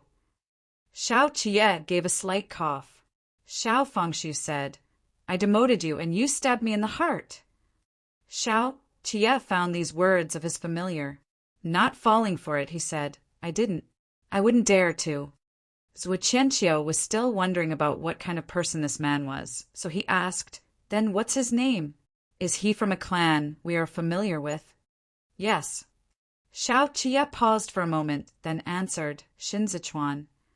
Several days later, Kong Ling and Yu Xiaozai arrived at Luosha Pass. Sizhou wanted to discuss long-term cooperation with Luosha Pass, and both parties had more or less reached an agreement through their written correspondences. This time they wanted direct passage through it so that they could arrive at Huaizhou before the end of the 8th month. The 8th month had only just started when the original commander of Fanzhou's garrison troops revolted with the intent to proclaim himself king. He even deployed troops to seize Dengzhou first, wanting to use this opportunity to threaten Sizhou. In addition, he also sent a document to demand Sizhou transfer the grains they sold to Chazhou to them, calling it a loan of grain. Shen Zichuan, of course, ignored him and got Zhou Gui to draft up an official denunciation-cum-declaration of war and dispatched it to Chazhou with the intent to join forces and eradicate the bandits. With the exception of his own self, he slapped the label of bandits on all the armed groups in Zhongbua. This King Yi of Fanzhou naturally did not accept this, and both parties hurled verbal abuse at each other from afar. The advisors under their command traded letters, to send greetings to the other party's ancestors. At the same time, they also spared no effort to make the other party out as rebels, while describing themselves as being compelled to revolt for the sake of the people. Shen Zichuan did not remain idle either. Time was precious at present. In between the exchange of abuses on both sides, he had the Cizhou's prefectural yamen start repairing the bridle paths and relay stations leading to the various prefectures. This was no small project and could only be completed at the end of the year. Meanwhile, Cizhou's garrison troops continued to push ahead with their training. Cizhou was now expanding at full steam. Apart from what is needed for Huaizhou, the profits from the sales of grain this time are enough for the repairs of the bridle paths. But the grains distributed by the yamen will no doubt be reduced as well. I don't have the heart to turn away the increasing number of refugees as winter comes around. Zhou Gui presented a book to Shen Zichuan, and with the weather getting colder, we are seeing a gradual uptick in refugees from Dancheng. Speaking of the refugees from Dancheng, holding the book in hand, Shen Zichuan turned to look at Yao Wenyu. Yuanzhua comes from Dancheng and knows more about the current situation there better than we do. Why is the number of refugees increasing so much all of a sudden? On hearing him, Yao Wenyu, who had a coat draped over him, answered with a serious countenance. After the previous emperor's death, Han Cheng wanted to convince the Empress Dowager to create more official positions for the descendants of the noble clans and use the state treasury to support these descendants on behalf of the noble clans. The list comprised over 10,000 people, but the Empress Dowager didn't consent. To preserve their strength, the noble clans with Han Cheng at the head became even more aggressive in seizing the commoners' crop fields.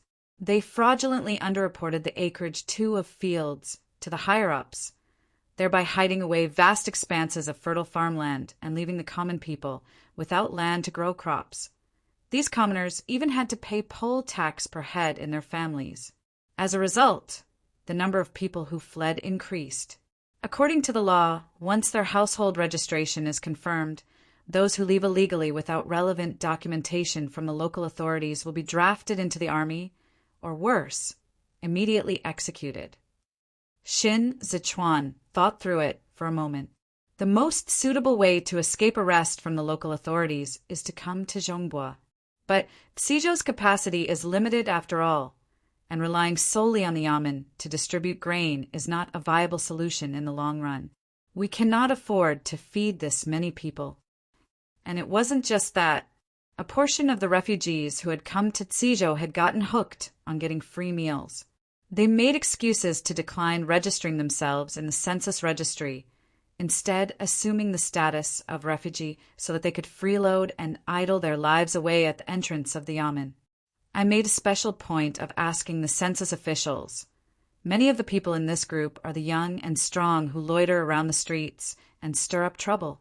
Public order was good before the 7th month, but after the 8th month, theft became a common occurrence. When the yamen constables arrest and send them to prison, they become unreasonable and make a scene.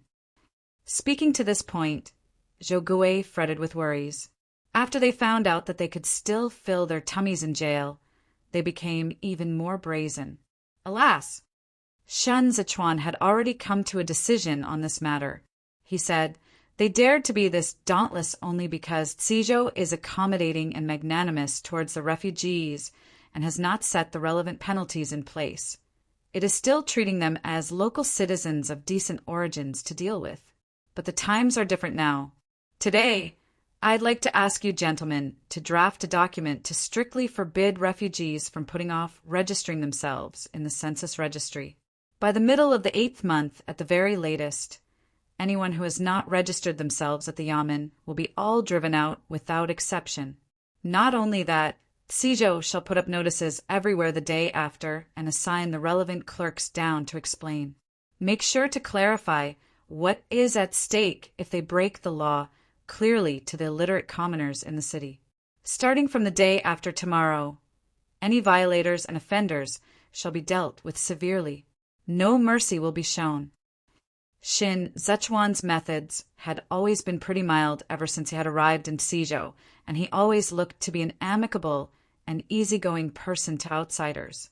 He never flaunted his talents openly, even when it came to Chazhou's matters, but this time, with a change from his former style, he could be said to be swift and decisive.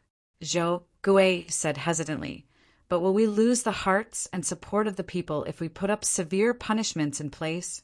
After all, it was only a few months ago that Suzhou started taking in the refugees with open arms." These are two separate matters. Yao Wenyu timed his words perfectly. Suzhou accommodates the refugees out of compassion. But if it were to lose its trust with the people because of this, then it'd be putting the cart before the horse. As the saying goes, to deal with external foes, we have to first resolve internal conflicts. Suzhou must first eradicate its internal threats as soon as possible. Otherwise, it will prove to be a burden in the future. Fanzhou already has a king, now. Xin Sichuan set down the book. This king, he wants to establish a small Zhongbua imperial court at the southeastern side of Suzhou, and he has assembled the military forces from the two prefectures of Fanzhou and Dengzhou and poised them for combat against Suzhou in an attempt to get us to be his granary. The situation will be even more chaotic after spring next year. We cannot yield and make any more concessions because of the words benevolence and righteousness. Besides, this is also a good thing. Yao Wenyu said to Zhou Gui, repairing the bridle paths and relay stations need manpower, and the refugees just so happen to fill in the vacancies in Suzhou. With the yamen distributing grains to them based on the quantity of work, they have somewhere to use their strengths, and they also get to fill their tummies, so naturally they won't go around stirring up trouble. Zhou Gui nodded as well on hearing this. Once the household registration is settled, the yamen will have an exact number of people in Suzhou. If we start with the surveillance of fields at the end of the 8th month, we will be able to finish the divisions of fields before the start of spring next year. As long as we don't encounter a natural disaster next year, Suzhou's granary will be able to maintain its abundance. This is the first year. Shen Sichuan was in a pretty good mood. Chazhou will also be put on the agenda next year. Other than that, we should also prepare to open up a new bridle path on the Luoxia Pass and Huaizhou's route to the northwest. Taken aback, Zhou Gui asked, "Are we not borrowing the bridle path from Libei?" "That's right, but in the long run, we still have to remunerate Luoxia Pass accordingly." Shen Sichuan said, "Luoxia Pass is right above Quancheng. They are allies we need to befriend. Once it begins thriving along the trade route, the present routes will be insufficient for us. Not to mention that Beiyuan Hunting Grounds is going to become the Imperial Army's camp. It's essential to open up new bridle paths. Then there's also the issue of army provisions for the various areas in early spring next year." The weather was bad and Yao Wenyu's legs were hurting, but he looked no different from how he usually was. Firstly, Qidong is the biggest threat to the south of Zhongbua. They had not managed to deploy troops to Zhongbua in time as they were affected by the late emperor's assassination and Liu Guangbai's desertion. But now that the marriage alliance between the Hua and Qi is already a done deal, chances are high that they might send troops up north to crush us if army provisions in early spring next year are sufficient. Secondly, now that Li Bei has broken free of Kudu's control, the Northeast Provisions bridle path has been stripped of the rights to directly access the Jueshi's granaries. Li Bei shares a common lot with us, and Li Bei is the one to shoulder the responsibility of fighting back the Bayancha cavalry in the north, so the issue of army provisions has to be resolved before spring falls. The advisors were all discussing affairs in a partitioned-off area in the study, separated by a screen in the middle. As they were indoors all year round, many of them smoked pipes, and as time passed, smoke began to permeate the study, making it stuffy. Xin Sichuan called out to Qiao Tianya, "Help you and Zhua out to take a breath of fresh air." Yao, when you bent over slightly in a bow to Xin Sichuan from the wheelchair he was seated in, and let Qiao Tianya push him out. Shen Zichuan instructed Zhou Gui to open the windows and have the advisors in the partitioned area take a break too. The air in the room was too heavy and smoky, so Shen Zichuan headed out as well to take a breather in the chilly wind. It was the rainy season in Cizhou of late. Sunny days were few and far between, and the weather was extremely cold. Worried that Shen Zichuan would fall ill again, Ji Gang was particularly cautious and watched him every day as he put on extra clothes and had Fei Xing follow him around whenever he headed out. The moment Fei Xing saw Shen Zichuan step out, he walked over to hand him the cloak. Shen Zichuan draped it over himself and walked along the covered walkway for a moment. The flowers of the Chinese scholar trees in this courtyard had long withered, and the leaves on the branches had all fallen off, leaving bare trees set against the backdrop of gloomy skies. It was quite the picture of bleakness and desolation. Thinking of a way to amuse him, Fei Xing said, "Master, there's also a copper crock in this Zhou's residence that's exactly a carbon copy of the one in our residence. There are a few brocade carps in it that got swatted around by that gluttonous cat of Mr." Shen Zichuan looked over and said, "The one in our residence is a housewarming gift from Madame Zhou." Shen Zichuan was a little chilly standing there, but he felt a lot more clear-headed. Noting that it was about time, he headed back under the eaves of the study. Qiao Tianya and Yao, when you had not yet returned, so he waited for a while longer. At that moment, Zhou Gui came over in a rush, gesturing for Shen Zichuan to head in. By then it was almost the hour of you, and after 3 more quarters 3 of discussion, it was time for dismissal. The advisors still had to work through the night to draft the new documents, and Shen Zichuan had to head to the study to review the details and discuss the finer aspects with everyone when he woke up the next morning at the hour of Mao. It was a race against time to get the notice up before midday the day after tomorrow. Once winter comes around, the mutual market of Libei will also start bustling with activities. Shen Zichuan stood by the door as he conversed with Zhou Gui. "Negotiate with the Yan clan if you can. If not, forget it. When the time comes, we can take a detour to Jueshi from Huaizhou.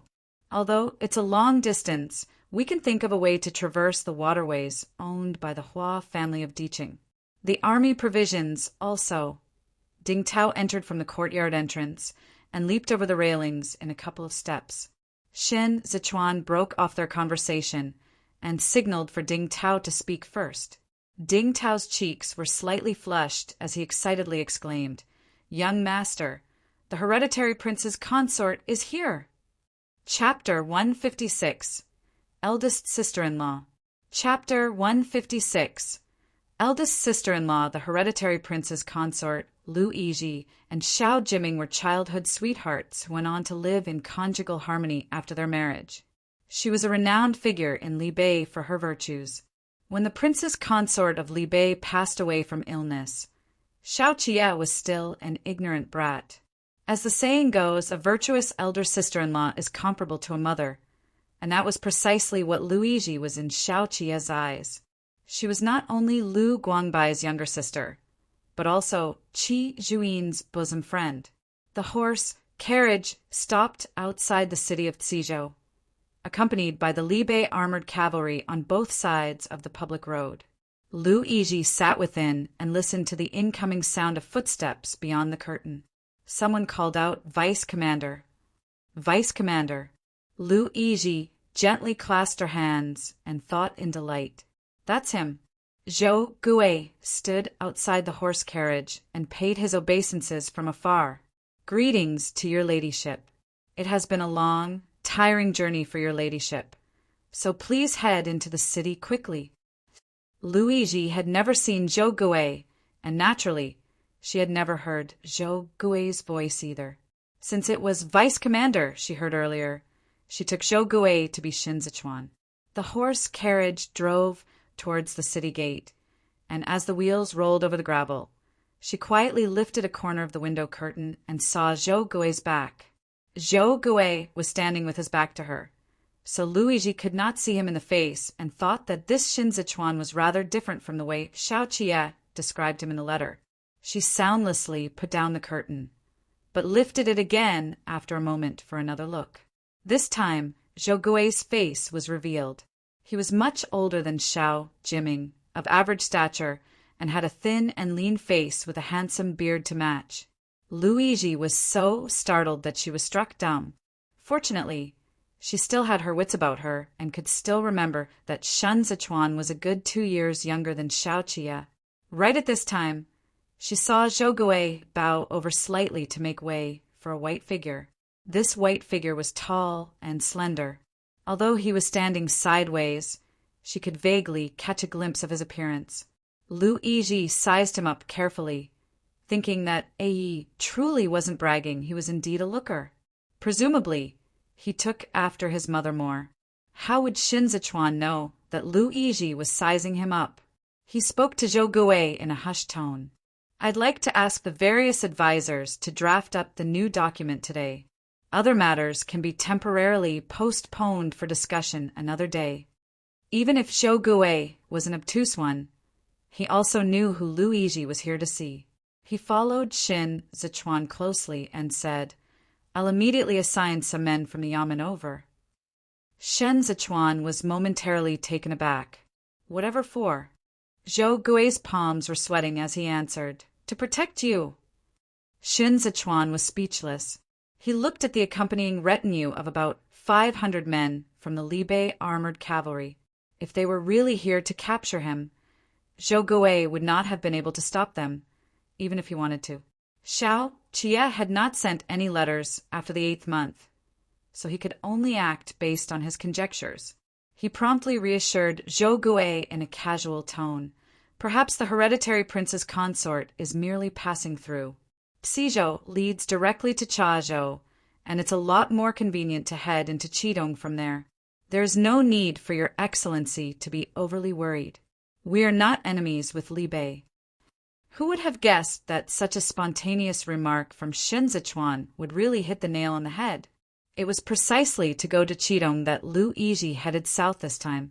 Due to Lu Guangbai's desertion, Lu Pingyan had been implicated, and the imperial court had ordered him to be taken into custody for a trial. However, Qi Juyin simply outright detained Yingxi, the army inspecting eunuch of the Bianjuan commandery, and demanded an explanation from the Ministry of War on the grounds of Yingxi's repeated interference in military affairs of Bianjuan and involvement in the issue of Bianjuan's army provisions. At the same time, she took Lu Pingyan into her own camp to look after him. Qi Juyin had sent a letter to Li Bei back in the 6th month, asking Xiao Jiming to fetch Lu Pingyan away as soon as possible. This was a major case, and the crux lay in whether or not Lu Guangbai would throw in his lot with the 12 tribes of Bayancha. Dazhou currently could not receive any news regarding the Bianjuan commandery garrison troops, and by just looking at Lu Guangbai's act of penetrating deep into the desert, there was a high possibility of him defecting to the 12 tribes of Bayancha. The court minister's request to put Lu Pingyan on trial was meant to hold him hostage in Kuru, so that they would have the leverage to negotiate with Lu Guangbai in the future. The document relayed by the Ministry of War met with obstruction in Qidong, with Qi Juyin turning a blind eye to it. At this juncture, the imperial bodyguards ought to have been the ones with the responsibility of carrying out the arrest on orders of the imperial edict. But the capture did not happen. When the Zhongguo troops were defeated 6 years ago, it was on imperial edict orders that the imperial bodyguards led by Ji lay detained Shen Zichuan for questioning. It required not only an arrest warrant, but also the official writ of arrest decreed by the Ministry of Justice at the behest of the emperor, as well as the emperor's orders in ink. After Li Jianhing's death, the Empress Dowager took over the mandate of heaven in his place. There was originally a plan for the Empress Dowager and Grand Secretariat to jointly issue the paperwork in place of approval, personally, penned by the emperor himself. However, Qi Juyin did not accept this. She only acknowledged imperial orders personally issued by the emperor himself, and as long as the imperial bodyguards who went down to Qidong did not come bearing the imperial edict drafted from the hand of the emperor, she would not release Lu Pingyan. Han Cheng, in personally leading the ceremonial guards of honor for the marriage between the Hua and Qi clans, was also meant to negotiate with Qi Juyin. The remuneration offered by the Empress Dowager was rather generous, but no agreement was reached. As Kudu was now reliant on Qi Juin's military forces, they did not dare force Qi Juin to hand the man over. Xiao Jiming had previously sent people over to inquire about the situation on the pretext of sending congratulatory gifts, to which Qi Juin had verbally given him an unequivocal answer.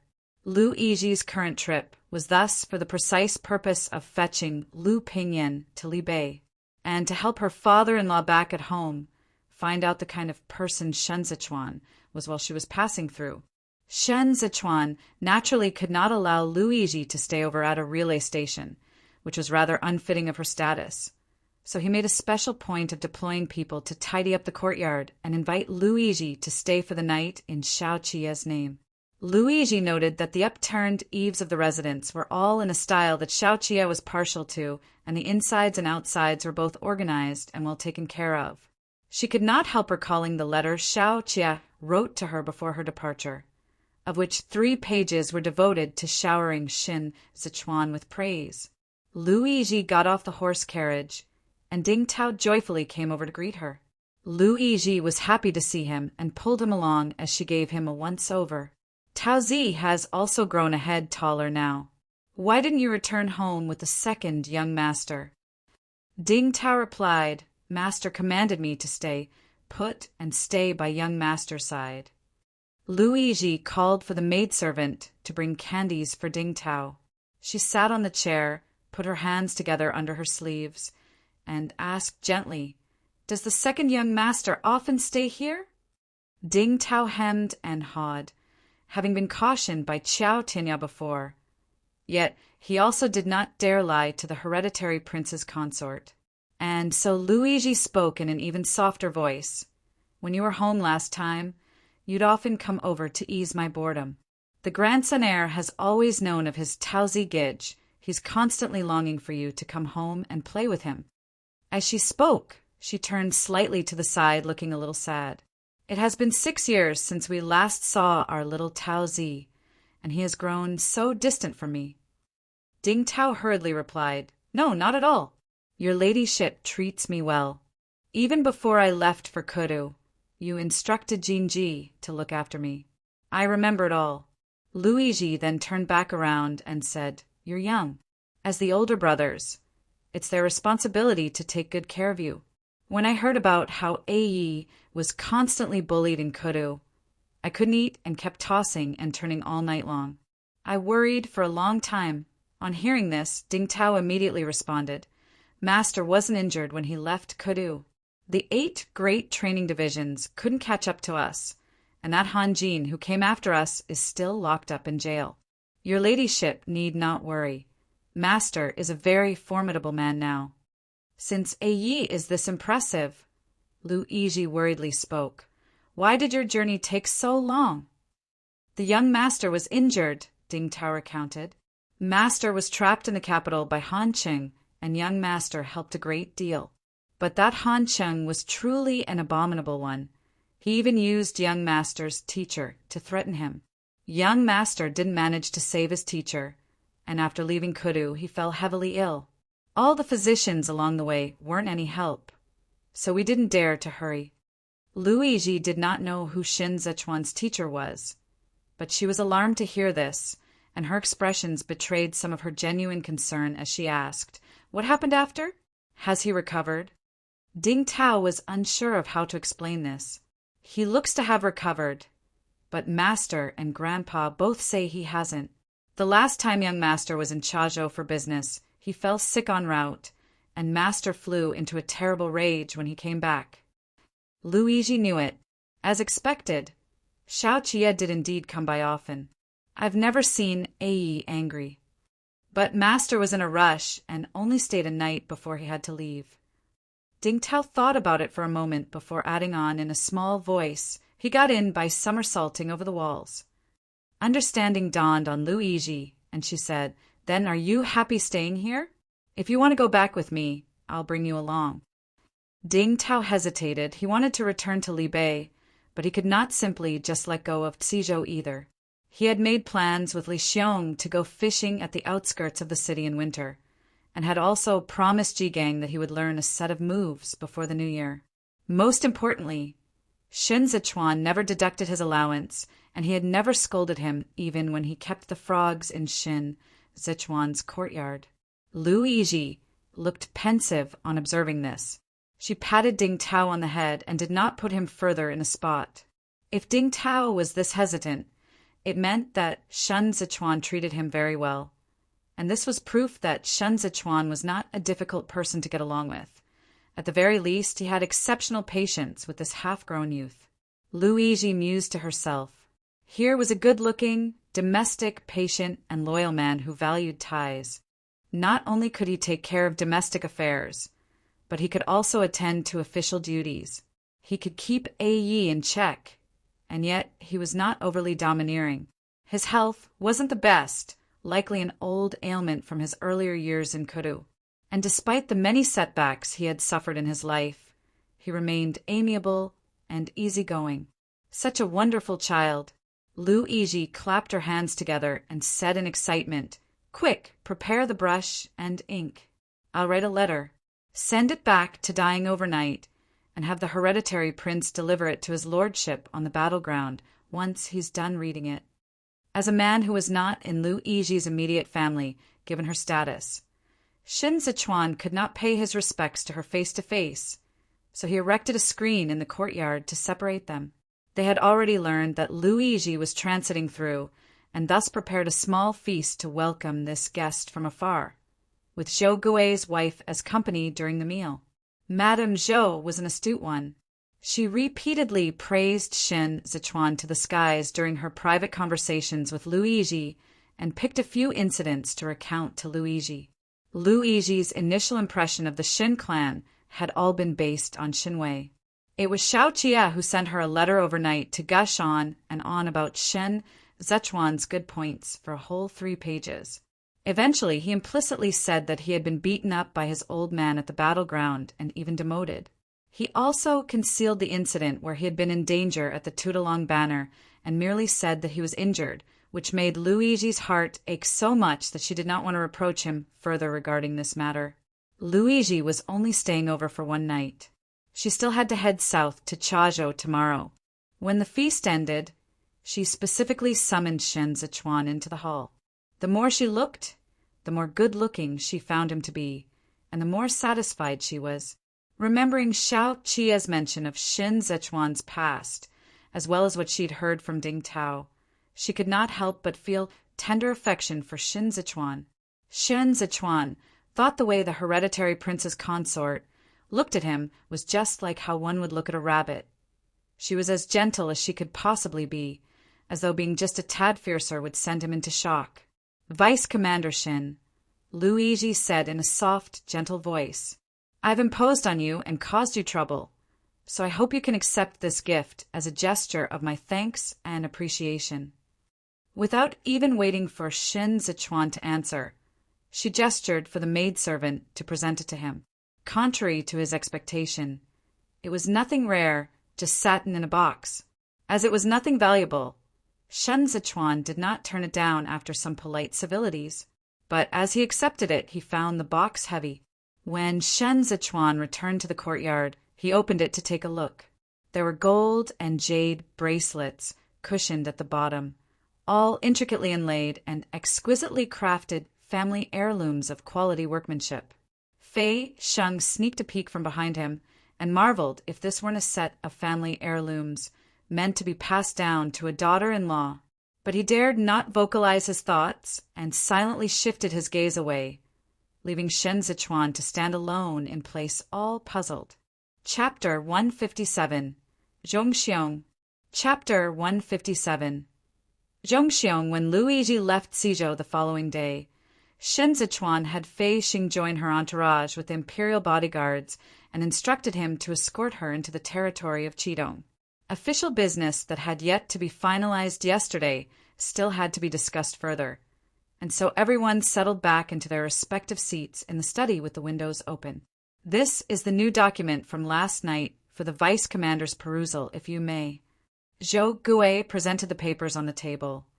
We initially separated the registered citizens from the undocumented refugees and increased the severity of punishments. But during the discussion with Yuanjua this morning, he proposed we continue keeping both groups together and not govern them separately. Post the notice up, and the issue of household registrations will be easily resolved. Yao, when you let out a couple of coughs. It'll be unsuitable if we take the extra move of segregating them.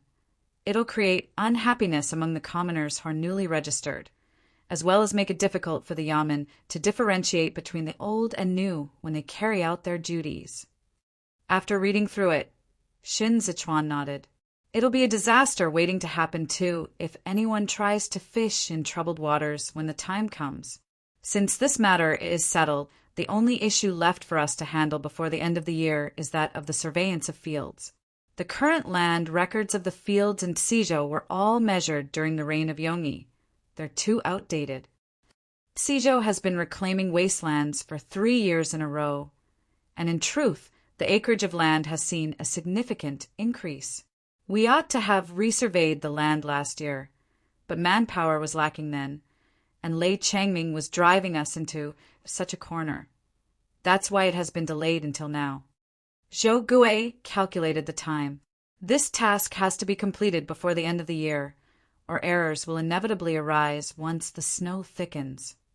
Tsijo now had plenty of yamen runners and constables, but capable government clerks and other lesser functionaries were few and far between. The advisors were mostly in charge of deliberating over official matters and were not responsible for the transcription of official documents, let alone sending them down to survey the lands.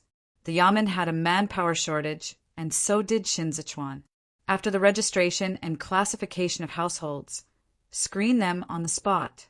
As long as they are literate, record them down on file first for future use, regardless of whether they are locals from Tsijo or non-natives from Dancheng. When Shen Zichuan spoke to this point, he looked around the advisors. If someone has committed a crime in the past, we won't be able to find out if he doesn't declare it to us. So we have to be prudent during the screening and vetting process. Some may well see it as a business too, and it's inevitable that there will be people who attempt to curry favor with those in authority for personal gain.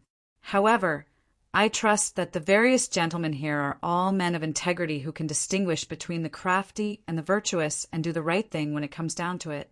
Given how frankly he had said it, who would still not understand. The seated advisors who were initially smoking their pipes all rose to their feet noisily. A few of them looked embarrassed, no longer daring to jest around again. The advisors were all Zhou Gui's honored guests with free access to the governmental office. Most of them were addressed as Mr., with their daily needs provided by Zhou Gui. There were only 2 ways that they could earn some spare cash. The first was to provide literary services, and the second was to attend the banquets of the local squires and elders, where they would be able to obtain monetary rewards from the household's masters. But now that they were in charge of recording the registrations and screening the lesser functionaries, there was no doubt some among the current flood of refugees into Tsijo would be thinking of pulling strings and sneaking them bribes on the sly. Gao Zhongxiong was one of the unlucky ones. After Han Jin was taken as prisoner, Gao Zhongxiong did not dare to return to Kuru for fear that Han Cheng would pursue the matter. So he relied on his connection to his maternal uncle in Dancheng and remained in Dancheng as Pan Yi's advisor. At first, Pan Yi had the intent to entrust him with heavy responsibility, but many of the plans and strategies he put forth were impractical theories that only looked good on paper, and so Pan Yi gradually gave him the cold shoulder. Bullied and humiliated by the servants in the Pan's residence, he had no choice but to return to his uncle's house. But when it rains, it pours, and his uncle fell to his death one night while in a drunken stupor. Gao Zhongxiong was a scholar who was too physically weak to carry out practical work, and his auntie, disdaining him for being useless, found an excuse to send him back to Yuzhou. Gao Zhongxiong felt ashamed to return home to face his elders and fellow townsfolk. So he thought of selling calligraphy and paintings to rent a few acres of low-yield land and do an imitation of a carefree immortal leading a simple and virtuous life far from the struggle for power and wealth. But who knew? He had not even worked in the field a couple of times after saving enough money to buy it when the field was forcibly seized by the local despot from the Fei clan. Gao Zhongxiong went to the yamen to lodge a complaint, and on that very same night he was stopped by some men in the alley and beaten up. Even his house was robbed. Without a penny to his name, he was driven to the streets and reduced to beggary. He wanted to return to Yuzhou, but he had no traveling expenses. Left without an alternative, he fled Danqing with the other refugees and came to Cizhou, hoping to try his luck. "Old man Su!" Gao Zhongxiong stood reservedly outside the door and hurriedly called out when he saw the man coming out. "Any news about the matter from the yamen?" To think he used to be an outstanding personage back in Kudu, but now he had to humble himself when speaking to others. He wanted to ingratiate himself with the other man, but he was unwilling to overdo it due to his pride. However, standing fixed in place made him look rather out of place. The yamen runner with the surname Su brandished his yamen paddle too, and shooed Gao Zhongxiong to a side. It was only when he turned back and could no longer see the interior of the yamen that he reproached Gao Zhongxiong in a hushed tone. "What are you doing here?" Gao Zhongxiong felt so humiliated from the admonishment that he could not lift his head. He clenched his sleeves and forced a smile when he managed to raise his head again. "I passed by the wine store ahead earlier, and I brought some over for you to quench your thirst. Here, have some." He presented the wine with both hands, continuing only when he saw the other man's expression soften some. "I've been in Cizhou for a few days. About that matter I spoke to you about the last time. That matter? That matter?"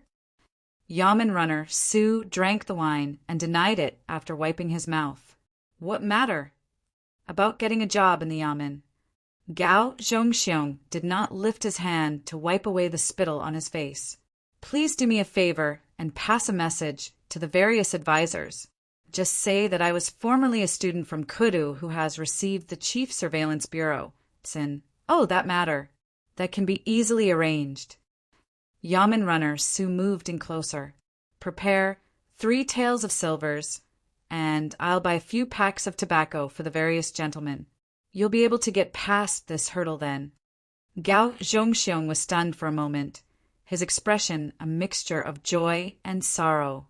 "I've already given it all to you. I have no more money." Yamen runner Su instantly turned hostile. The old man said, "How can you do anything without money? You think the gentlemen live on vegetables? They'll only acknowledge cold hard cash. If I hadn't taken pity on you and was willing to help you out, how could these silvers have been enough? No way it would have been enough." Gao Zhongxiong hastily tugged on yamen runner Su's arm. "I've already given you a total of 7 taels of silver in all. You must have some news. You want to get in through the use of connections, but you can't bear to part with your money." Yamen runner Su threw the wine gourd into Gao Zhongxiong's arms and stretched his neck out to spat at him, his words contemptuous. "Even when you pee or shit, you still have to undo your belt." All of Gao Zhongxiong's money had been cheated out of him by yamen runner Su, and since he had been hanging out with a group of refugees all day, he was as filthy as a beggar. As he looked at yamen runner Su's mug now, he recalled the humiliation he experienced in Danqing. In a fit of anger, he charged towards yamen runner Su without a care, threw him one tight slap, and yelled, "Since you didn't do what I asked, give me back my money." Yamen runner Su could not have imagined that Gao Zhongxiong would dare to hit him. He pointed at the tip of Gao Zhongxiong's nose. You, a despicable cheapskate like you dares to hit me." As they exchanged blows, yamen runner Su swung his yamen paddle at Gao Zhongxiong's waist, kicked him over to the ground, and whacked away at him viciously. Gao Zhongxiong, a mere scholar who had been starving for days, felt a stab of intense pain on his waist as one of the blows landed on an undetermined bone in his body. He rolled on the floor, covering his head as he attempted to dodge the blows, crying so hard he was out of breath. Even so, he still shouted, "Are you human? You cheated me out of my money. Are you still human?" With more people crowding over, Yamen runner Su did not dare stir up a big commotion, lest the yamen came to investigate. He tossed aside his yamen paddle and straddled on top of Gao Zhongxiong, then gripped his face by the jaw and shoved a towel used for wiping sweat into his mouth to gag him. Gao Zhongxiong was howling as he struggled, so yamen runner Su slapped him ruthlessly multiple times until Gao Zhongxiong's ears were ringing and his vision blurred. Even the corners of his mouth were bleeding. "I'm on official business here," yamen runner Su shouted to the crowd around him. "This son of a bitch is a thief from Danqing. I caught him the last time. To think he still dares come and seek revenge today." A sound escaped from Gao Zhongxiong's throat as yamen runner Su dragged him by the collar towards the yamen's entrance. The side of his cheek scraped against the ground, bloodied by the gravel. He reached his hand out towards those before him in a plea for help. Yamen runner Su kicked Gao Zhongxiong a few more times on the chest and abdomen. As yamen runners, they were the most adept at running around detaining and summoning people for questioning. Teaching a frail scholar like Gao Zhongxiong a lesson was simply a piece of cake.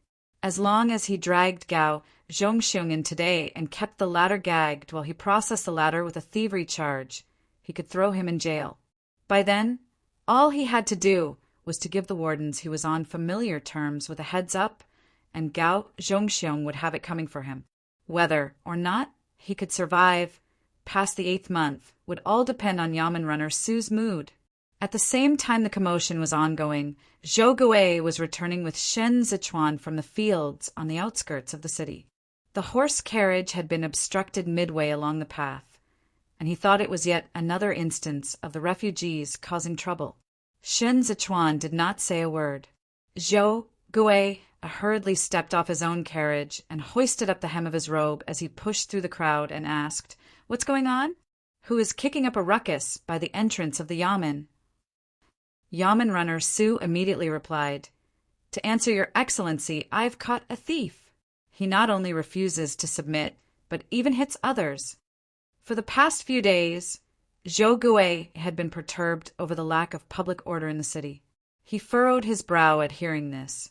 "Even so, that's no way to handle the situation. What do you mean by beating up others in the streets? That's not right." He took a glance at Gao Zhongxiong.